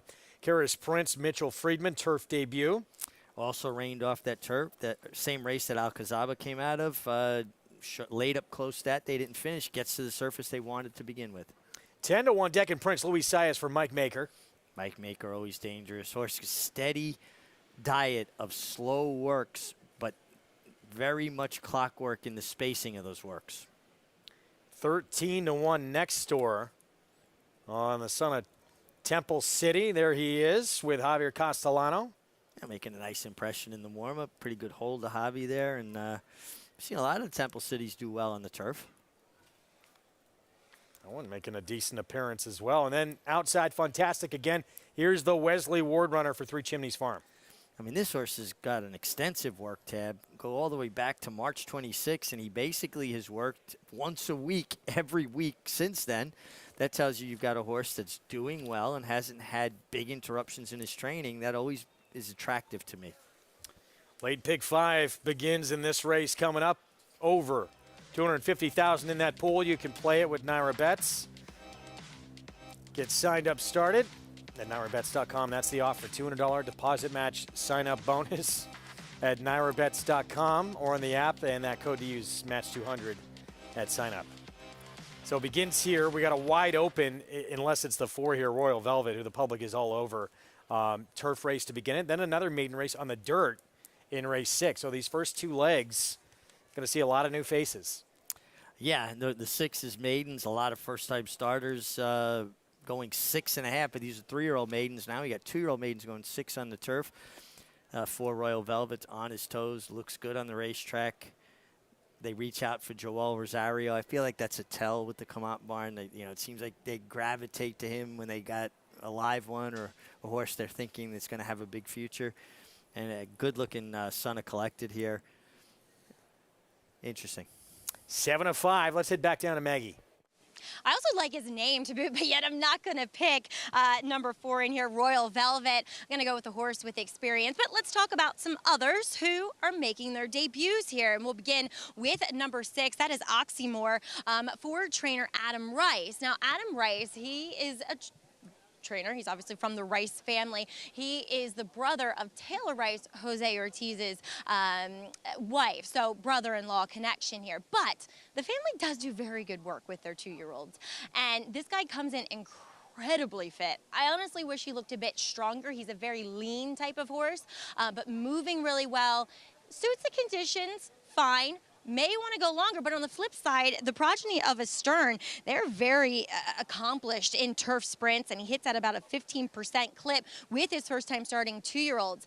I think a race will be needed, but don't be surprised when this guy shows some speed for these connections. I do want to talk about number 8, Deccan Prince. It's not a good sign when you buy a horse that out of a sire that stands for the equivalent of a little over $200,000 for $50,000. Watching this guy's work, he worked 10 and 2. He was asked a lot. He just looks like a slower turf horse. So the 6 furlongs poses a question.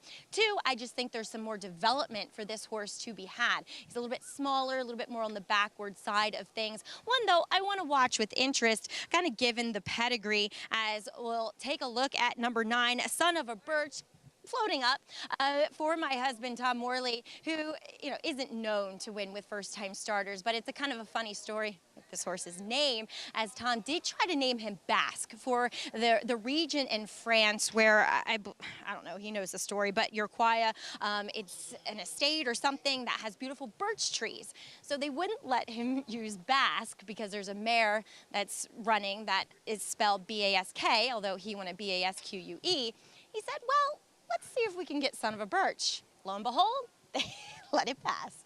But Son of a Birch, he's really good looking, and I like the appearance he has made first time out here, but he's going to need a race to figure things out, and he's probably going to want more distance than this on the turf, Greg. All right, Maggie, thank you. Good information there. 14-1. Horse who probably is going to want more distance. We'll see. Even if that is the case, sometimes these horses surprise you. He looked good in the warm-up. I like the way he get up into the bridle. He really got focused. I went with the 3, as did Maggie Alcazaba. I really was taken with his first race when he was so far back. I think he was further back than the 12 lengths and said he was back here, and he really finished for the interest. There he is, loading up. They wanted turf in the debut. He got rained off, moved to the main track, so at least he got a little experience under his belt. And now he'll get what he wanted all along, grass. Start number 2 is the favorite, steps in line, Royal Velvet, the 4. The 1 to beat, the 3/4 brother to Voodoo Zip, has been favored throughout. It's the start of the late pick 5 on this Friday card from Belmont Park. Let's go upstairs to John Imbrial.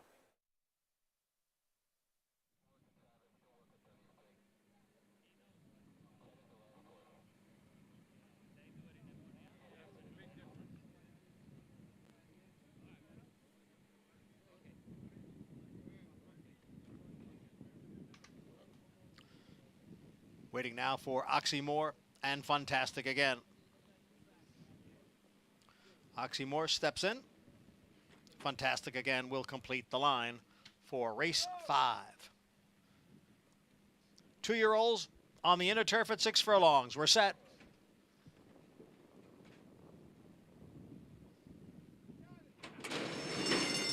And they're off. And it is Oxymore who goes out for the early lead. Alcazaba is down at the rail, and on the outside is Dr. Oseran. Then it's Fantastic Again who's racing in 4th. Kara's Prince in between horses in 5th. Royal Velvet is in 6th here in the early going. On the outside is Deccan Prince in 7th, followed by 2 minutes apart in 8th. 4 lengths back to the 2 trailers, Son of a Birch and Legal Catch. The quarter, 22 seconds. Oxymore leads here by a length and a half now. Dr. Oseran is running in 2nd with Fantastic Again on the outside in 3rd. Alcazaba is in 4th on the inside. In between horses is Kara's Prince. Then comes Royal Velvet, who has a lot to do here as the field hits the top of the stretch. On the outside is Deccan Prince. The half in 44 and 4/5 seconds. It is Oxymore who has the lead here, and Oxymore is now in front by 4 lengths. Dr. Oseran running in 2nd, Royal Velvet, and on the outside it is Deccan Prince. But it's going to be a front-running score for this first-time starter, Oxymore. Won impressively, won by 7 lengths over Dr. Oseran, and the time on the board, 1 minute 7 and 4/5 seconds. That is flying. I know it's a warm day. That's a firm turf course, but that is a quick final time. Oxymore from the get-go looked incredibly sharp.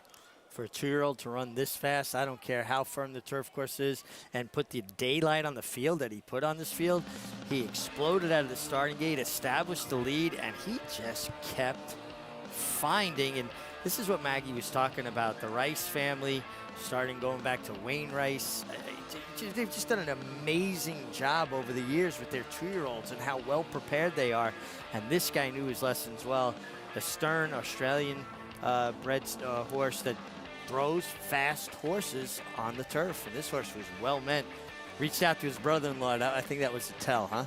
Indeed.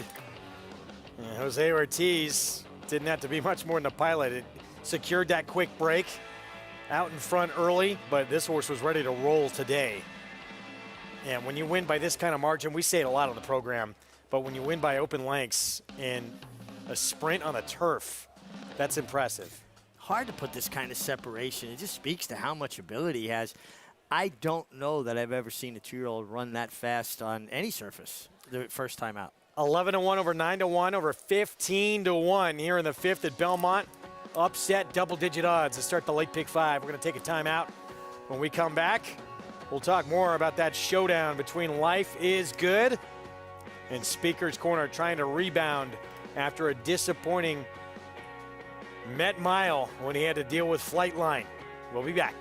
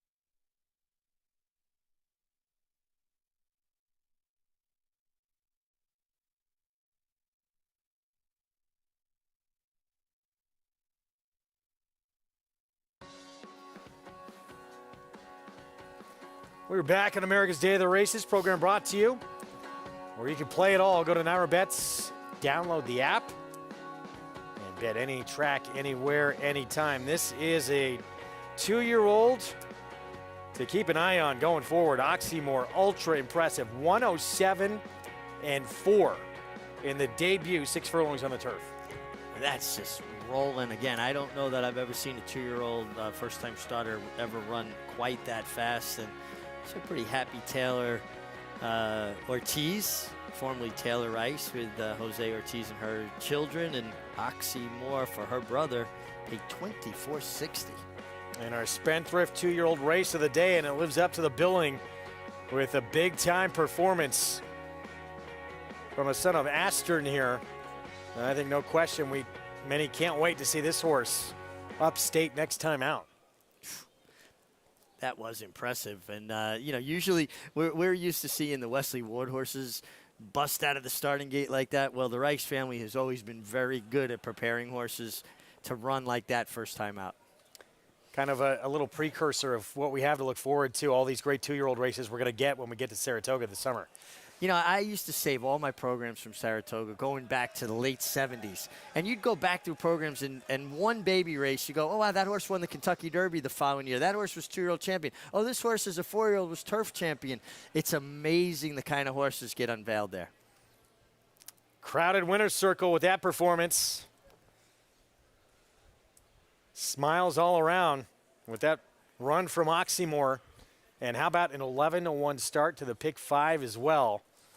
And a horse that, we looked at warming up, and if you've not included that into your game, it's something you can do. You don't have to be an expert. You can learn it. But a horse that really there was a tell that he was going to run his race today. Absolutely. They catch your eye. You gravitate to them. They have a presence about them, the way they frame themselves up. And all horses, it's about balance. All the parts fit. You see an athlete. Oxymore 11-1 and a quick final time. Let's go downstairs to Maggie. And as we were saying on the show, it's what the Rice family does best. And Adam, picking up this win here with Oxymore, I feel as though you were fairly confident in his chances and the speed that he would show out in that turf course. Yeah, I mean, we've been working on him at Presque Isle, and, it's our home track. And he's been showing everything that he wanted to do, everything willingly. And, I know the turfs, it plays, it's tough, but sometimes you got the right horse and the right fit, and he compared good, and I had a filly run good last week, and I said, you know what? Can't do it sitting in the barn, so here we are.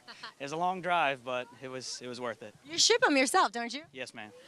I know I got to let you run soon, but quickly, you also have been known to sell a horse that wins. I'm sure the offers are flooding in on your phone right now. I'm not too worried about that. As long as the horse comes back good, we'll see what goes forward.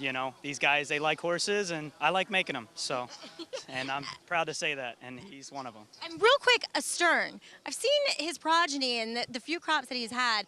They're very precocious types. Yeah. Actually, this winter he dropped me and it gave me an AC dislocation injury in my shoulder. I was down for 2 months because he dropped me on a horse path at a walk, and I.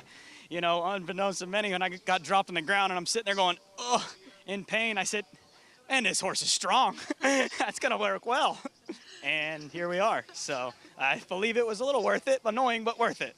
Learning about them in a wrong kind of way, but well, you learned a lot about him today. He can run. Congratulations, Adam. Thank you very much. All right, going to let Adam run so he can go meet Oxymore back in the test barn and I'm sure have a long but joyous ride home. Guys? It's got to be so much fun to have that trip pay off like that. But I can't wait to see this horse run back. Me too. And, I mean, they do have that sprint stake for 2-year-olds up there. I think we saw Golden Pal win it a few years ago. I mean, this horse was really impressive. We're at Churchill, race 6, just a minute away. 50 maiden claiming 1 turn mile. 2 birds went by, blinkers on. Here's Riccio, blinkers as well. Yeah, blinkers, first time gelding, gets kind of the complete makeover, is going to have to turn it around. Misbehave for Todd Pletcher. Unfortunately, had to go up against Elite Power last time out, and we saw win impressively right back for Belmont yesterday. Yeah, so take Elite Power out of the equation. He was beaten, 12.5 lengths instead of that, but he's taking that meaningful drop in class. Strings not being given much of a look. Another one taking that drop in class would have to show more. Jonas's Dream, 7-2, blinkers coming off. Yeah, I mean, you go back to the maiden 50 where he was claimed. That race was nice and competitive. Actually took a step forward, made allowance, back to the 50. Throw that last race out for this horse, Classic Mark, and his dirt starts. That was on turf his last. Very good. Yeah, didn't want the turf. Obviously better on the dirt. His numbers certainly point him out. Dwayne Lucas taking over the training of Blowtorch. Yeah, now the Wills Horton racing there. A horse that's kind of making that slow, steady drop in class as he stretches out in distance. One more baby going to jump back up in class after he dropped down to maiden 30. A good run going maiden 30. And now you got to feel like it's a confident hike in class. Conspiracy Fact 2 starts back. He had a very good effort against maiden special here. Another one taking that meaningful drop in class. I've been impressed with Mitchell Murrow getting the amount here for Al Stahl. Protonico, first-time starter, Atomic Tone. A couple of good works, consecutive gate works. You know I'm not a big fan of that. Gets Farron Peterson. 20-1. Pulsar getting back on dirt for the first time in a while. The dirt starts have not been too sharp. No, but you got a horse that's fit, ready to run, and they don't have turf racing. I guess the fear is keeping them in the barn. Maybe they get themselves hurt being a little bit too fresh. Steve Asmussen sends out Thought. He was fourth behind the impressive Tiwanaku, who looked very sharp yesterday. Yeah, for Tom Amos. Yeah, and you get Renee Diaz, 7-pound apprentice. Actually, just went down to 5-pound apprentice. Got his 40th career win. Let's take a look at one more baby. This is a horse who's jumping back up in class. He'd been in maiden special weight several occasions. Dropped in for maiden 30, and this really seemed to wake him up. Yeah, but this is a bit tougher, moving back up in class off a big effort. Was hard-ridden, came with a run, just wound up second best. But at least it got really kind of piqued this horse's interest, put this horse, in the game. And sometimes maybe horses just need to feel like, hey, I can do this. I can compete. I compare horses with people a great deal. And human athlete needs confidence, and equine athlete needs confidence. He's got a race at Churchill, by the way, against Maiden Special. That was back when he was a 2-year-old. He was on the lead just about the entire way until when they crossed the line, he got beat a neck. He ran huge in that performance. We'll see if he can get back to it, and if that did, in fact, wake him up. Yeah, and, it's interesting. The horse got 5 starts at Churchill Downs, 2 seconds and a third. It seems like he has saved his best races for Churchill Downs. 2-1 favorite, though. Classic Mark. He wants to be forward. That's the 6 horse. Looks like the 9 wants to be forward as well. And one more baby, not going to be too far out of it. And Blowtorch, the 7 for Dwayne Lucas, stretching out. Another one. It's going to be part of that pace. He may be the speed of the speed. I mean, he's been flashing speed, attending 21 and change paces, going 6 furlongs. Rafael Bejarano rides there. That's a 7. We're set for the Derby City 6. Let's go to Travis Stone.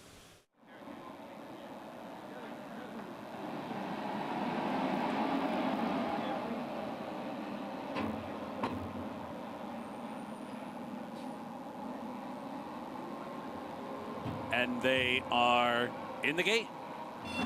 And they're off.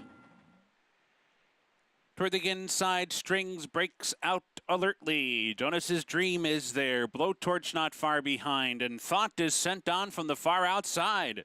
Indeed, Thought runs up. The challenge for the top spot with Jonas's Dream. Those two are head and head early. Blowtorch backs off them as they race up the chute and come for the main track, and a speed duel develops as they cross over.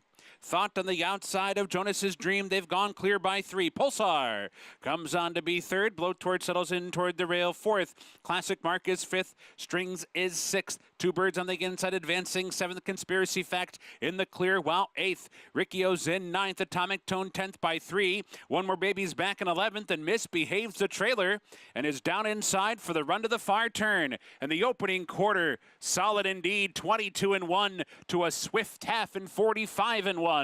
3 furlongs to go. Jonas's Dream fending off Thought. Pulsar has made steady progress, advancing 3 wide. Classic Mark comes on 4 wide. Strings needs to find a seam. Angles toward the outside. 2 Birds going to cut the corner down inside. Blowtorch in behind them, and Misbehave pops outside.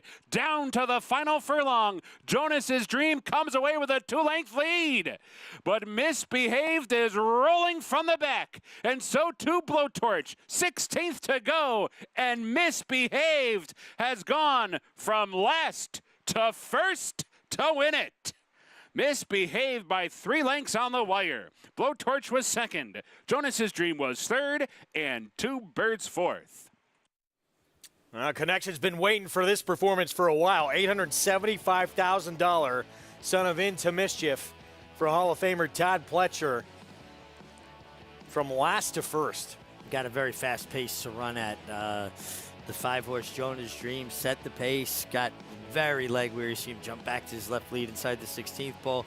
And it was the fresh legs of Misbehaved who was held in abeyance by Ricardo Santana before unleashing that run. Improved effort from Blowtorch, who took back, came from off the pace, changed his style a little bit as he stretched out, but finished with interest, just second best to Misbehaved. Talking about expensive purchases, that 4-horse, start number 2 coming up, a $1.4 million daughter of Medaglia d'Oro.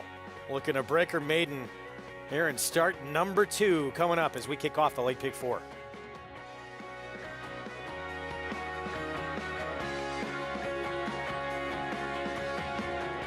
Union Rags, proving Lane's End's tried and true stallion making formula. A formula that leads to success for our partners and our stallions. He's a leader in his sire crop by graded stakes winners and grade 1 winners. He's a commercial standout with multiple $1 million sales and a 6-figure yearling average. And with 4 full books bred at 50 and 60,000, he has even more exciting progeny in the pipeline. Union Rags, a stallion that stands above the rest. Now more than ever, it's time to get with the program because New York breds start with an advantage. New York breds run for serious green. At Belmont and Saratoga, New York bred maidens run for up to $75,000 and allowance horses for up to $85,000. And serious New York bred owners can collect awards of up to $20,000 per horse per race in open company. So get back with the program. Seriously.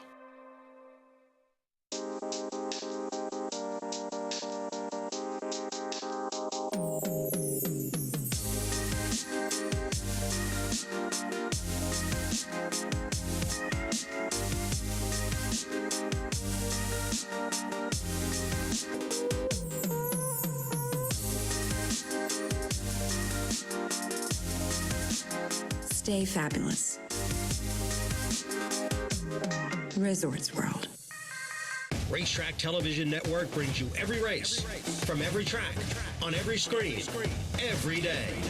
With monthly packages starting as low as $5, RTN gives you great value and access to more live HD streaming and race replays than anyone. Visit RTN.tv today to sign up and watch on almost any device, including Roku and Amazon Fire. RTN has packages that start at $5 per month.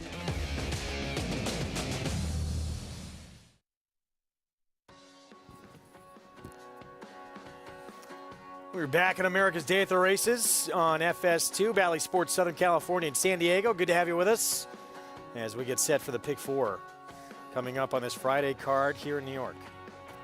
Yeah, and we already saw a really nice 2-year-old performance in the last race. That was an eye-catching performance by Oxymore from Adam Rice. That was fun to watch. Well, coming up in this race, 3-year-old fillies sprinting, including Hoodoo Land, the $1.4 million daughter of Medaglia d'Oro. She's the 8-5 favorite. Let's head downstairs to Maggie.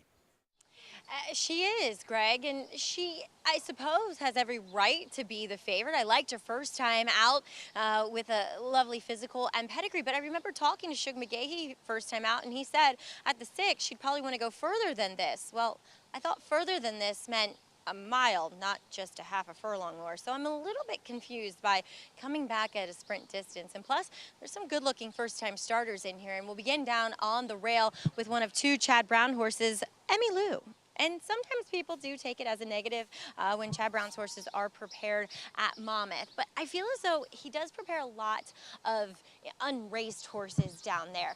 Emmy Lou, she looks like a sprinter, whereas some of these horses in here look like they want to run at least 2 turns. She just looks a bit heavy. She carries her weight and conditioning particularly well. I mean, she kind of struts around here more like a colt than a filly. So I feel as though fitness is called into question, but I feel like she fits these conditions well. And she is pretty laid back, so she might need that proverbial light bulb to switch on. As we'll move on to her uncoupled stablemate, that's number 3, Empire Hope, daughter of Empire Maker. She is a 3/4 sister to Sassy Image, who is a multiple Grade 1 winner, including the Princess Rooney and Humana Distaff. She could be effective going longer, but her best races obviously did come going shorter. Though with Empire Maker on top, Empire Hope does look as though she wants to go a bit further, but I like her. I mean, I'm going to watch her with a lot of intrigue and interest because she kind of has that intense demeanor to her. She comes in here looking incredibly fit. We'll see. Is the distance too sharp for her? Does she want more ground? On to the outside. Lovely pedigrees continue as number 6, Twilight Dreams, is a fool to multiple Grade 1 winner, Carolina. It's kind of funny. The brother that's a fool couldn't run at all, couldn't get out of his own way, but yet there's Carolina, and we'll see if it's a girl thing. With Twilight Dreams, 6.5. I mean, Carolina wanted to run pretty far. I mean, she did win the Acorn, but or maybe it was a Mother Goose. Now my memory's failing me. But anyway, I think she wants to go further. I mean, she's long, lanky, really, really laid back in here, is very fit. And like we've always said, as Bill does send out another daughter of Curlin to her inside, and Mattapoisette, he can get these fillies, especially the older fillies, to fire at first asking. So I watch, but I just don't know if this is the right spot, as Taking Some Money is a horse that I think will show speed here. And number 7, Tizzy in the Sky, bullet work out of the gate, 2 back over the training track. And I've always been told that if you go sub 48 out of the gate, you're doing really well on the training track. She is sharp. She's been on her toes. She is wearing a short cup cheater blinker. She's really strong behind the saddle. She is taking quite a bit of money for Ray Handel, who does an excellent job, but not known to necessarily win with first-time starters, though it seems as though that's been changing recently. And he reaches out to Joelle Rosario. The one knock, Greg, is that she does show up wearing front wraps for this debut. All right, Maggie, thanks. Something to keep an eye on. Get to the post parade in just a moment. Meanwhile, back at Churchill Downs, Misbehaved.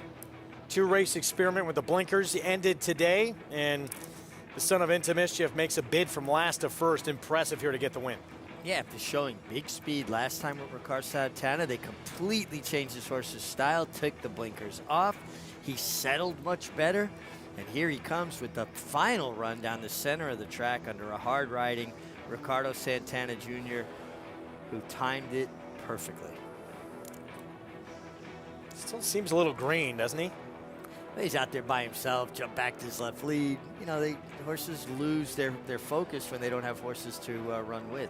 $9.60 for the win. Had to go against Classic Causeway, and he didn't run that bad in his debut. That was at Saratoga last summer. And now he finally gets that win in career start number 6 as we get a look at our field in the post parade here. Emmy Lou, Chad Brown, first timer by Mastery. Chad Brown, so good at getting horses to fire first time out. Filly comes in with 3 consecutive gate works. It tells me it took her a little while to learn her lessons at the gate. Start number 4 and an equipment change for Jabberwock. Yeah, Jabberwock's one lone fast track race was this horse's best race. We'll have to improve. Another Chad Brown first time starter, daughter of Empire Maker. Seems like this one was training out of the gate at least a few times with the one horse Emmy Lou.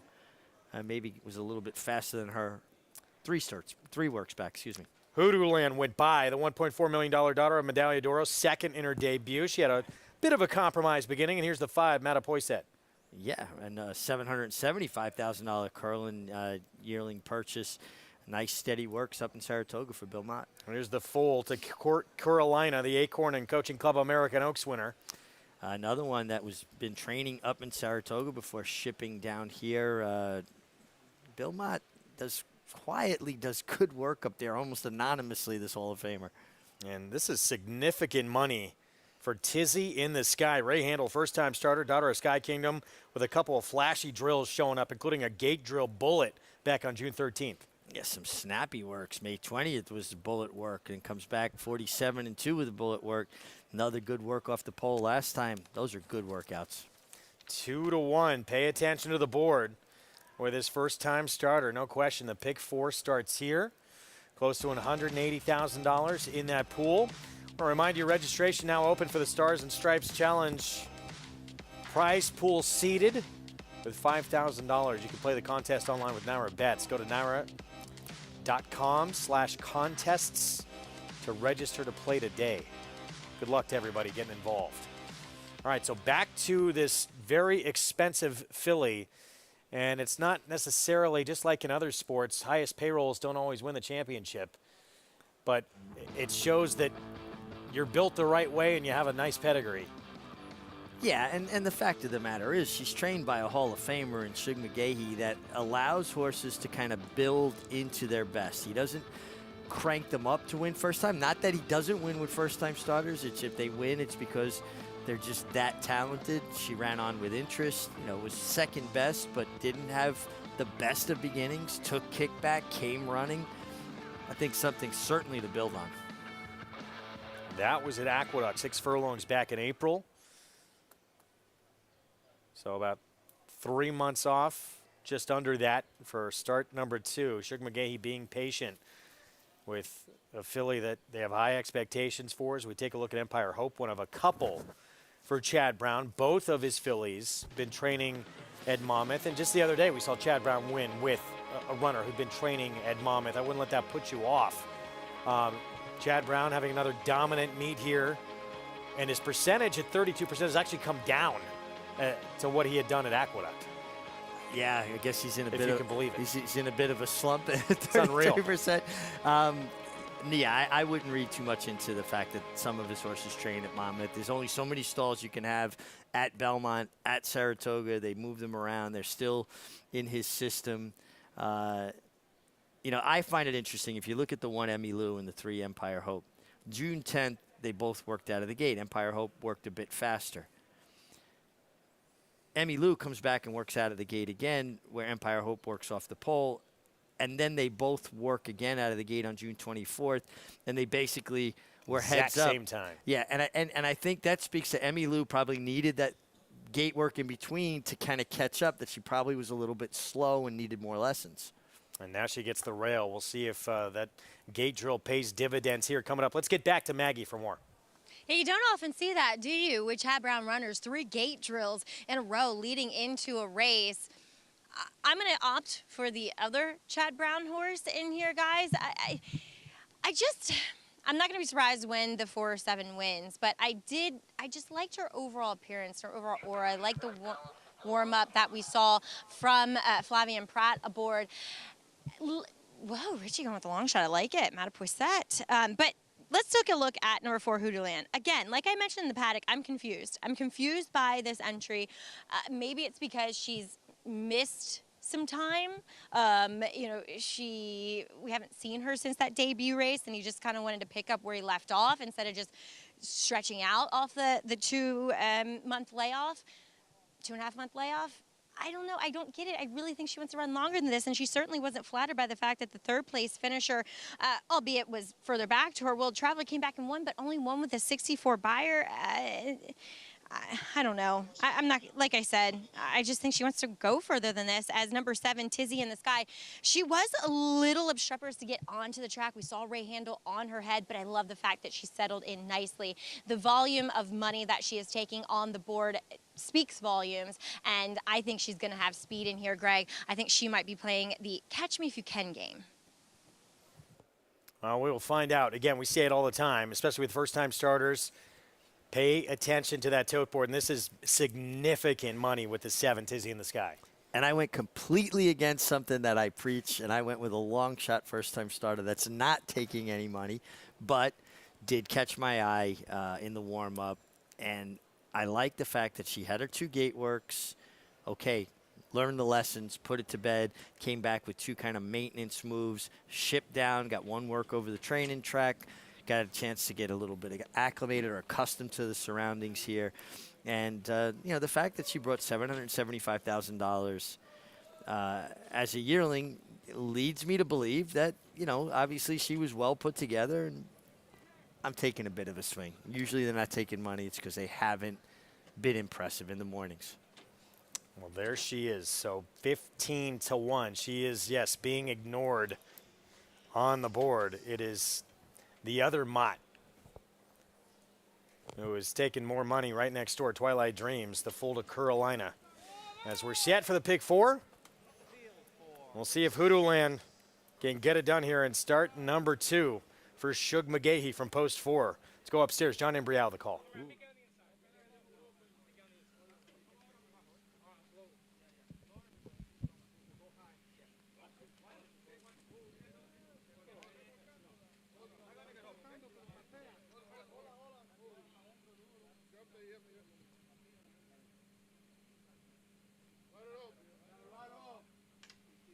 Joel Rosario off the 7, Tizzy in the Sky behind the gate. Tizzy in the Sky goes in riderless, and Jockey Rosario will get back aboard now. Just about set for the start.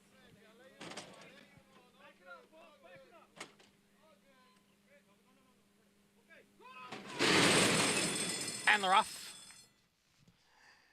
Mattapoisette shows first. Down at the rail, Emmy Lou now moving up. Jabberwock is right there. Tizzy in the Sky on the outside. And then it's Empire Hope who's racing in 5th. Twilight Dreams is in 6th. And Hoodoo Land is the early trailer in 7th. A 3-way battle up front. Emmy Lou down at the rail. Jabberwock is in between horses. Mattapoisette right there. And now it's a 4-way battle as Tizzy in the Sky moves up on the outside. 4 of them stacked across the track. The quarter went in 22 and 4/5 seconds. Empire Hope sits behind that front 4.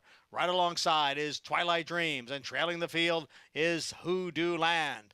And here's Tizzy in the Sky now to take over. Tizzy in the Sky is the leader with Emmy Lou racing in 2nd. Mattapoisette on the outside running in 3rd, followed by Empire Hope. Hoodoo Land is on the far outside and being asked for more. The half in 46 and 2. Tizzy in the Sky has the lead here with Empire Hope now gaining ground down towards the rail. It is Tizzy in the Sky who moves towards the inside. Empire Hope is right there. Empire Hope is now taken over from Tizzy in the Sky. And it will be Empire Hope to win first time out under Flavien Prat. Tizzy in the Sky was 2nd, 7 lengths. Back to Hoodoo Land, who came on for 3rd. Tizzy in the Sky cruising along. All of a sudden, got a little lazy, it looked like, and then here comes Empire Hope up the fence. Chad Brown, first time out with Flavien Prat. Well, I'm a big Joel Rosario fan, and I think maybe Joel was a little bit overconfident here. He's out in the middle of the track and kind of, just gives her a little nudge here. Watch when he realizes the horse is moving to the inside. Look at how he steers his filly down to try to get close to Empire Hope, maybe intimidate her a little bit, maybe get his filly to re-engage, but by then it was too late. The 3, Empire Hope, had all the momentum. And listen, maybe Tizzy in the Sky wasn't going to find anything anymore, but he was kind of out there in the middle of the track, and we've seen him win with this. He's very, very confident. Horses run up into his hands, but she also was part of that 4-way scrum for the lead around the far turn while Empire Hope was sitting back, biding her time. And anybody worried about betting on horses of Chad Brown's that train down at Monmouth, I think you could put that theory to bed. Yeah, we've seen a couple already this week. It was almost like an uh-oh moment from Rosario when he realized, oh, here comes this filly up the rail. I'm in trouble now. And you could see as soon as he realized, wow, there's a horse actually with momentum moving, he kind of halfway abruptly went down to her. And I just don't know that that's, first of all, it's a little out of character for Joel. But I also think that you're at a point in the race you need to go forward. 9-2, Chad Brown, first-time starter for Wise Racing. Filly by Empire Maker with Flavien Prat up the fence for the win. And an 7-5 favorite, defeated.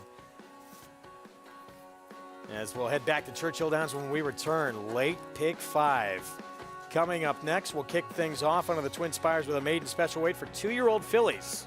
Right after this.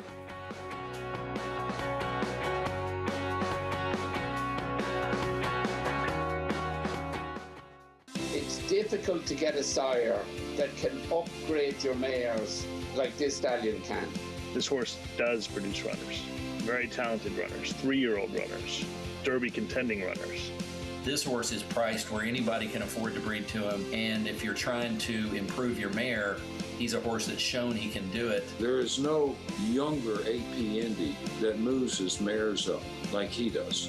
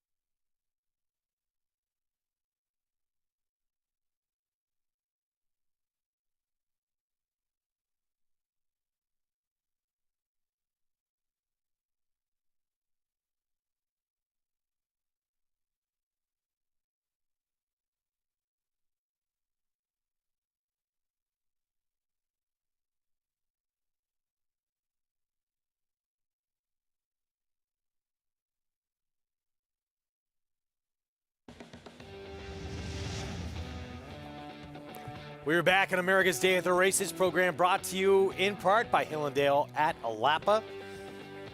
Sun shining in Elmont, New York, and in Louisville at Churchill Downs. Back at Belmont, Chad Brown, 3-year-old filly, debuting and winning. Daughter of Empire Maker for Wides, racing with Flavien Prat. A nice ride under Flavien Prat. Contested pace. 3-way scrum on the lead. Tizzy in the sky was able to shake loose. She was the last lady standing from that scrum. He got to save all the ground.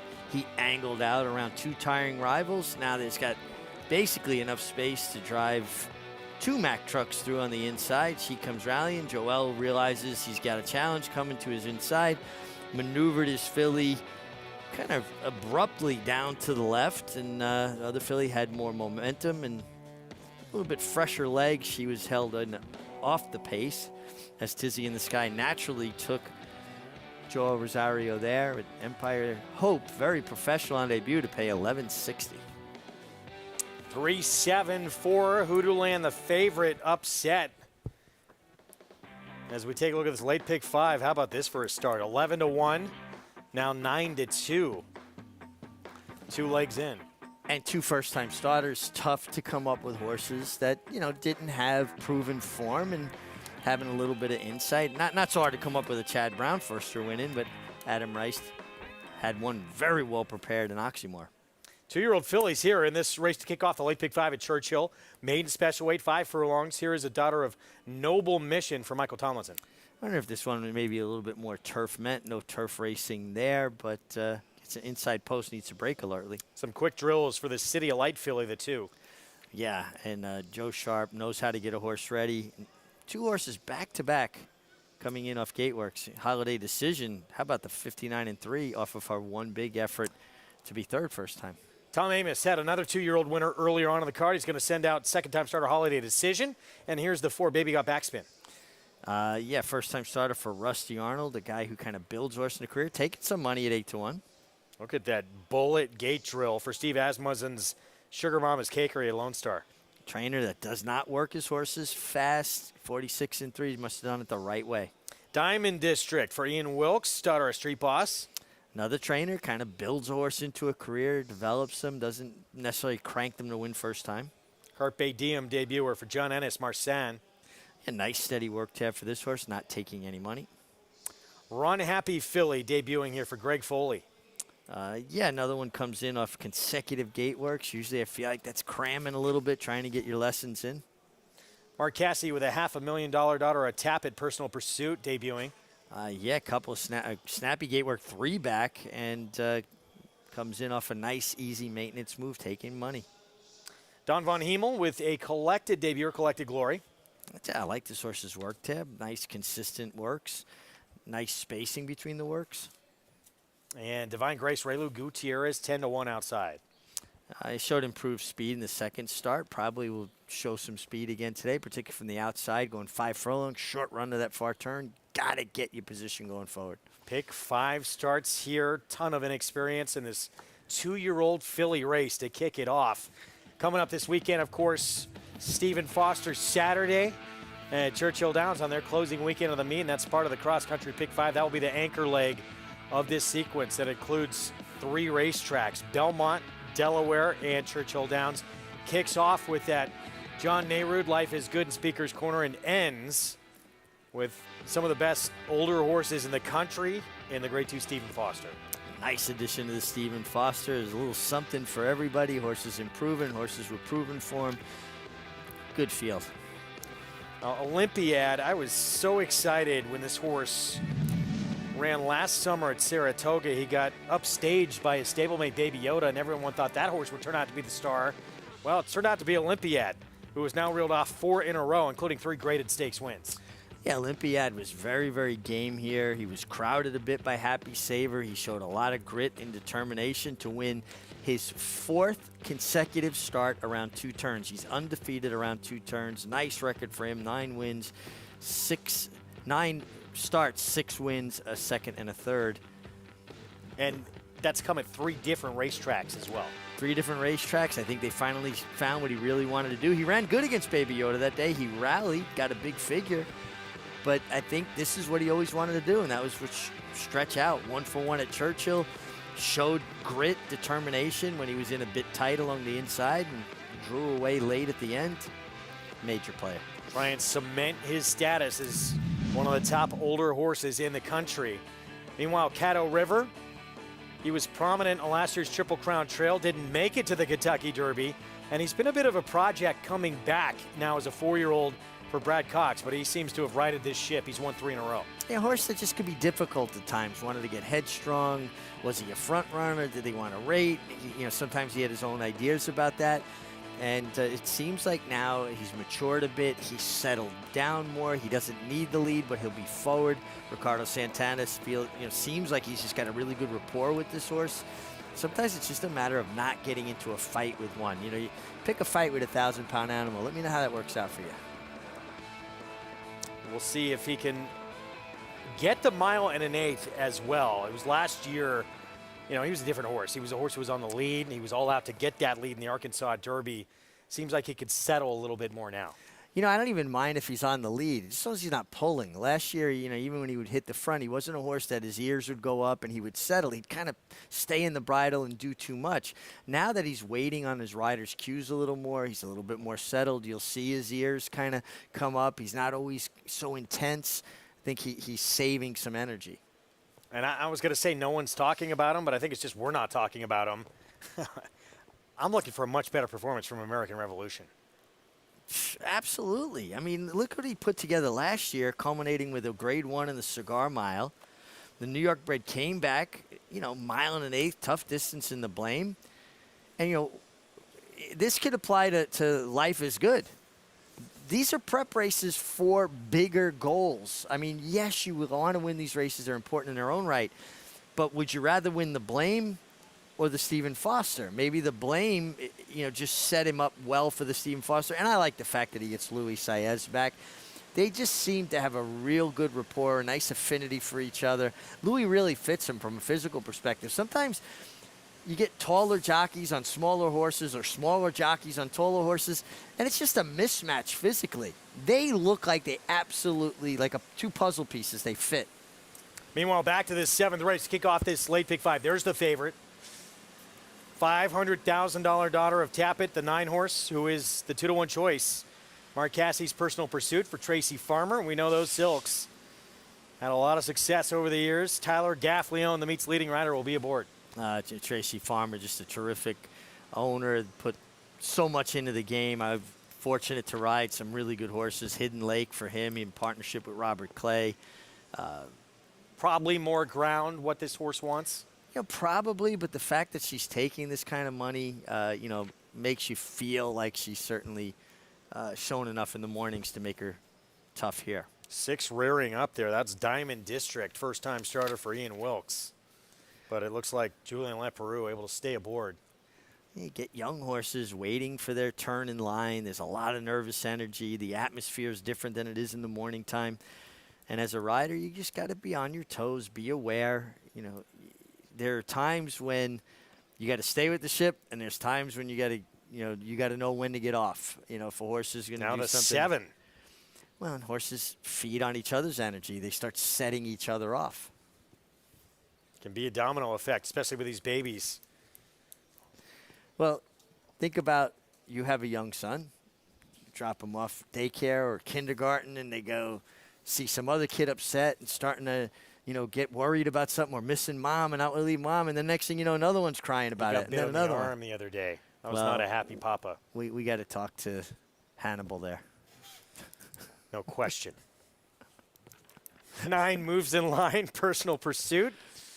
9-5 on this horse. Obviously, word is out he can run a little bit, even though it seems like with that pedigree he'd want more ground. We'll see how it goes in the debut. We're set for the late pick 5. Let's go to Travis Stone.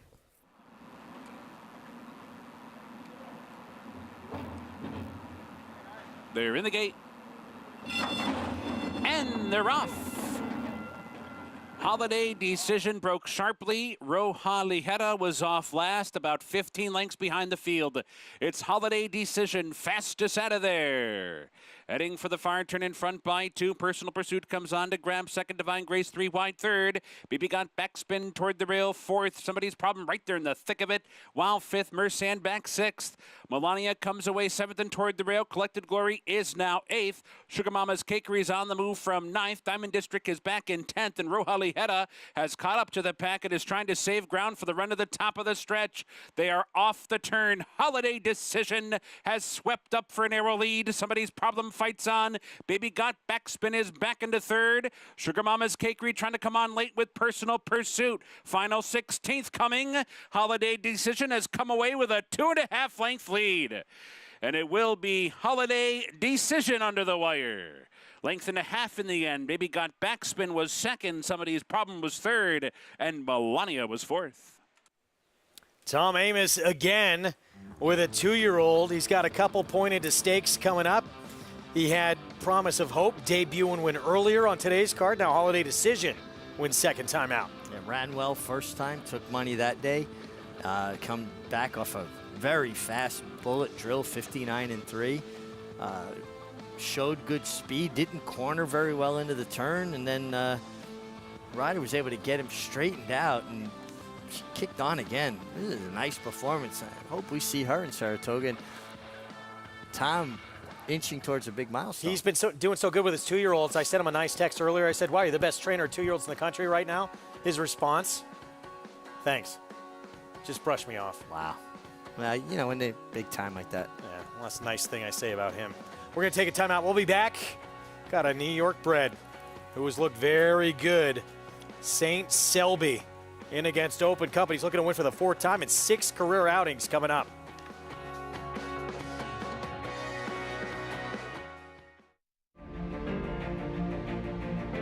Idol perfectly timed. Idol gets up under Joel Rosario to win the big gap. It's known agenda for St. Elias Stable. Race and the race, scintillating performance in the TBG Del Mar debutant. And Clariere will win the cotillion. Down to the wire. Who's going to win it? It's Mala by a neck. Curling, the classic sire. The July Selected Horses of All Ages sale, now featuring both horses of racing age and breeding stock. Since 2013, this sale has produced 28% stakes horses, no less than 60 stakes winners, and over $60 million in racetrack earnings. Recent rated stakes winners include Cross Border, Fast Boat, Fearless, Jalen Journey, Stiletto Boy, and Summer in Saratoga. July Selected Horses of All Ages, Monday, July 11th in Lexington, Kentucky. Where will you be? Irish Hill and Duchess View Stallions, proudly standing the ultra-fast, multiple stakes-winning son of Uncle Mo, King for a Day, the only horse to defeat 2019 3-year-old champion Maximum Security. Well, King for a Day was basically a clone of Uncle Mo. I mean, good speed, the ability to carry it over distance of ground, real professional horse and a really cool horse to train. Sire Maker Extraordinaire, Uncle Mo, represented in New York by King for a Day. Visit ihdvstallions.com to book your mare today.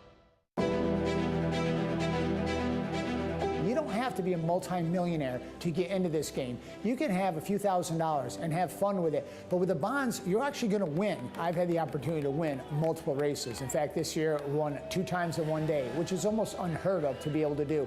This is going to happen with them. You will get into the winner's circle in Saratoga. You will walk that horse in, and you will stand there and look at the crowd. And the bonds will take you there and get you into that winner's circle. And it won't cost you a lot of money.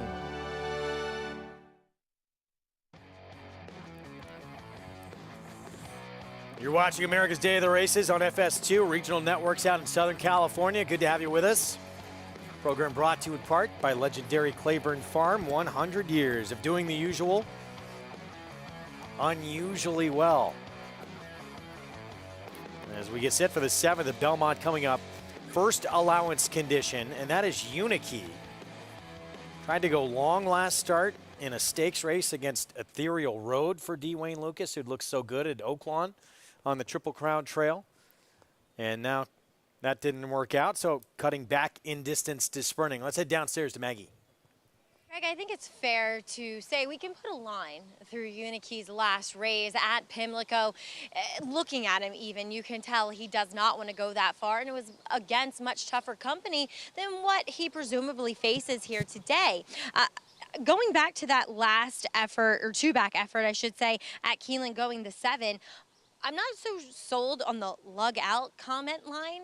I don't think he was lugging out, other than he was just kind of maybe drifting to the center, and the winner came up the rail, and then Irad had to kind of shift him back over to the fence to try to, you know, re-engage him. So I don't think it was any sort of bad habit or anything like that. Now, he does show up here wearing front wraps for the 2nd time in a row, but he makes a great impression relative to this field. He fits in nicely, good energy from him, has a nice sweat on, but we're all sweating out here today. And like I said, I think he's a very logical horse in this spot, shipping in for Terry Pompey. As we move on to number 6, Reggae Music Man. I don't know what was going on last time. Montauk Daddy is in raging form. He wired the field. Reggae Music Man usually has a bit more pace, and he touched a bit, broke a touch slow, kind of had to go up, was running wide throughout that race, and it was not persevered with whatsoever in the stretch. Just rider statuesque in the irons. Then he galloped out favorably towards the winner. So I don't know what was going on. This is a horse that prior to that, you know, beyond going into the Affirmed Success, was in, you know, career form. And I've liked him, and he's shown it physically. I'd like to give him another shot here at a huge price. He looks great. I can't fault him here in the paddock at all.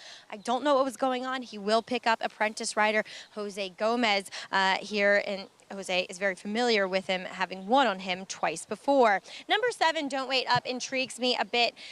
Blinkers come off, gelding this time around. He was acting up, going back to that Gold Fever, and a horse that I was really intrigued by, but wired by Senbei. He does step out of age-restricted company for the first time, and to be fair, he does kind of look like a 3-year-old against some older horses. So far, he is a bit more settled, having that, you know, ultimate equipment change and the blinkers coming off. His problem last time mainly was that he expended way too much energy going into the stalls. I don't know if I love this spot, but at least we have our head on our shoulders a bit more today, Greg. All right, Maggie, thank you. Post parade coming up in a bit, 7 minutes away from the 7th race here.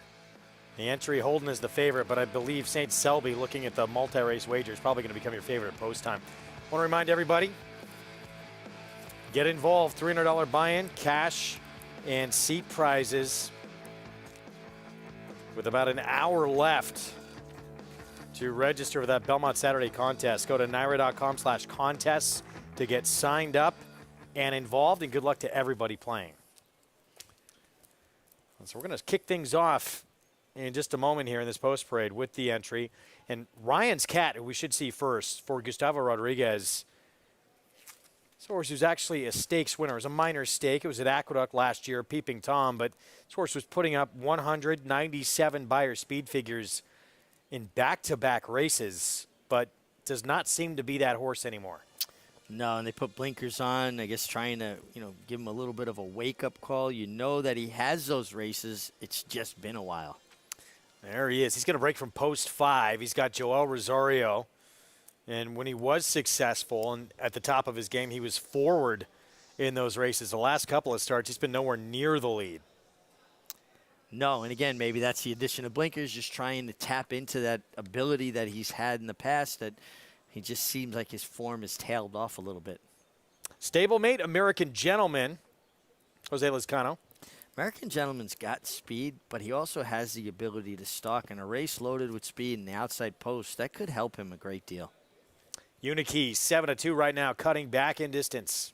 Yeah, and maybe turning back in distance in a race loaded with speed, he can kind of make that late move. From a figure standpoint, St. Selby, the New York bred, he is the one to beat, and he is now favored. He's a 3-time winner. 3-time winner. He's fast, but he might have company. 39-1, striking speed could be part of that company. Could be part of that pace. I don't think that striking speed is a chance to win, but he certainly has a chance to say how this race is going to be run. Capone, interesting. He had a nice win in the mud to break his maiden last start. I think Capone's a contender. I just don't know how involved does he get early. Can he sit just off of the 2 inside of him? If he gets that trip, I like him. Reggae Music Man, 12-1. Jose Gomez, the apprentice, aboard. When he's run his best, he's been involved early too. Could add to the pace. And Don't Wait Up. I'm intrigued by this horse as well. Blinkers coming off, coming out of a stakes race. New gelding as well for Anthony Dutrow. Kind of gets that makeover. Anthony Dutrow having a real nice Belmont meet, unveiled a nice 2-year-old yesterday. Don't wait up. Could work out a trip from off the pace in a race that I feel has an abundance of speed. Well, let's look at the favorite. There he is, New York bred for Rob Atras. Comes in off a win. He's won each of his last, well, he's won 3 starts, I should say. He's never put together back-to-back wins. This was at Belmont back on June 16th. Yeah, and he was under pressure. He took the pressure. He shrugged it off. He kicked on. And he showed a lot of determination. I mean, you had to like this effort. I feel like he could face even more pressure here. And being inside the other speeds, isn't he kind of committed to that style? It's not like he can say, well, I'll experiment today. And see. He's won off the pace. He won his debut off the pace. His best races have been on the engine. And inside of the speeds, I think that limits the options for Kendrick Carmouche. 2-1 favorite, the New York bred, son of Canteros.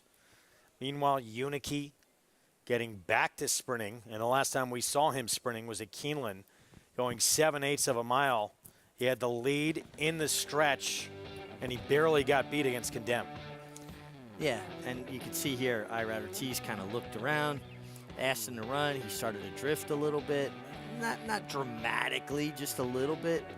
Irad's going to go left-handed. That's going to contribute to his drifting. And now Irad sees somebody, the big look to the left, back to the right-handed crop, steering him down. And I feel like when you're having to steer horses the last 16th of a mile, you're slowing them down.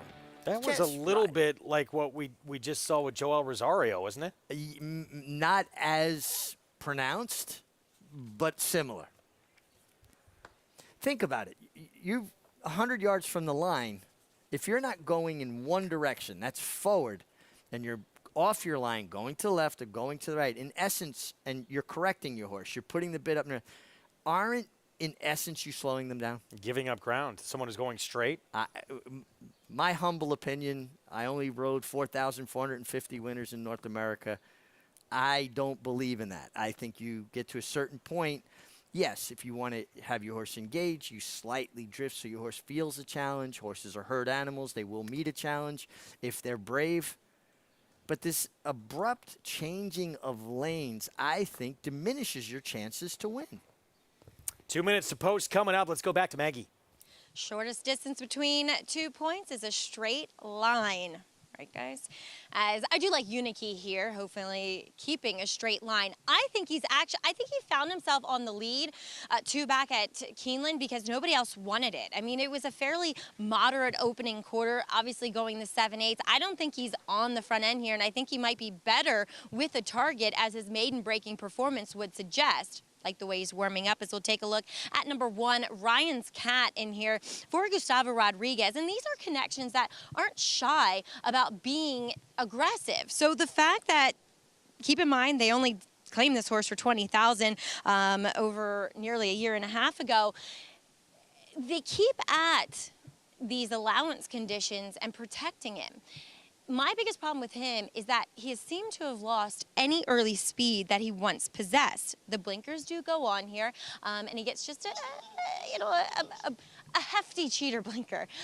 So it's not like he's fast enough, though, because there's a lot of... Sorry, I'm listening to the radio. Oh, the 1A is coming out of here. Sorry, I hear that radio in the back. I knew somebody was being scratched. So the 1A American Gentleman will not play today. But getting back to now his entry mate, which Ryan's Cat will have to run for purse money only here. So I'm not really sure why I'm continuing talking about him, Greg. We'll see if the blinkers make a difference. All right, late scratch, Maggie. Thank you. 1A coming out. American Gentleman, who has a horse that could have been a factor in here, but won't get to see him this afternoon, unfortunately. Yeah, now how does this work with the 1? He'll have to run for purse money only. He won't be a part of the wagering because if you bet the entry, they can't discern who you were betting on. So now the 1 will be scratched for wagering purpose, but will race for purse money only, if I'm correct about the rules. All right, so back to the barn for American Gentleman. Yes, the one Ryan's Cat will run for purse money only. So Greg, if you bet the entry but you liked the 1A American Gentleman, he comes out. It's not that you're stuck with the other one. Your bet is canceled.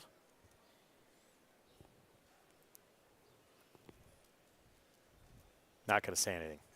9-5 favorite, St. Selby.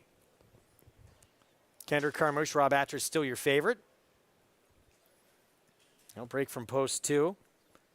And, I'm interested to see what, he is quick. That has been a weapon of his. Is that going to be the game plan today? Because there is some other speed in there. He might be the best of the speed, though. I just don't think Kendrick Carmouche is a jockey that he'll take back with inside position. Maybe if he was drawn outside of him, he would make the decision to kind of, follow and stalk. But I think it kind of almost simplifies things for him. I'm going to hold my position. I'm going to go forward. I'm not going to get fancy, let a horse get in front of me, throw kick back in my face, maybe run the risk of getting in a compromising position. I thought Capone was interesting. I like his last 2 races. I think he needed his first. I think he just was a horse that needed to get fitter, a little bit more focused. And he could take another step forward for Jimmy Jerkins, a guy that everybody knows I have a great deal of respect for. But I thought Unique, especially watching that race at Keeneland, kind of pointed him out that he could sit the inside trip following St. Selby. You've got live cover, and then work it out from there. So 5-2 Unique from that inside post. But St. Selby looking to become the first favorite in this Pick 5 sequence. 11-1, 9-2 start. Been tremendous if you're still alive right now. Just 2 legs in. We'll see if the first favorite can win in this sequence coming up. And we'll see if anyone, look, they're not going to hand the race to St. Selby. They're going to make him earn the lead. We'll see who puts the pressure on him out of the gate. 6.5 furlongs here in race 7 coming up in the New York bred. The 3 for Rob Atras, the 1 to beat. Let's go upstairs. John Imbrial, the call.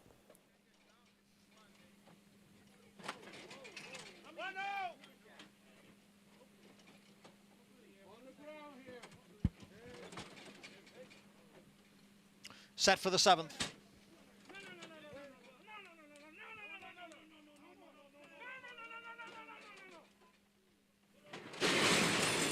And they're off. That was a bad stumble at the start for number 4, Striking Speed, and he is at the back.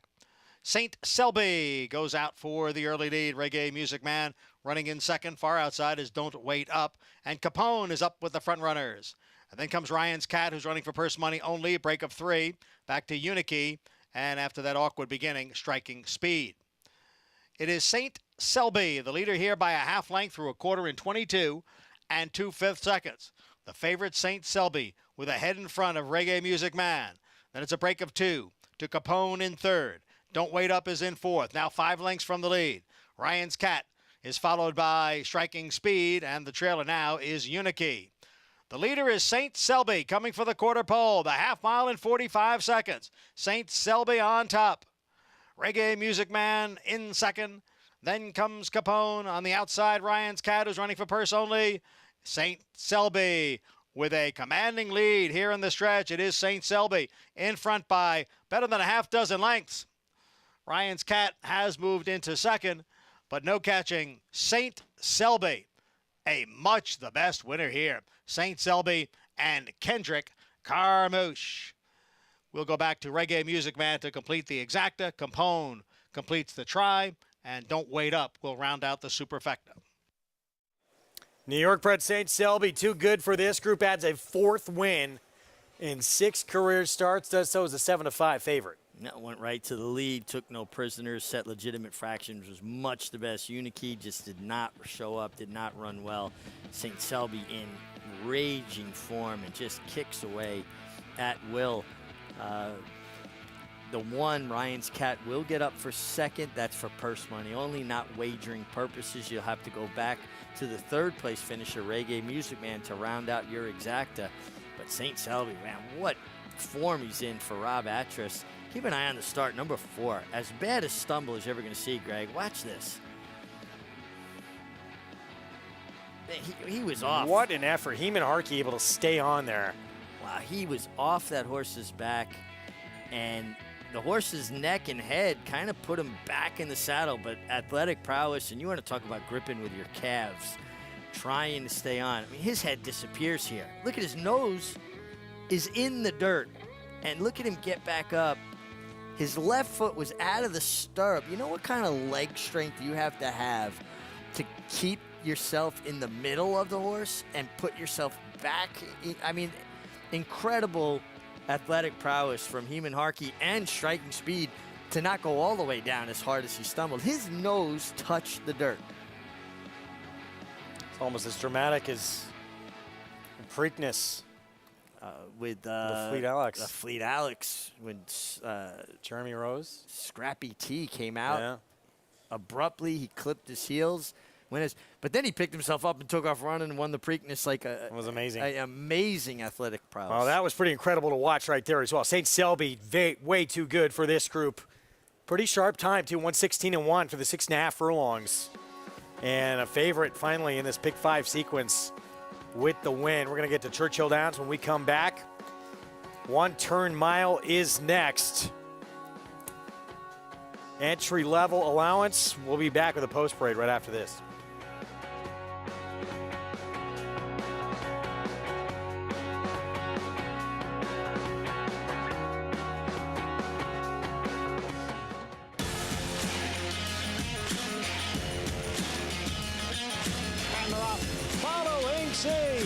Pouring it on here in the stretch. Impressive to win the Grade 2 Vosburg. Following C. Smile Happy has kicked it into high gear. And Smile Happy with a powerful performance wins by 2.5. The Club champion Run Happy, standing at Claiborne Farm.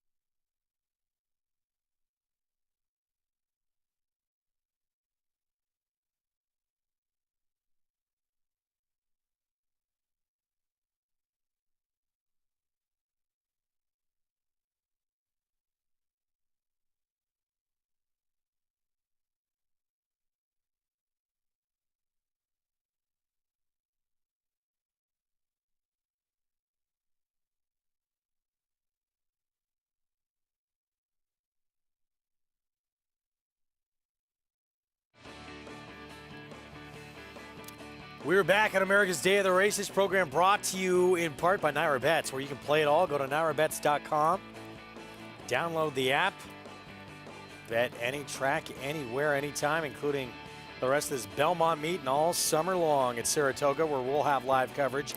St. Selby, New York bred, against Open Company for the first time in his career, and it was not a problem.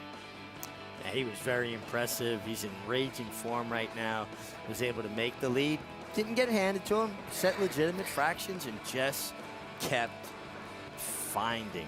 And, you know, one thing I've noticed today, Greg, all of the riders are being just a bit more careful with their crops, a little bit more thoughtful. Today, new rules went into effect. Maximum amounts of time you can use a crop in the race is 6. Anything over 6 incurs a fine and or suspension. And if you were to use it 4 more times, so total in 10, it would cost the owner, trainer, and the rider the purse. They would forfeit the purse of the race. How difficult is that to keep that tally while you're trying to maneuver through traffic? Guess you're going to have to learn how to do it pretty quickly because the rules are what the rules are, and they came down and explained it, and it's going to make guys more thoughtful. I'm fine with that. I think it's excessive at times. I know I, at times, was excessive when I rode. You get lost sometimes in the pursuit of victory, caught in the moment. Going to have to be more thoughtful. Pick 5, you saw first favorite winning in the sequence. I believe $172 for the pick 3 to this point. That is very enticing. If you're still alive, we're rooting you home. Up next, 1.25 miles on the inner turf. Rails out 27 feet on the inner turf today. And current favorite, Kuramata, Chad Brown, Peter Brandt, Jose Ortiz. Yeah, Chad Brown horse stretching to the 1.25 miles for the first time. And closing type should appreciate the stretch out in distance. Faced a couple of good ones the last 2 starts. Stablemate flop shot, Cheryl Spite, who became a Grade 1 winner. Yeah. At Keeneland, since they faced off, deserving favorite. Absolutely deserving favorite. And I find it really interesting, you know, for somebody that came around the track in the late 70s, Peter Brandt's colors were so prominent, that forest green with the light green yoke and so many good horses that races are named for now, like Just the Game, like Weah.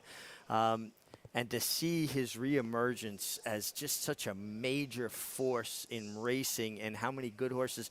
And now they've got this direct pipeline. They always imported horses to Europe, and the kind of horses they're bringing, you know, here. And Chad Brown, think about his background working for Bobby Frankel, who had a steady supply of European imports, getting these horses to acclimate here and getting them to their best form. I mean, it's like a perfect storm. Arc win since he's come back into the game as well. Incredible. Incredible. And we're going to see very talented 3-year-old for those connections.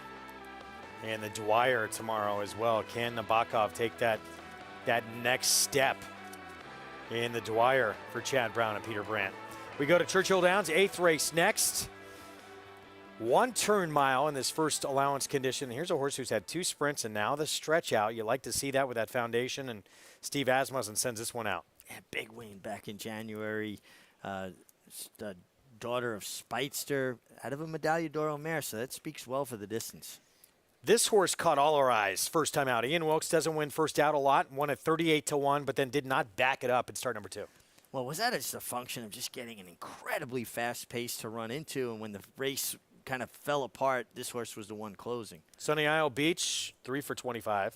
Yeah, a lot of chances here to break through. Hits the board a lot. Chad Brown, Shadwell with Kaluk. Yeah, Chad Brown comes out of the Weber City Mistakes, was second best there. Cold on the board at 5-1, was 5-2 morning line. Downtown Abbey won first time out with a big number at Fairgrounds. Yeah, and has really not backed that up. They stretch her out now. Let's see how that works. Another daughter, well, this one's a daughter of Speightstown, who's the sire of Speightster. Thano Zapper just was 3rd at this level at Churchill, and the comeback race is a 4-year-old. Yeah, kind of ran evenly. Green Lantern stable. They breed a good horse. I've been fortunate that I got to ride for the Massins many years ago. An intriguing horse on the outside for Brad Cox. 3rd start of her career. She was second, distant second to the very talented Penny Saver. Yeah, and horses got some good races.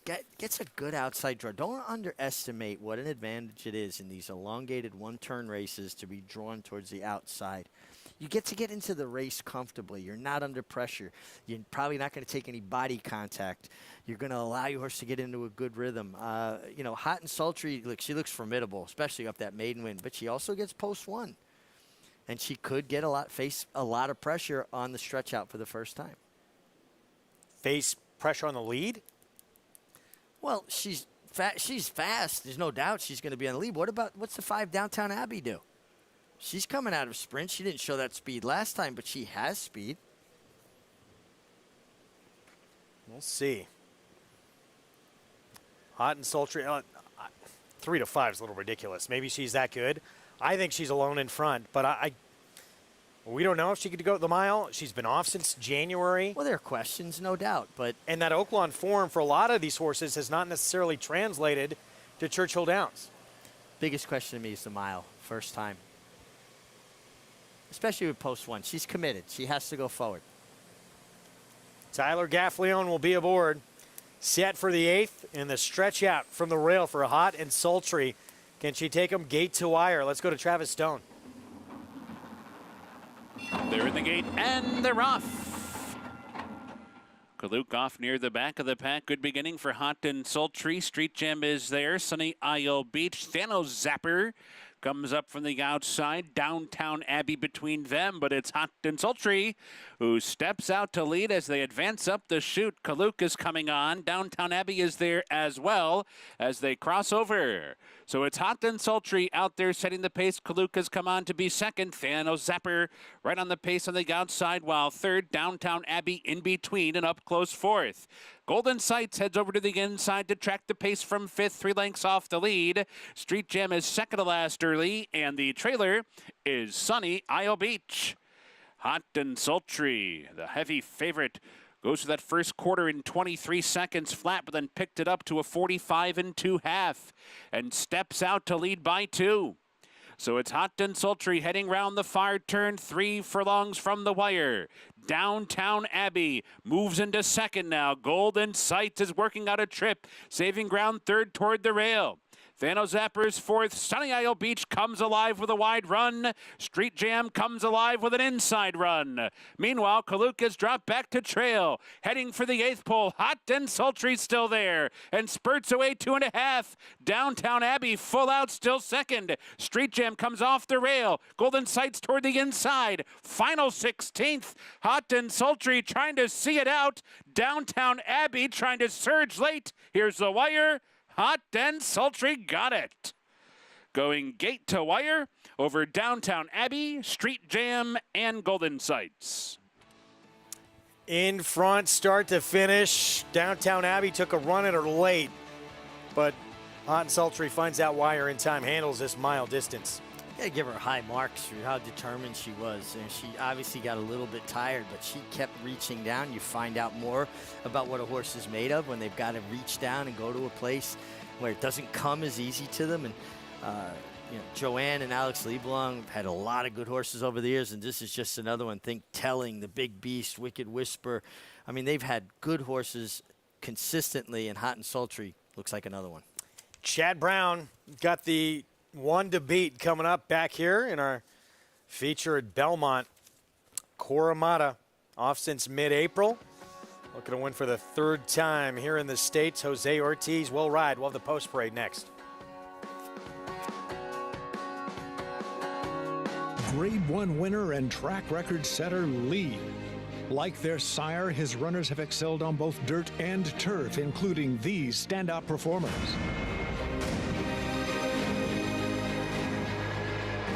Leading by 3, Gibberish and Dylan Davis. Out of a Galileo mare, this dual surface star has sired juvenile stakes winners on both dirt and turf.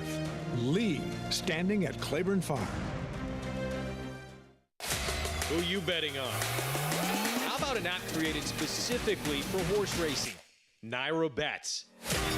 We specialize in thundering hooves, fist pumping, and boosting your bankroll with robust weekly promotions. And offer betting tips from actual horse racing experts.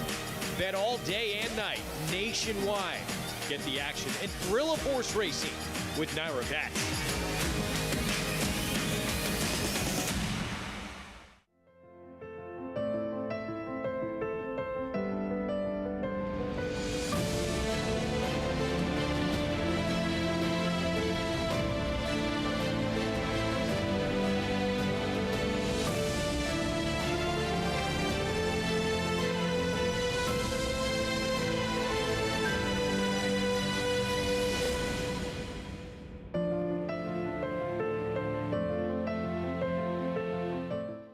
Racetrack Television Network brings you every race, from every track, on every screen, every day. With monthly packages starting as low as $5, RTN gives you great value and access to more live HD streaming and race replays than anyone. Visit RTN.tv today to sign up and watch on almost any device, including Roku and Amazon Fire. RTN has packages that start at $5 per month.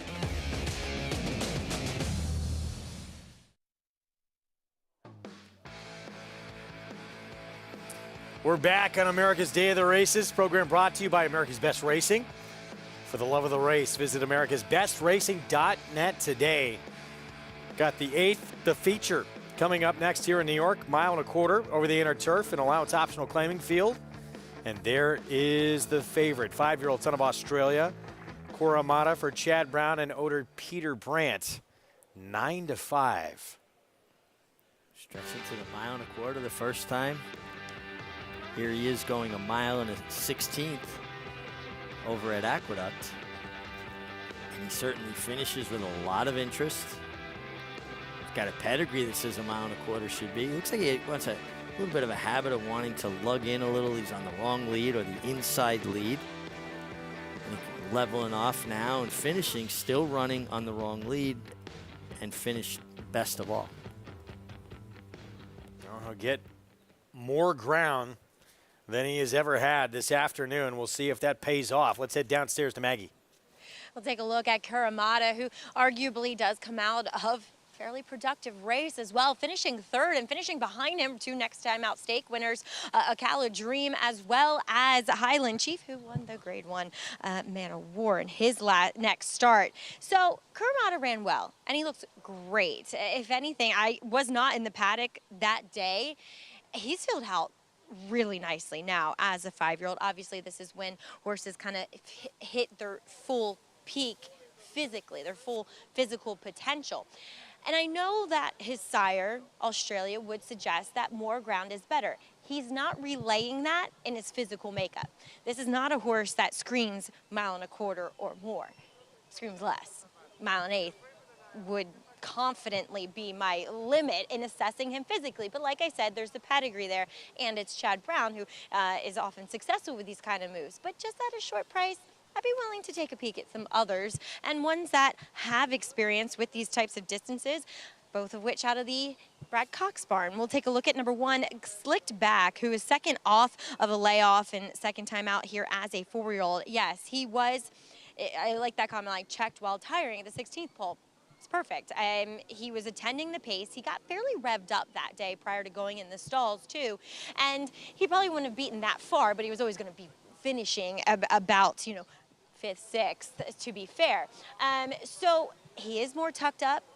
I think he's a bit interesting having that race under his belt. I noticed too that they did a lot. They put a lot of cotton in his ears, and it just didn't quite work. So they're just kind of going au naturel today, which I appreciate. But his stablemate, I think, is the biggest threat to Coramata, and that's Caneños, a horse who has experience going these distances, if not longer. He's won and run second. He looks fantastic.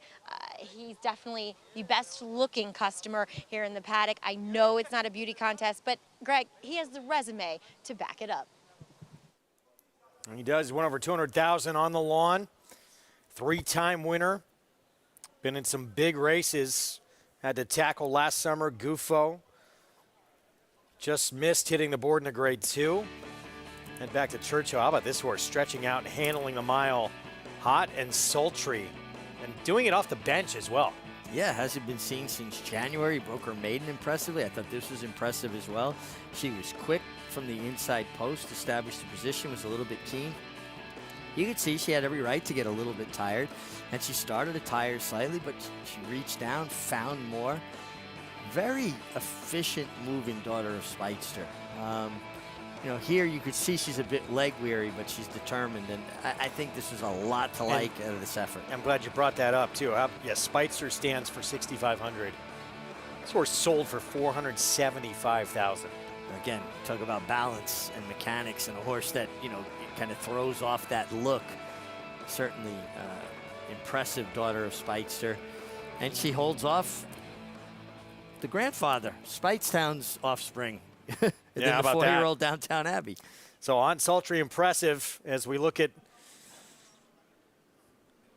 who's lording over that famous tree we're going to hear more about later in the show. The Belmont Hawk. We got the Saratoga Hawk as well. And now the Belmont Hawk. Seen a lot of bald eagles up in the Hudson Valley lately. It's good to hear. They made a big comeback in New York State. Love to hear that. I'm going to get to our post parade here in a moment. 1.25 miles on the inner turf. Coming through the tunnel. And we'll get to that post parade in a moment. There's Hall of Famer Johnny V. On a 7:01 shot for Brad Cox. Again, the Cox Barn sending out a couple in here. Don't forget our 5 times a week promotion. Bet all week long, June 27th through July 1st. Go to NyraBets.com and don't forget to opt in. Get a $20 bonus on Saturday when you played. Again, you got to opt in and be sure to play all week long, and that bonus is yours by playing with NyraBets. So 2-1 favorite, Coramata, but Caneños catching the eye of Maggie Wolfendale down in the paddock. I like that Caneños caught Maggie's eye, but I also liked her reasoning about, this horse's resume. Like the perfect storm is when you see a horse physically that you really like, and then you can make a compelling case for what you see in their proven form. That's the best of both worlds. That's the balance you're looking for.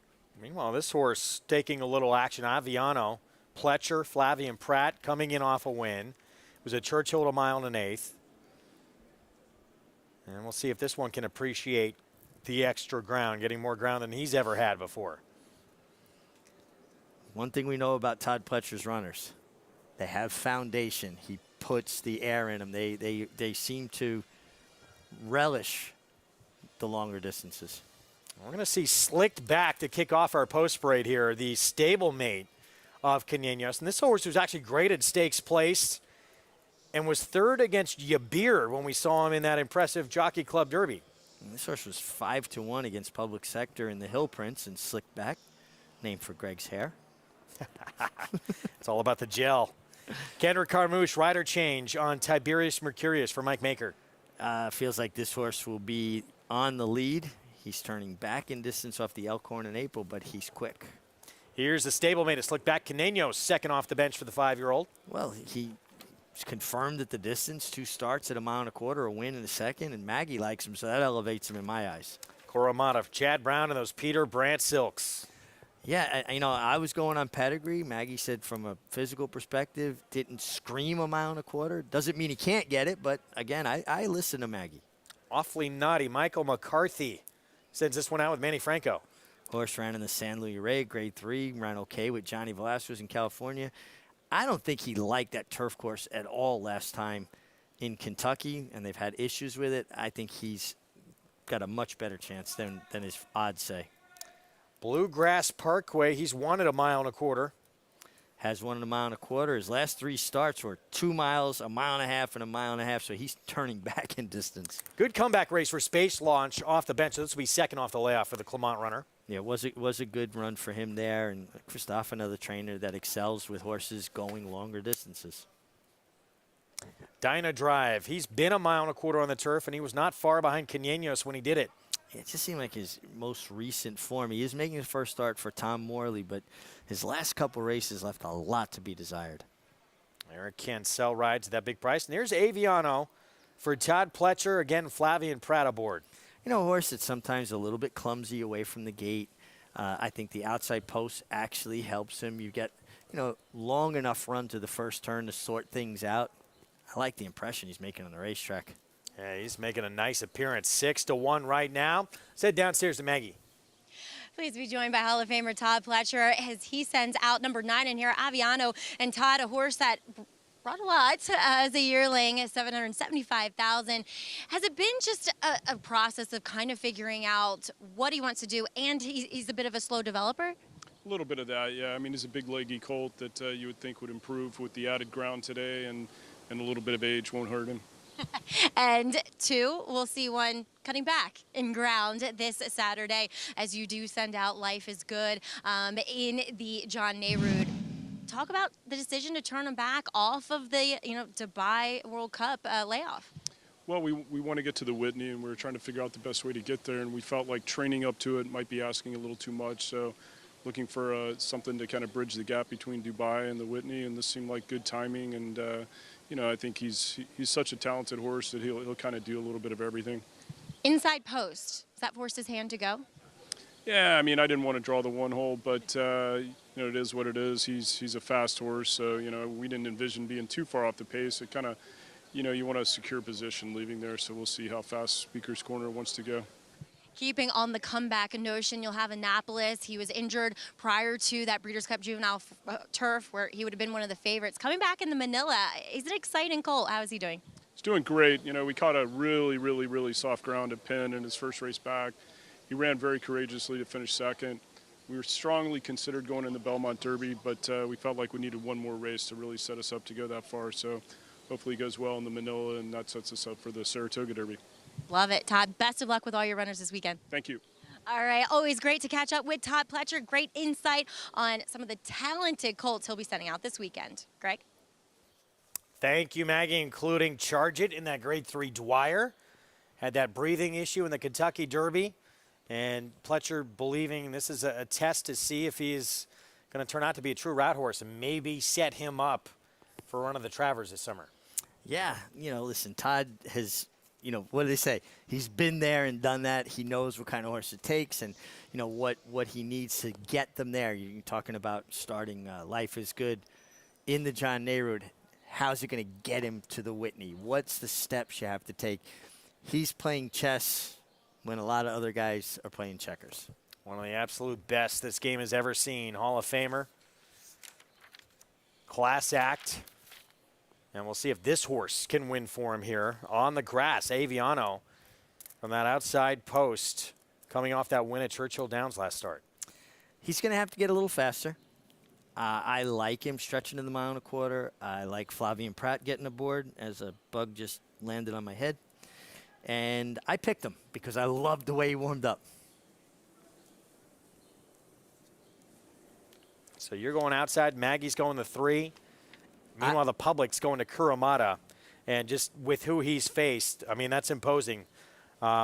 His stablemate Flop Shot, very good performer. Cheryl Spike, Grade 1 winner. I mean, if he can close against the likes of those kinds of runners, got to like the way he's going to be able to close against this group. I was going to go with the 3-2, but I don't want to keep on, following Maggie's lead and tagging along. Every right to move forward second off the bench, right? Absolutely. I'm just being a little different. I went with the 9, Aviano, because I like the 1.25 miles, and he just kind of won me over in the post parade. And there he is. Be the last in line. Set for this 8th coming up. 1.25 miles on the inner turf. Our Friday feature on the lawn. Let's go upstairs to John Embriel. They are in the gate.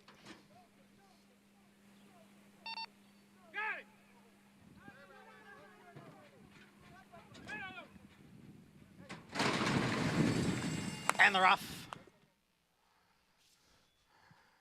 There goes Space Launch out for the early lead. Slicked Back is down at the rail and moving up into second. Tiberius Mercurius is running in third with Dyna Drive next in fourth. And then it is Awfully Naughty in fifth. On his outside is Aviano, who's racing in sixth. Kuramata is seventh at this point. And then at the back are Caneños. And trailing the field is Bluegrass Parkway in ninth. First quarter, 23-3. Space Launch leads the field here as they go around the turn and head for the backstretch. Space Launch in front by a length. Slicked Back is second by 2. Tiberius Mercurius, long shot, sits in third. And then it is Dyna Drive next in fourth as Aviano moves up on the outside from fifth. Awfully Naughty down at the rail running in sixth. Kuramata is in seventh, about 7 lengths from the lead. And then it is Caneños and the Bluegrass Parkway. Half mile, 48 and 2/5 seconds. Space Launch continues to lead here. Space Launch by 3/4 of a length. Slicked Back remains in second. Tiberius Mercurius and Dyna Drive, they are heads apart, third and fourth. Then a break of 2 to Aviano, who's running in fifth, followed by Awfully Naughty and Kuramata. So positions unchanged as they head for the far turn. Space Launch, the one to catch. Space Launch by a length and a half. Slicked back in second. Tiberius Mercurius is on the outside in third, with Dyna Drive down at the rail, then Aviano and Awfully Naughty, followed by Kuramata. They're coming for the quarter pole. It is still Space Launch with the lead. Slick back is in between horses. Dyna Drive is down at the rail. Tiberius Mercurius is on the outside. Then comes Awfully Naughty and Kuramata. With an eighth of a mile to the finish, Space Launch. Here's a challenge now from Dyna Drive. Dyna Drive drives up on the outside of Space Launch. Space Launch and Dyna Drive. Then Kuramata. It is Dyna Drive to pull off the upset. Pull off a huge upset. Dyna Drive, 45-1. Where did this performance come from? We talked about this horse. Had been close to Caneños in the past at this distance. Of late, he had not shown a lot of life, at least on the grass. His last two starts were terrible. But before that, he's got form. If you can go back to last summer, he ran 1.25 miles here, dead heated for second behind Rock Emperor, and ran a big figure. And who rode him that day? A young man named Eric Cancel. Now he gets in the Tom Morley barn. Tom obviously found his hole card. He found that form that he had last summer. Eric Cancel delivered a picture-perfect ride. This is a ride Eric needs to put on his highlight reel. He needs to go back to it as a reference point on how to ride the turf. He saved every inch of ground he could, came out when he needed to. That was as good a ride as you're going to see on the grass by Eric Cancel. He's got to wait for room. That's fine on the turf. Save an horse. You got to wait. Now here comes his gap. He's going to kind of come out, steer through the hole. And Dyna Drive, great job by Tom Morley. Terrific ride by Eric Cancel, and the result is a huge upset. Gets by Space Launch, who ran a big one on the front end. Kuramata winds up third, just had no punch in the lane. 45-1 on Dyna Drive, winning for the 5th time on the turf in his career.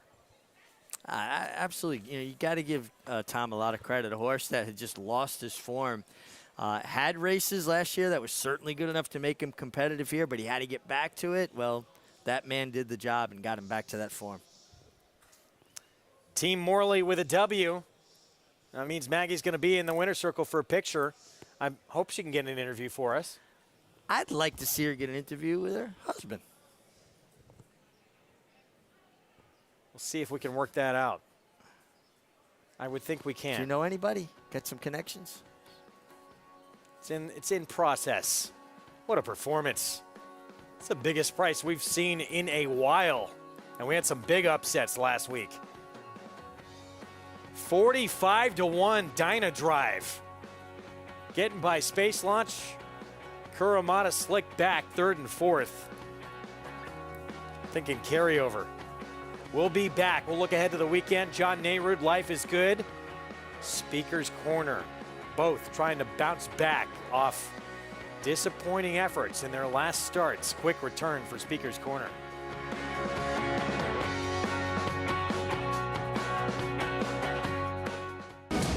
Coming down to the finish, and it will be Matole. The level of racing that he's achieved is extremely rare. The quality fields that he's beat. That's what makes him the fastest horse in the world. The final time was a new stakes record. Matole, he did it again. Matole's a monster. Matole wins the sprint. Oh, what a horse he is. The mighty Matole.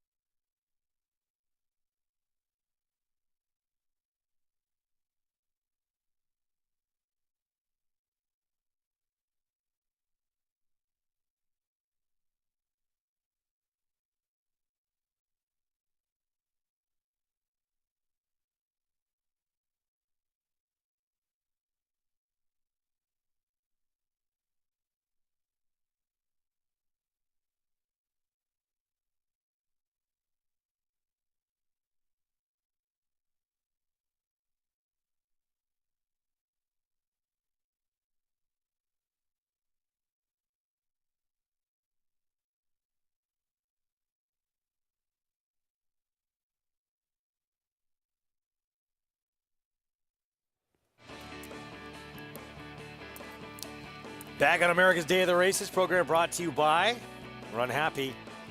Never lost in his career while sprinting, now standing in a legendary stall, number 1 at Claiborne Farm. About 45-1 in the feature. Dyna Drive moving to the Tom Morley barn, returning $92 for the victory. Wow. And congratulations to Team Morley, Jay Provenzano, and Eric Cancel delivering a picture perfect ride. Let's head downstairs to Maggie Wolfendale. Pleased to be joined by two of my favorite guys, my husband and Jay Provenzano. But Tom, Dyna Drive, pulling off this big upset, but maybe not so much of an upset to you, considering you've had success and are very familiar with this horse's family. Yeah, Jay sent him up to us because he is a half-brother to Tell Your Daddy, who we won the Bernard Baruch with last year and was second in the Grade 1 with. So, you know, it was great to get our hands on another member of the family. I'm slightly frustrated that I didn't get involved in the sister who was purchased at the yearling sale, but Jay's making sure he's getting plenty of the family under his belt. Jay, is there any chance you get the sister? I do have the sister, and every time either daddy or he does something now, so it becomes more valuable. But this was awesome. You know, claim the horse down in like either Churchill, Keeneland. Churchill, yeah. And we ran the horse twice, and the horse kind of went backwards on us a little bit. You know, had some issues or whatever. So I spoke with Robertino. He had the horse, and I said, look, let me just try to, you know, do something different with him. I said, you know, Tom, you know, knew the brother or whatever. Let me, you know, and he had no problems. He, you know, all my trainers play together, which is a great thing. And, you know, I've sent horses to Tino, you know, in another way.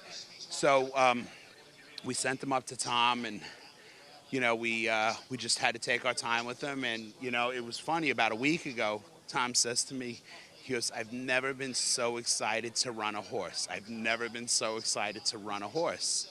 So there's a couple people that I'm friendly with, and they asked me, you know, what's going on with the horse? And I said, well, the only thing I can tell you is Tom's never been so excited to run a horse. So I hope they all cashed out on this one. And, you know, it was funny because Tom came over to Eric and me in the paddock, and he was like all nervous. The horse blew a shoe, and they had to, you know, test for blood and everything before. And it just, if anything could go wrong, it went wrong. And he goes, from here, anything could just get better. So we're sitting up there in a box, and some lady starts riding him right out of the gate. This is the lady with the dog. The lady with the dog, right? We have no idea who she is. But anyhow, she's riding him out of the gate. And I turned to Tom, I said, Tom, if she wins, she ain't gonna understand why we're more excited than her, you know, because she's riding a 50-1 shot. And Eric is sitting in the pocket. He's being cool and everything. And we're waiting for him to get through.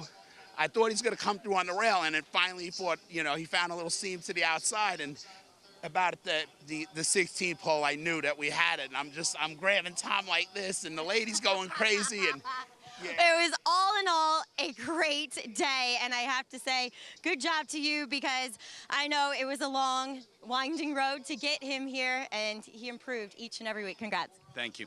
All right, guys, big upset. Love it. One of, if not the biggest upset we've seen this entire meet. What a job. And I would love to be at that dinner table tonight hearing the stories they're going to tell about this performance. It was terrific. And listen, when you get a horse that's off form and you know, have had siblings, you have familiarity with the family, and you start kind of, pressing the buttons and figuring out how to get a horse to return to that form and seeing that progress, it's got to be so satisfying on a professional level to know that you made a difference, that you got that horse there the best he could be on the day. These Temple Cities, too, they're so proficient at going along in the grass. Tell you what, I got a kick out of the race for a lot of things. Eric Cancel, I think, delivered a tremendous ride, and that shouldn't be lost. Tom Morley's training job. It's, there's times when horses are supposed to win and a rider or trainer can only mess it up. This was one of those times where the human connections definitely got together and made the horse the best he could be. Well done at incredible price at 45-1. So as a result of that, we already had a big start in the pick five with 11-1 on Oxymore, 9-2 on Empire Hope. The only favorite to win St. Selby, It's only one horse that results in the pick 6 getting hit. That's Fast and Furious, and should that happen, $63,176 to someone who put that ticket together. Everyone else resulting in a carryover for Saturday. We'd love to see that, but obviously rooting home whoever has that ticket alive. Good luck to you. Back at Churchill. Race 9, allowance optional claiming field, 2-turn mile and a 16th race coming up. Favorite Colorful Mischief, Todd Pletcher, St. Elias Stable. Start there with a big long shot on the rail, Zing. Zing, trained by Wade Catalano, over 1,500 wins as a jockey, closing in on 3,000 wins as a trainer. Scratch Cat, blinkers off as well, Phil Bauer. Blinkers off, Angle, much better handicapper than me, loves, and contender. I think this race is a very tight-knit kind of group. Runaway Wife, 9-5, Kenny McPeak. Kenny McPeak having a terrific Churchill Downs meeting. This filly put it all together last time, comes back at the same distance. Big Java, 41-1, Mike Pewich, Giovanni Franco. Yeah, comes off a nice effort last time going a mile, stretches to the 2 turns. Stanley Market should be forward in this race, 2 for 3 at Churchill. Forward with the ageless wonder, John Court aboard. John is a guy who likes horses to run free, doesn't get in their way too much. Mama Marina, another Kenny McPeak runner. This one graded stakes place back as a 2-year-old. Some of her races as a 2-year-old, if she just took the natural step, the progression from 2 to 3, like what I saw on the racetrack there. Yeah, I agree. It definitely could move forward. Delightful Symphony, start number 2 off a debut win at Horseshoe Indy. Yeah, nice win going 3/4 by Medaglia d'Oro out of a tap-it mare. You got to think she'll appreciate distance.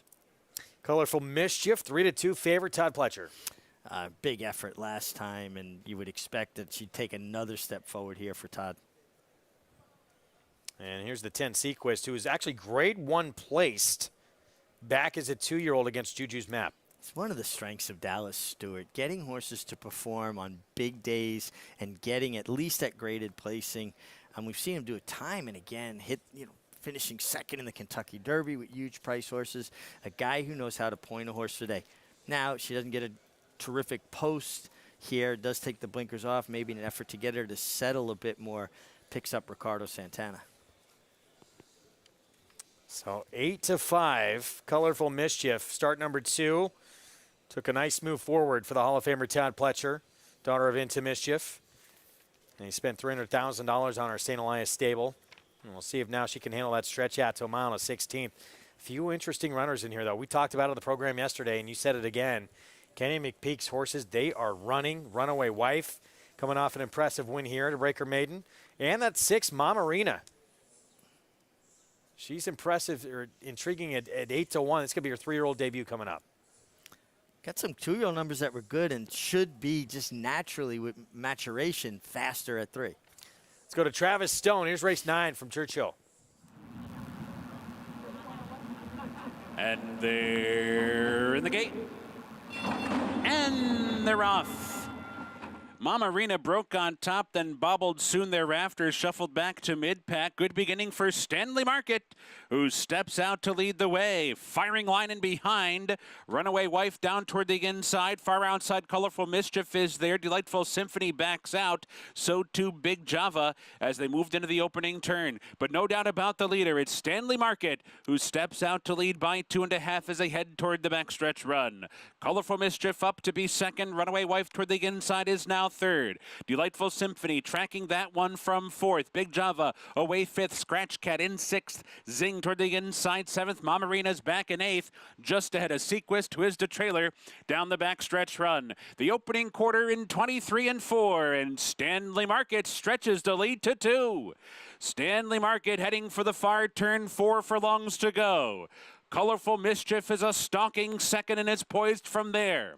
Runaway Wife tucked away toward the inside 3rd. Scratch Cat picks it up with a 3-wide bid, 5th, 4th, and now 3rd. Scratch Cat coming on. Delightful Symphony is also there. Sequest is coming from the back of the pack with a big move on the far turn within 3 lengths of the lead. They come for the top of the stretch where Colorful Mischief has come away with the lead. lead. Colorful Mischief off the turn. Scratch Cat is there. Runaway Wife pops outside from third, and here she comes. Down to the final furlong. Scratch Cat short lead. Colorful Mischief fights on. Runaway Wife trying to run them down. 100 yards to go. Scratch Cat still there. Runaway Wife is running out of time. Scratch Cat did it. Scratch Cat the winner in the end. Runaway Wife was second. Colorful Sequest finished fourth. Arrogate filly, she broke her maiden at Fairgrounds, start number 2. First couple of tries against winners left a little bit to be desired. She takes a big move forward here. Took the blinkers off, was able to get a nice trip on the Joe Talamo, got first run over Runaway Wife, who came out, had dead aim and every opportunity to go by, but Scratch Cat kept finding all the way to the wire. And nice effort.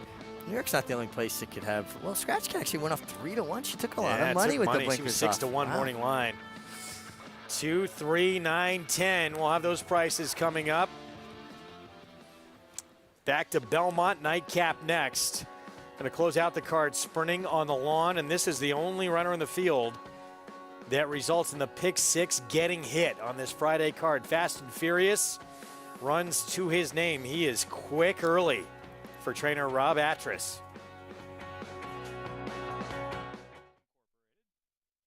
He was just put together like a machine, and he had a great mind. Everything about him was what you'd want. Tis the Law pops the cork in the champagne. Tis the Law is going to win the first leg of the Triple Crown. I've never seen him get tired. Respect the law. Tis the law. His structure is just perfect. His bone is perfect.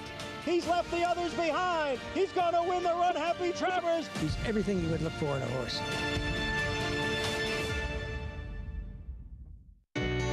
These folks, they aren't the unsung heroes, they are the heroes of our industry, and it's great to be part of an event that recognizes them for all they do for our game. Without them, we really wouldn't have the sport or the industry that we have. So many of these people that are receiving these awards today have worked so hard, and I think they should all be very pleased to even be a nominee to this thing because they're chosen by their peers.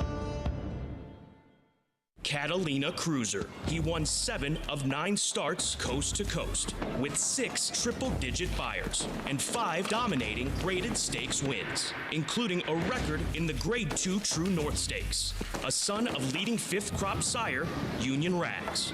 A $370,000 yearling with an imposing physical and one of the best of his generation. There's only one Catalina Cruiser, now standing at Lane's End. Monmouth Park's 50-cent Win Early Pick 5 is one of the country's earliest Pick 5s, making it the perfect way to get your wagering day started. With a 12:15 post on weekends and 2 p.m. start on Fridays, the Win Early Pick 5 is home to 6-figure pools and a low 15% takeout. Start your day winning early. Play Monmouth Park's Win Early Pick 5. Win early, win often.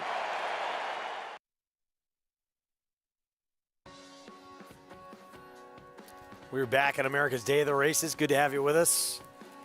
Greg Wolf, Richard Migliori, Maggie Wolfendale. And we get the nightcap next. There is Fast and Furious.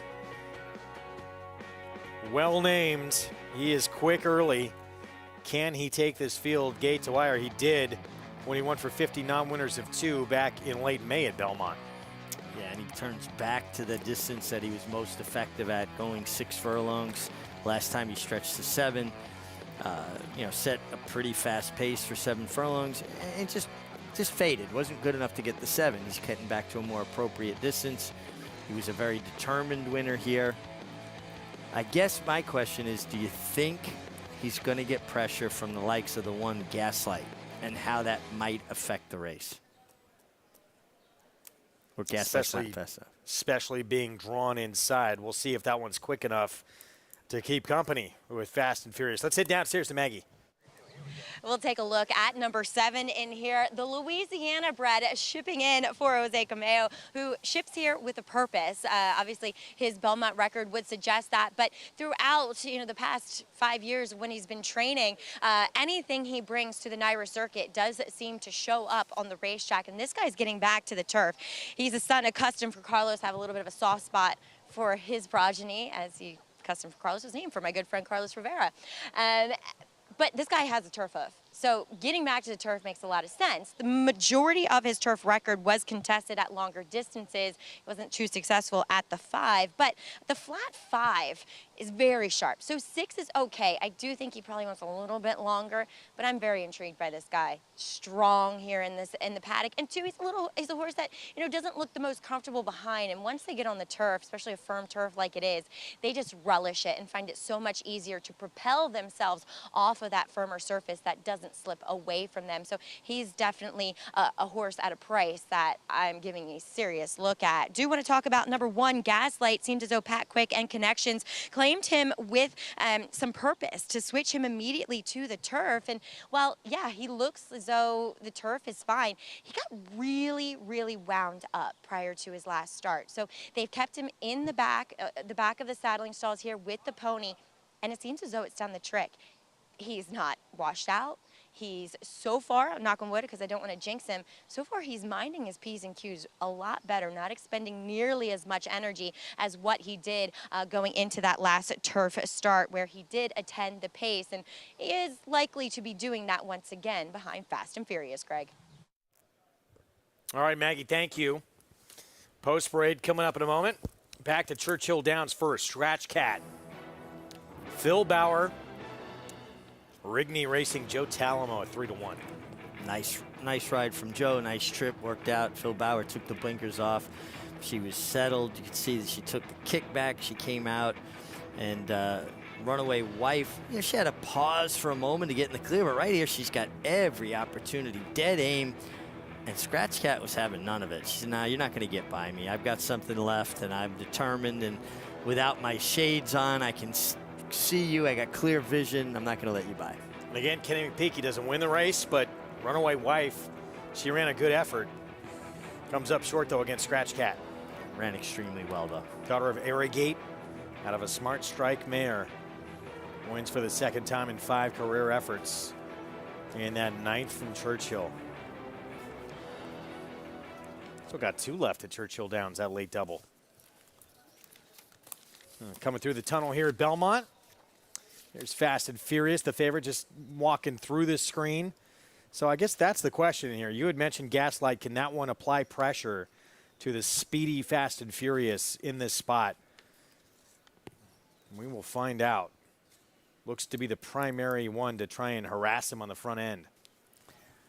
For a turf sprint, Greg, I don't see as much speed signed on as you normally get. I mean, Boom Boom Kaboom should be forwardly placed, but he's not Fast and Furious's kind of speed. Gaslight from the inside, I think, is the one that could apply some pressure. Maggie's notes about Custom Bobby's. He's a horse that can lay up close. I don't think he'll be, chewing on him early, but he should be forwardly placed. And we just saw Eric Cancel go by, coming off that 45-1 upset. How do you feel after scoring in a race like that, coming up to your next step? Next race? Well, particularly when you deliver a ride like he delivered, saving on the ground, finding the pocket from an outside post and sitting in there and having the patience, your confidence level's up. Horses feed on energy.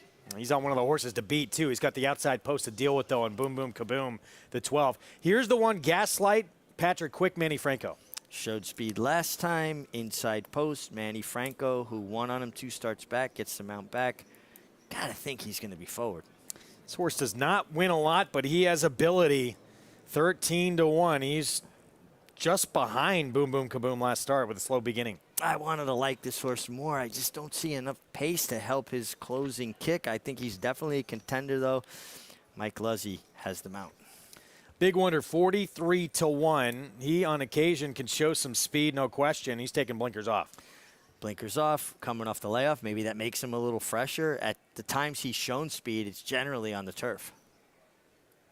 Loaded Joe, 8-1. Kendra Carmouche Coming off a nice effort last time on the turf. Greg DePrima does a really good job. My buddy Jess Iglesias, one of the owners with Michael Imperio et al. But I certainly got a rooting interest there, my buddies. And here's the speedster, fast and furious, and the one who results in the pick six getting hit today.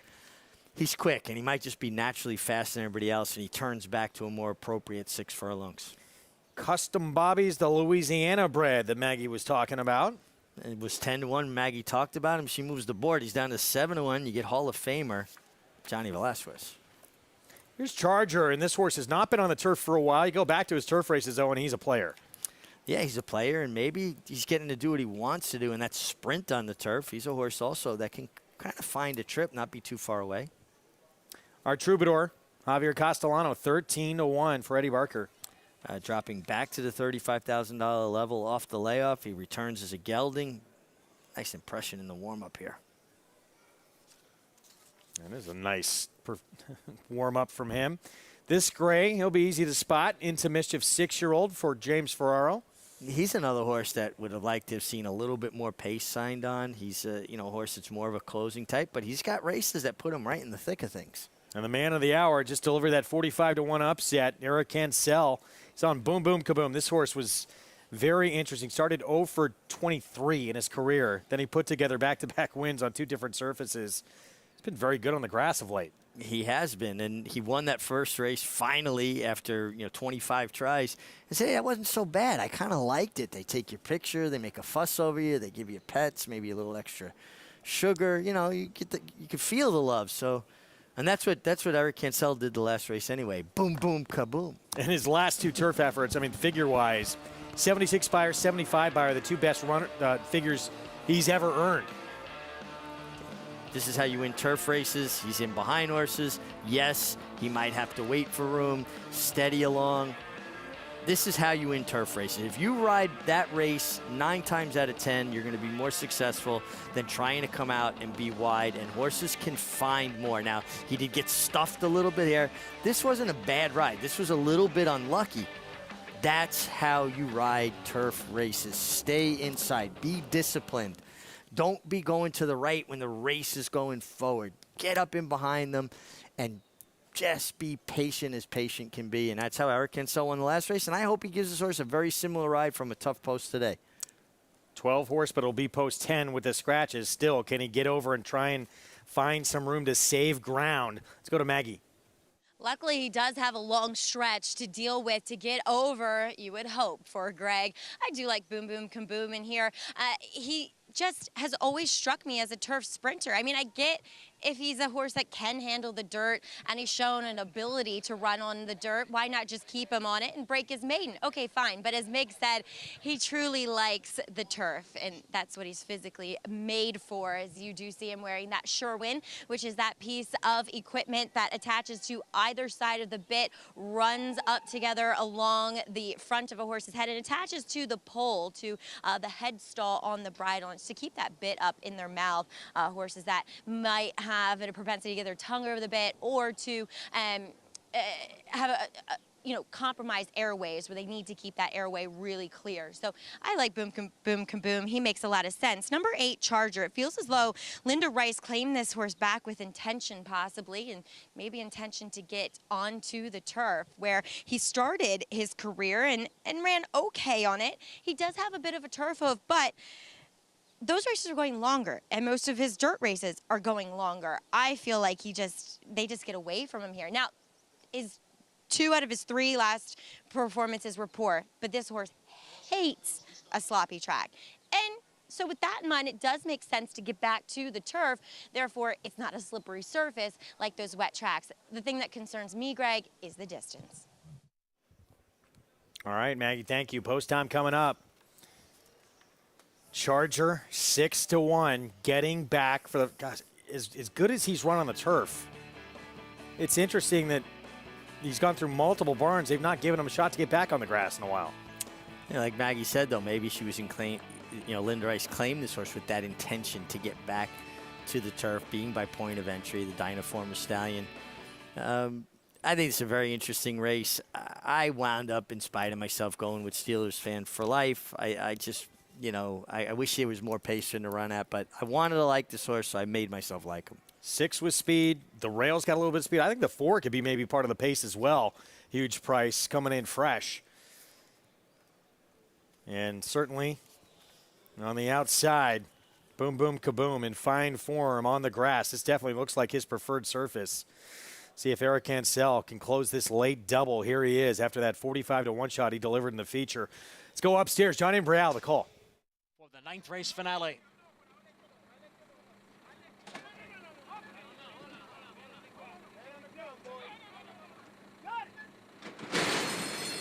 And they're off. Big Wonder is hustled out for the early lead. Fast and Furious is right there on the outside in second, with Gaslight on the inside running in third. Then Loaded Joe next in fourth, followed by Custom Bobbies in fifth. Boom Boom Kaboom advances on the outside from sixth. It's 2.5 lengths to Stand Up, who is racing in seventh. Steelers Fan for Life down at the hedge, racing in eighth. And then it is our Troubadour and Charger at the back. Fast and Furious at the front and leading here by a length. Big Wonder is in second. It is Fast and Furious now getting away to lead by 1.5 lengths. Big Wonder on the inside runs in second. Custom Bobbies is next in third. On the outside is Boom Boom Kaboom, and then Gaslight. They come into the stretch with Fast and Furious, the leader here. Custom Bobbies on the outside is now moving into second and gaining ground on the outside. Custom Bobbies right alongside of Fast and Furious. Our Troubadour is putting in a late run as they come down past the 16th pole. It is Custom Bobbies, Fast and Furious. Custom Bobbies, Fast and Furious. It looked like Custom Bobbies. It'll be a photo with Fast and Furious as we wrap up the Friday card. Custom Bobbies indeed. Looked like he did get this to close out this card. 11-1 with the Hall of Famer John Velasquez. Well, Maggie's husband, Tom, just trained a horse that paid $92. So it's not a big deal that she picked one that paid, you know, was going to pay $24. I mean, you know, he basically, Tom said, well, watch this. Maggie said, oh, yeah? I'll show you something, too. Good call by Maggie. Good ride by Johnny Velasquez. Fast and Furious fought every inch of the way down the inside under Dylan Davis. Custom Bobby getting position early made all the difference. Forward position, so important. From the Bayou to the Big Apple, Custom Bobby's Louisiana bred, providing some early fireworks on 4th of July weekend with a win here. Carryover in the pick 6. And this pick 5 is large. It is large. And how about Jose Cameo, the conditioner now? 3 starters at Belmont Park, 2 wins and a second. And a guy is a former rider. It's really interesting watching these riders with the new crop restrictions and how careful they're being and mindful. And you know what? I was never for them taking the crop away. I think it asks for trouble. Riders give up their leg aid, so they need another aid to help, you know, keep horses focused at times. But I do think restricting it and making them more thoughtful will make better riders, better horsemen. And if it's better for the horses, I'm 100% on board. 11-1 shot to close out this card here in New York. Still have the late double ahead out at Churchill Downs. Plenty more action coming up. We'll have these prices. Pick 5 payoff, that carryover number in the pick 6 for Saturday, which will include this race. The grade 3 Dwyer and Charge It for Todd Pletcher, trying to bounce back after a disappointing Kentucky Derby performance.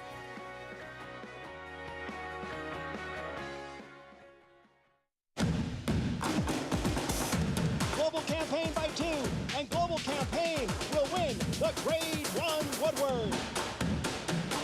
It is Global Campaign holding on to the lead. Global Campaign won the Peter Pan.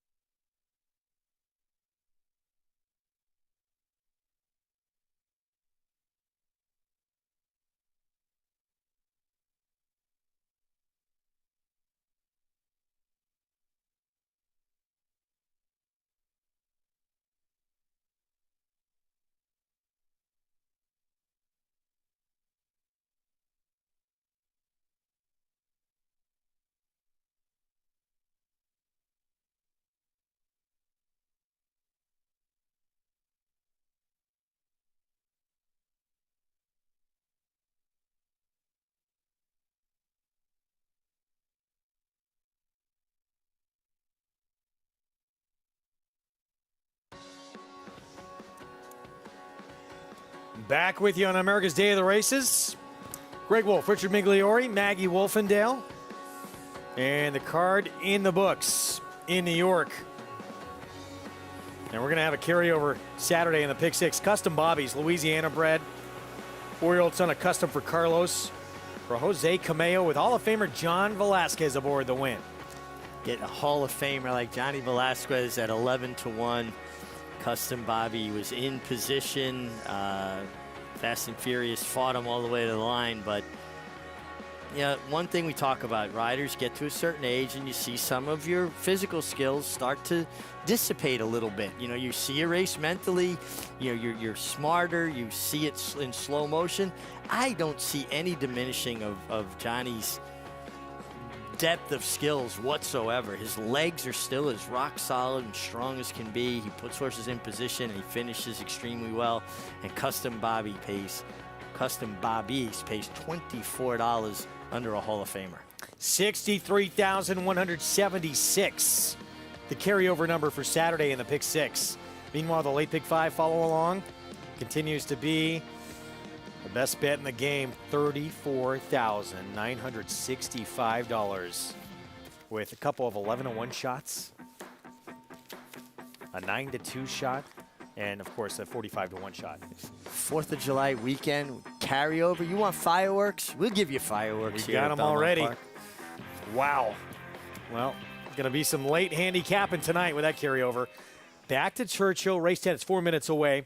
Mile and a 16th allowance optional claiming field, and here's Scarlet Fusion. Big run off of freshening, going right to the lead, going a mile and an eighth, gets an inside post, expecting to be forward again. Big effort last start off a short layoff. Ethical Judgment. This horse was doing real good with races coming off the turf. 2 wins in a second, then win the Grade 3 Ohio Derby. It comes back off a layoff. Brendan Walsh, though, very good at getting horses ready to run well off a layoff. Robertino Diodoro with a 10-year-old. Backside of the Moon. Backside of the Moon had been running here in New York. You're not allowed to run once you hit the age of 10, so he's down in another jurisdiction. Still looks like he has some verve for the game, though. Laughing Boy, Kenny McPeak, 9-5 favorite. Major contender, Kenny McPeak's horse is running terrific. 24-1 on Royal Act. See another horse migrating from the Southern California circuit for Peter Urton. Soy Tapatio, 5-1, Raylu Gutierrez. He's got some good races, beaten 7 lengths by Olympiad. He's been keeping some good company. There's Joe Talamo in a big long shot. Joe Talamo, architect of a mild upset in the last race, looks to be a horse that should be in good forward position. Decision maker taking money. His last 4 or 5 races have been very good. Tom Vanberg, son of the late, great Jack Vanberg, Hall of Fame conditioner of Ali Sheba. In good form, consistent closer. Compromised trip last time out as well from the beginning. And then Leblon outside Eric Foster off the claim. He has been running on the turf or synthetic most recently and gets a tough post to boot. 3 minutes away, 10th at Churchill, our ABR race of the week. Coming up from here in New York on Saturday. 2 of the best horses around. Certainly one of the most brilliant in training we've seen in a long time. Life is Good back in action at 1-2 off his very rare defeat in the Dubai World Cup. He'll only need to get 7 furlongs tomorrow. Yeah, and I don't see that the distance being any problem for it all. He's so naturally fast. You know, one thing I do think you have to keep in mind, is that Todd Pletcher has said it himself. They thought this was the best race to get him to go forward to the Whitney. So, of course, they want to win it. But their major objective for the summer is the Whitney. And he's got to face this guy. Could his B race win here? I think it might be able to. I agree. But I don't think they want to go to the bottom of the well to win the John Nehru, you know, when the goal is the Whitney. And that was stated publicly. Listen, Speaker's Corner is a very good horse. And he's fast and he's drawn outside. And I think 7/8 is better for him than a mile. And I would say of these two, look, they're both coming off losses, but the horse with more questions to answer, I would think, is Speaker's Corner, because just from a figure, no one's going to fault him for getting beat to Flightline. The fact he ran such a poor figure, having come in with those 3 monster efforts, I think is a little concerning. Yeah, but you don't know what it does to a horse when they're in front and they're running hard and they're used to basically having horses chase them, and a horse like Flightline goes by them. It almost kind of tugs the heart out of them, like I'm doing my best and that horse just left me. And sometimes they just kind of almost cough up the bit. I'm done. I can't, you know. I remember being a kid running track and facing a kid that wound up being like the mile record holder in New York State, and I'm running as hard as I can, and he's widening on me. I actually was looking for a reason to stop at that point because I was doing my best, and he was widening on me. And not all those horses have that heart to keep that fight in there. When it can be disheartening. Oh, absolutely, especially when you're giving your best. I mean, I think about boxers all the time. They're in there fighting. They've thrown their best punch, and they can't make an impact. This guy's not going away. It takes a very special intestinal fortitude to reach down and continue to fight and try. Give all the credit in the world to Belmont. It's a quick turnaround to tackle the Flightline and Life is Good in back-to-back starts. Two of the best horses have been talked about in a long time in terms of their ability. That is a tough duo to have to go against back-to-back. Absolutely. But, you know, again, we talk about horsemen. Belmont, youngest trainer ever inducted into Thoroughbred Racing Museum and Hall of Fame, right? Why did they get there? Because they listen to what their horses tell them. They don't make a horse fit a pattern or, you know, we're going to make this horse do that. They listen to what the horse has to tell them, and they act accordingly. When he said there's no easy spots, too, they're looking at the forego. Jackie's Warrior is going to be waiting for him the next time they line up at Saratoga as well. Back at Churchill in this mile of 16th race coming up. And let's look at Ethical Judgment. Horse who, again, those 3 races taken off the turf, was very productive in those efforts, including a win at Churchill in the slop. Yeah, I mean, you would look at first blush at his form and go, well, he was just taking advantage. He was very opportunistic, right? Your race is meant for turf, comes off the turf, and he's a horse that obviously enjoys the main track, runs well in the slop, runs well in the fast. But I thought his Ohio Derby last year was pretty good, and that wasn't an off-the-turf event. Well, look, one of those other off-the-turf races, Folsom for Brad Cox, graded stakes winner at Oaklawn this spring. Yeah. I think a bigger question is the layoff. I mean, I have a lot of respect for Brendan Walsh, and I know he's very proficient at getting horses ready off of layoffs, but this is a pretty deep field, and he's going to have to, you know, work for it. It's not going to come easy, and off the layoff, that could be a problem. Kenny McPeak's Laughing Boy, the 5. That's the 5-2 favorite. Mile and a 16th here in this 10th from Churchill. Let's go to Travis Stone.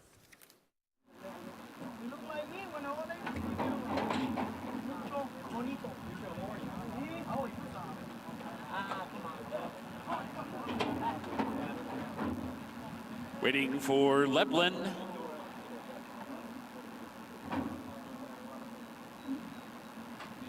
And they're in the gate. And they're off.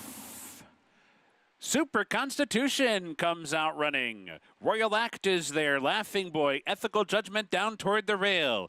Heading for the opening turn. Ethical Judgment and Laughing Boy, those 2 quickest out of there.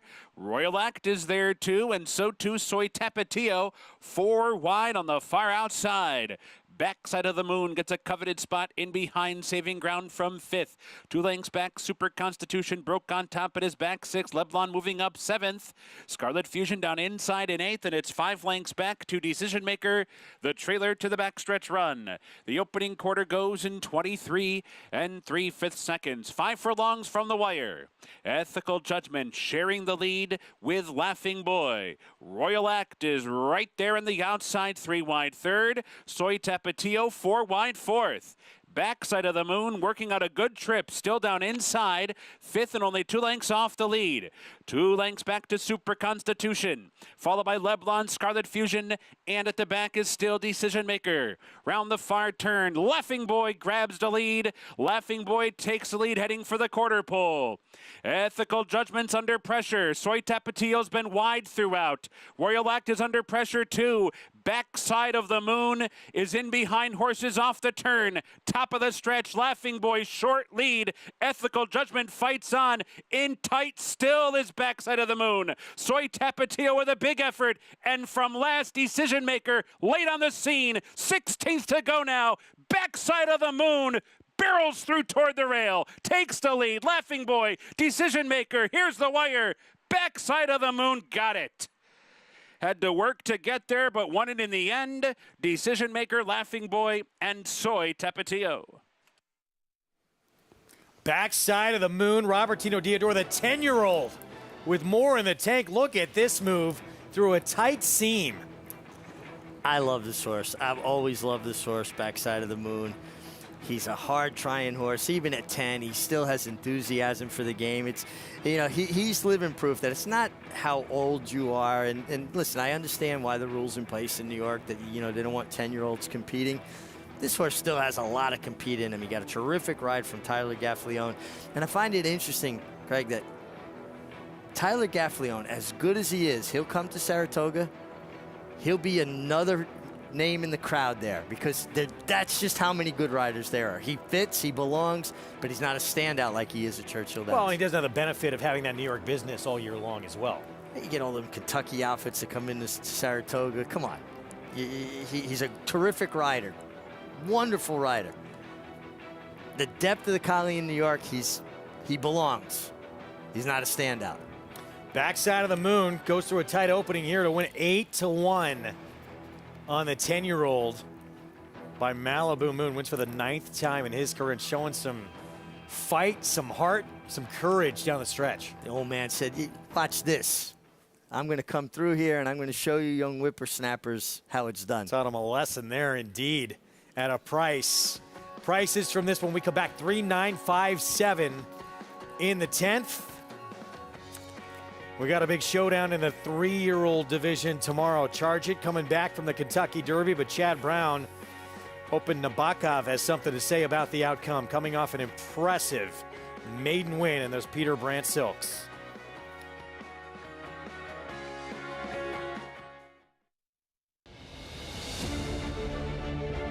Who's the best? Who's top horse? Football gods, the most valuable trophy in American sports. The dream lives within all of us. When fueled by passion, patience, and perseverance, a spark of greatness.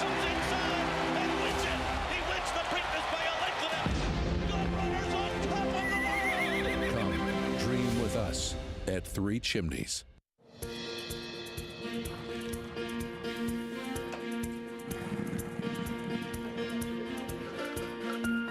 We take pride in what we do. For me, it's more of a passion than actual work. I'm an assistant trainer. Carpenter. I'm a peace officer. I'm a jockey. I'm a gardener. I'm a groom. Clocker. Assistant starter. Trainer. ESL teacher. I love what I do. There's so many jobs that come together every day. It's a collective effort that really makes this ball go round. We are New York Racing. I couldn't imagine working anywhere else. For me, riding horses in the morning is the best thing I can do. New York Racing helps support my small business. It's extremely important to the New York economy. Like my dream come true. This is like a big family. We are New York Horse Racing.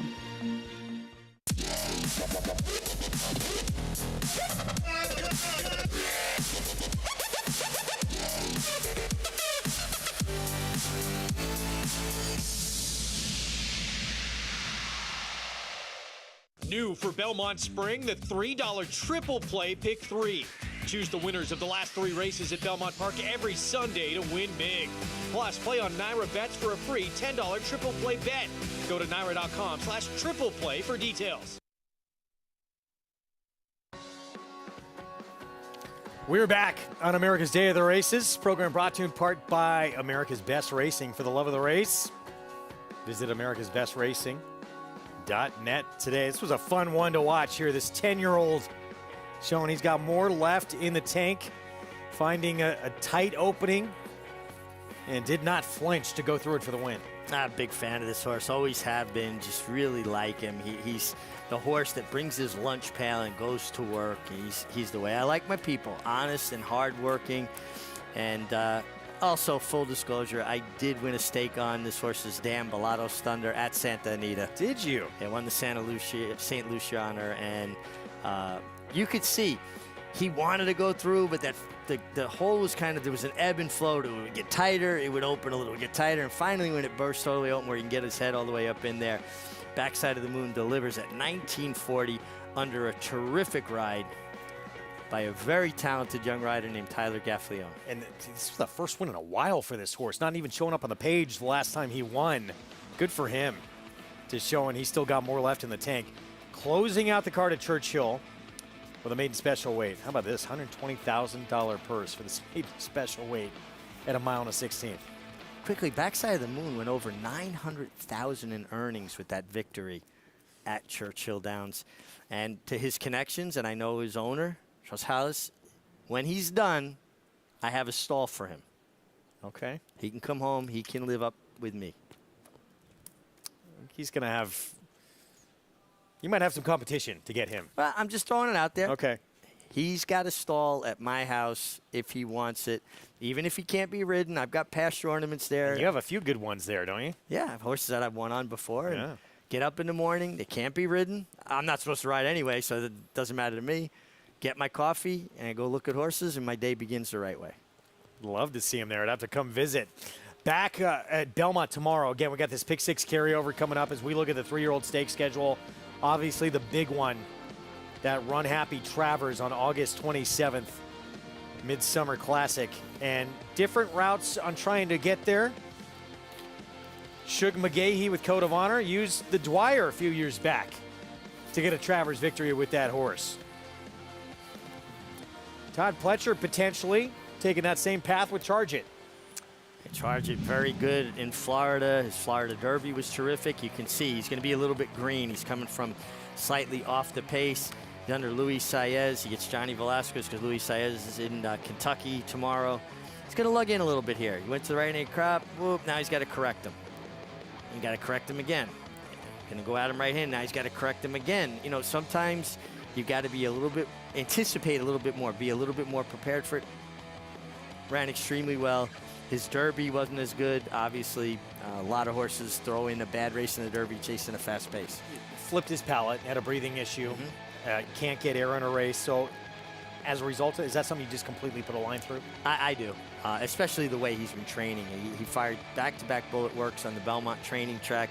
Todd Pletcher, not a trainer looking for fast times in workouts. He wants horses to get comfortable, get in his hands. You know, Charge It, definitely a major player here in the Dwyer. Got to face a young upstart drawn to the outside named Nabokov. Yet another talented 3-year-old for Chad Brown, who's got 3 of the best in the country right now. Can Nabokov take that next step? Son of Uncle Mo, just missed in his debut, and then he steps forward with a 91 Beyer speed figure, stretching out in the second start of his career to dominate this maiden group. Yeah, listen, this is a big step up in company. He handled his maiden race with aplomb. I mean, handled it nicely, finished well, seemingly with something left to get Flavien Prat in a good outside draw.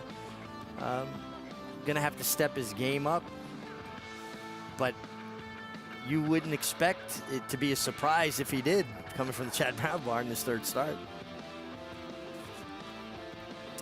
Can he reproduce or move forward off this effort? If he can, he's going to be a legitimate threat.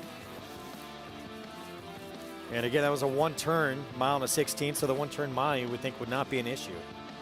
It really shouldn't be, and he's well placed outside, well drawn. You know, there is some other speed in here, and like Charge It, you brought up that he flipped his palate, a little bit of air. He is post-run, and sometimes that puts horses under pressure that if they have a tendency to do that, could bring that on again. I don't expect that to be the case. I'm just playing devil's advocate. It'll be fun. That's the upstart, and a horse who could potentially throw himself into the picture down the line with a big performance here in Nabokov. But Charge It, he looked very good in that Florida Derby. He was still very green in that race. Todd Pletcher thought maybe he was a little more seasoned. Could have been a different outcome that day. Yeah, no, absolutely. That was only his 3rd start. You know, kind of similar to what Nabokov's trying to do in the Dwyer, right? Step up to that next level. And just a quick history lesson: the Dwyer was one of Man O' War's, actually was his toughest race in victory. He got pressed every step of the way by a diminutive John P. Greer, and took him all the way to the 16th bowl before he finally got him to break, and he went on one. But Man O' War was tested in the Dwyer. of 1920. It's been a fun race. I've loved this race. I'm old, aren't I? You were on site for that one, were you? I thought you started so young as a jockey. Turns out you're in your 60s. I'm the Benjamin Button. Just going backwards.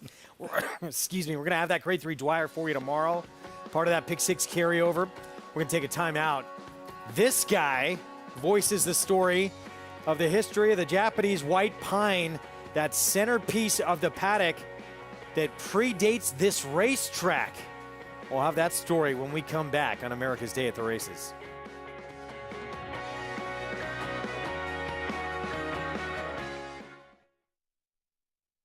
Warfront. This son of Danzig ranks among the world's elite sires, ranked #1 by percentage of stakes winners, graded stakes winners, and Grade 1 winners. No stallion has a better strike rate. Recent top runners include Group 1 winner Homesman, graded stakes winners Master of Foxhounds, Ancient Rome, and Bombard.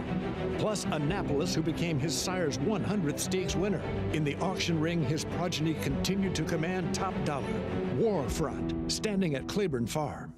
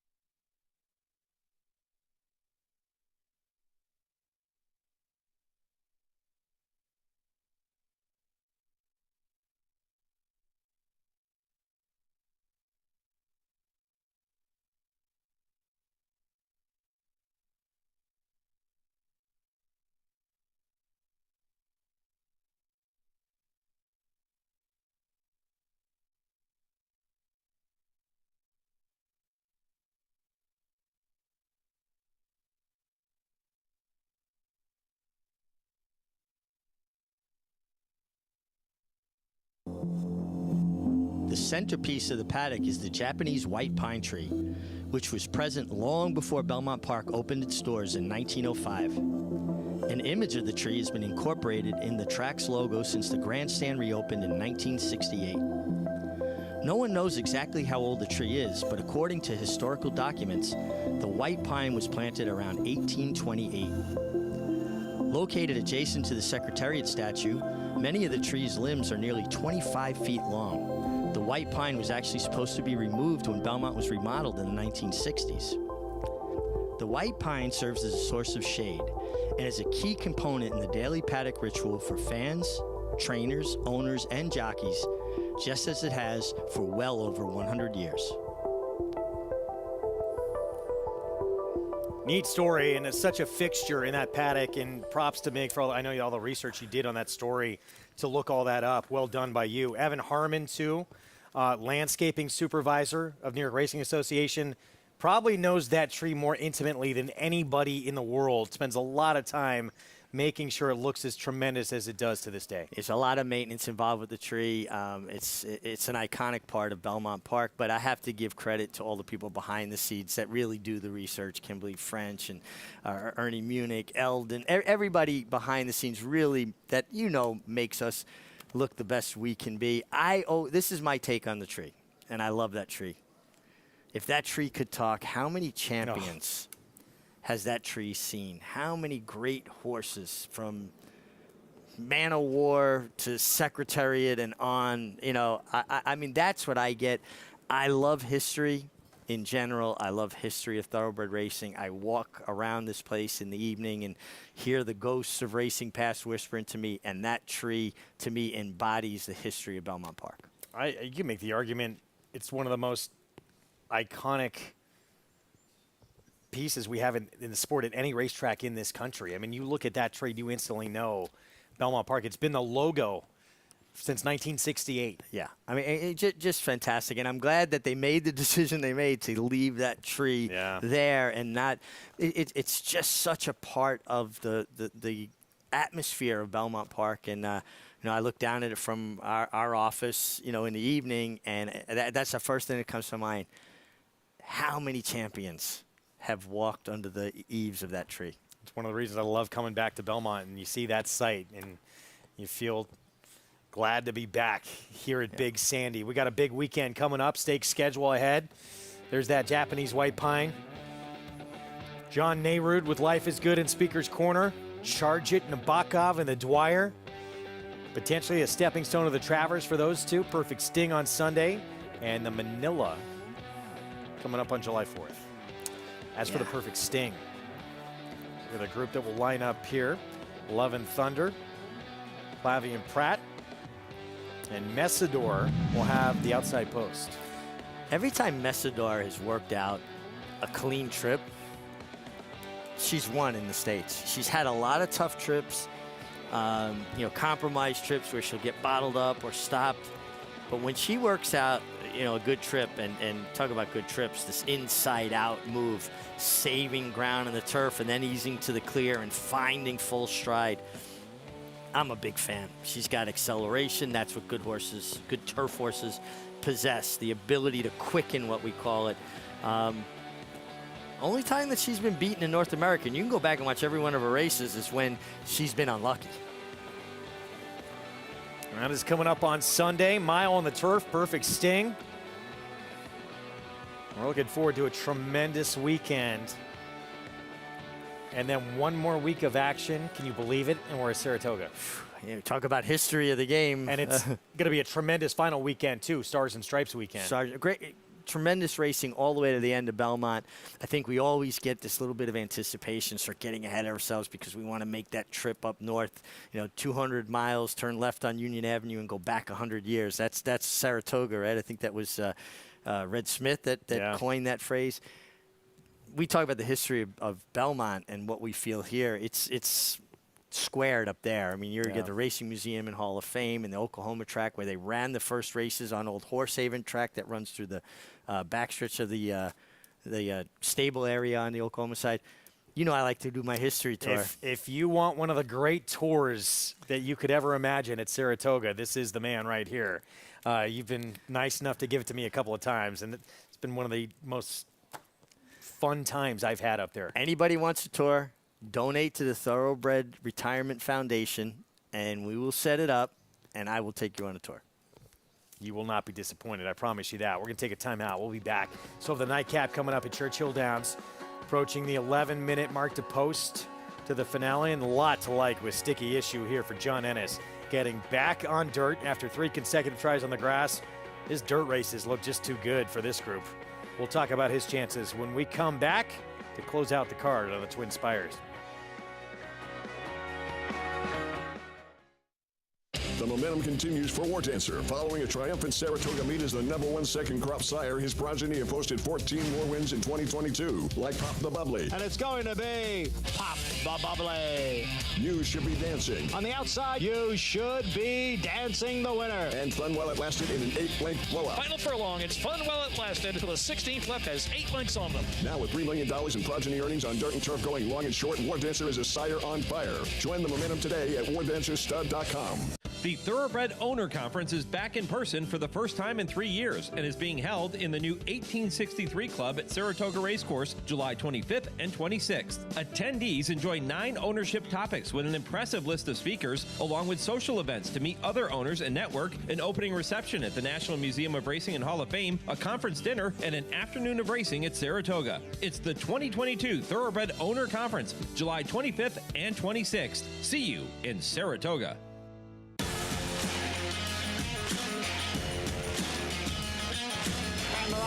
Following C. Pouring it on here in the stretch. Impressive to win the Grade 2 Mossberg.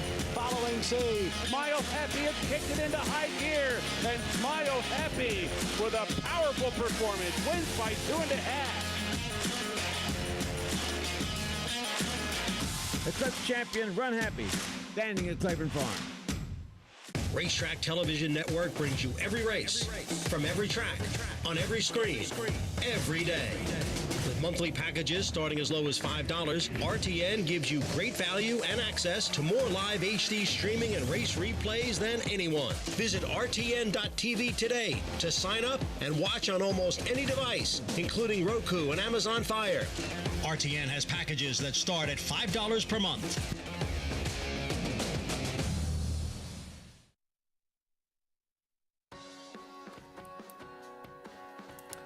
We're back on America's Day of the Races, program brought to you in part by Claiborne Farm. 100 years of doing the usual, unusually well. Still got one more coming up, the nightcap at Churchill Downs. Want to look ahead to the weekend as well, closing weekend at this spring meet. And they're going to go out with a bang. Stephen Foster winning, you're in for the Classic. Fleur de Lis. And then the American Derby, Tepin Kelly's Landing. And the Tepin, race 6 on the card, which we will have for you. 1 turn mile, 3-year-old fillies. And Steve Asmussen going to send out a stakes winner last time out at this track in Wicked Halo. Gunrunner filly earned an 85 buyer in that victory. Yeah, very good for the Winchell family that just been such a long-time supporter of Steve's, unwavering support, and just, you know, familial connections there. She's very good. She's in very good form, and she possesses natural speed, but she's also tractable, so she's got that versatility. And, you know, being a daughter of Gunrunner, what an incredible start as a sire, his second crop now. Graded stakes place prior to that in the 8 bells against Monterey. Patna for Brad Cox, lightly raced. It's going to be her first try in stakes company. She comes in the right way off back-to-back wins, but seemingly she would need to take a move forward here to contend against the likes of a Wicked Halo. Yeah, but again, coming from connections that you expect her to take a move forward into Mischief, another incredible sire, and another filly that's tactical. She's drawn inside, so maybe she's under a different kind of pressure, but the race runs through those two. And Tepin, incredible race mare from Mark Casse.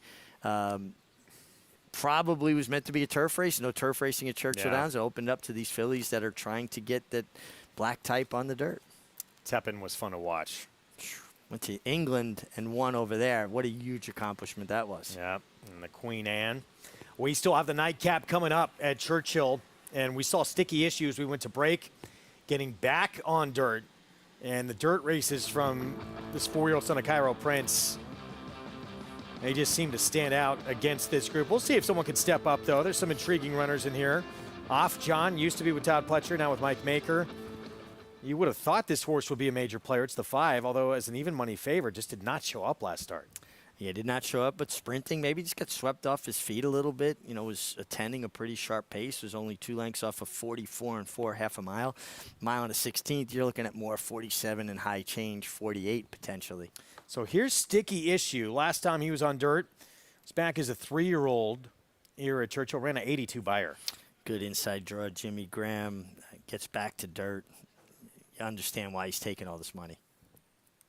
24-1 next door on Shipman, the dirt debut. Dirt debut. Midshipman was a good horse on dirt. It's been more, to me, of a turf sire.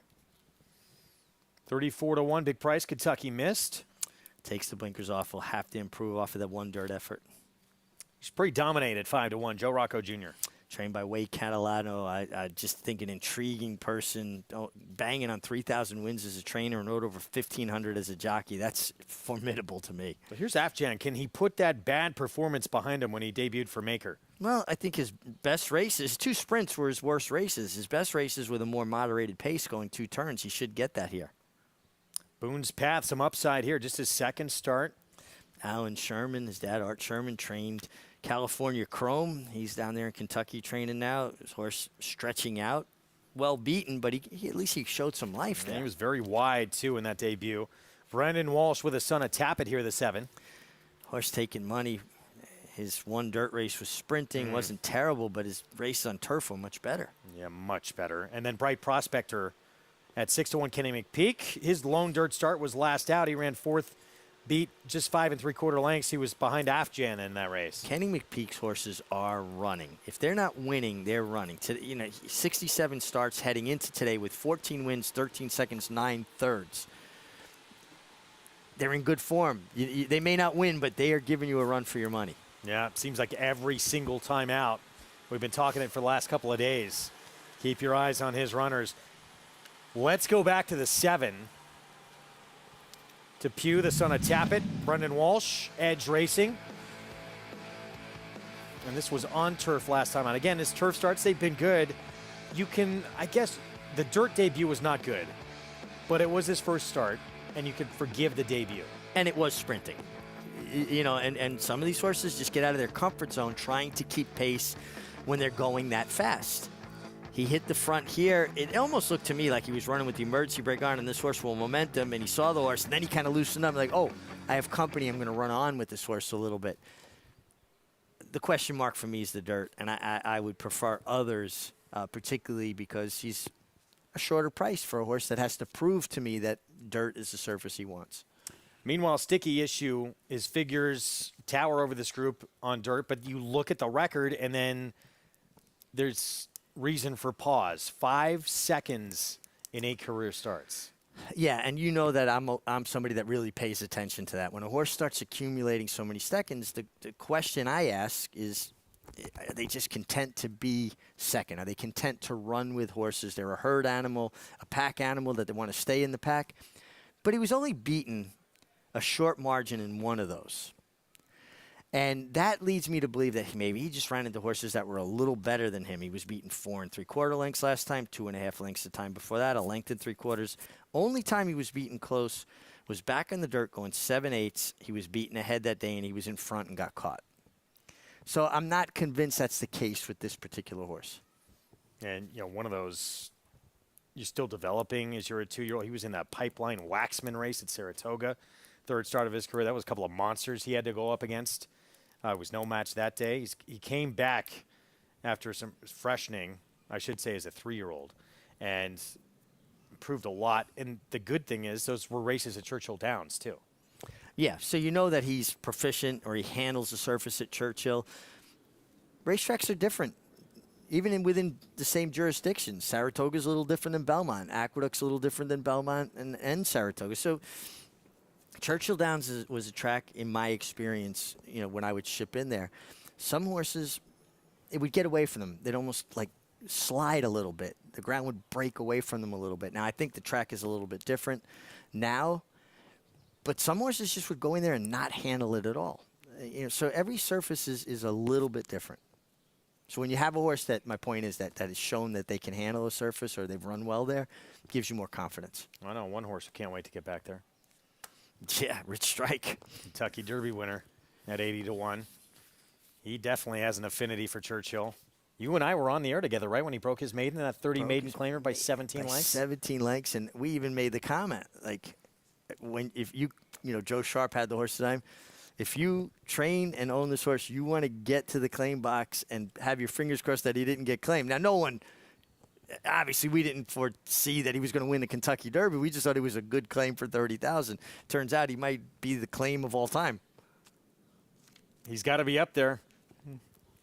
We've had other Derby winners. Hard to make the argument there's been a better claim. There have been other Derby winners that ran for a claiming price that won the Derby, but they didn't get claimed. He's the only Derby winner to come out of being claimed out of a claiming race. In the history of the Kentucky Derby, think about that. It's amazing. It's an amazing story. Had some wild storylines in the Triple Crown these last few years. I'm one of these people, though, that believe that there's a certain amount of intervention from the racing gods. And if you're meant to get one of those, it will happen one way or the other. We'll see. He can still, we saw him in the Belmont, didn't run back to what he did, obviously, in the Derby. But Didn't appear to be the kind of pace for him to run at. We'll see if he could be a factor in some of these races in the summer. Yeah, I think he got everything, all the stars aligned, the pace aligned, everything fell right for him to win the Kentucky Derby. But guess what? He won the Kentucky Derby. Amazing story. Sticky Issue from the rail, the favorite to close out this card on this Friday afternoon at Churchill Downs, getting back to dirt, and now clicks down to 9-5. Jimmy Graham will be aboard. Let's go to Travis Stone. For Bright Prospector.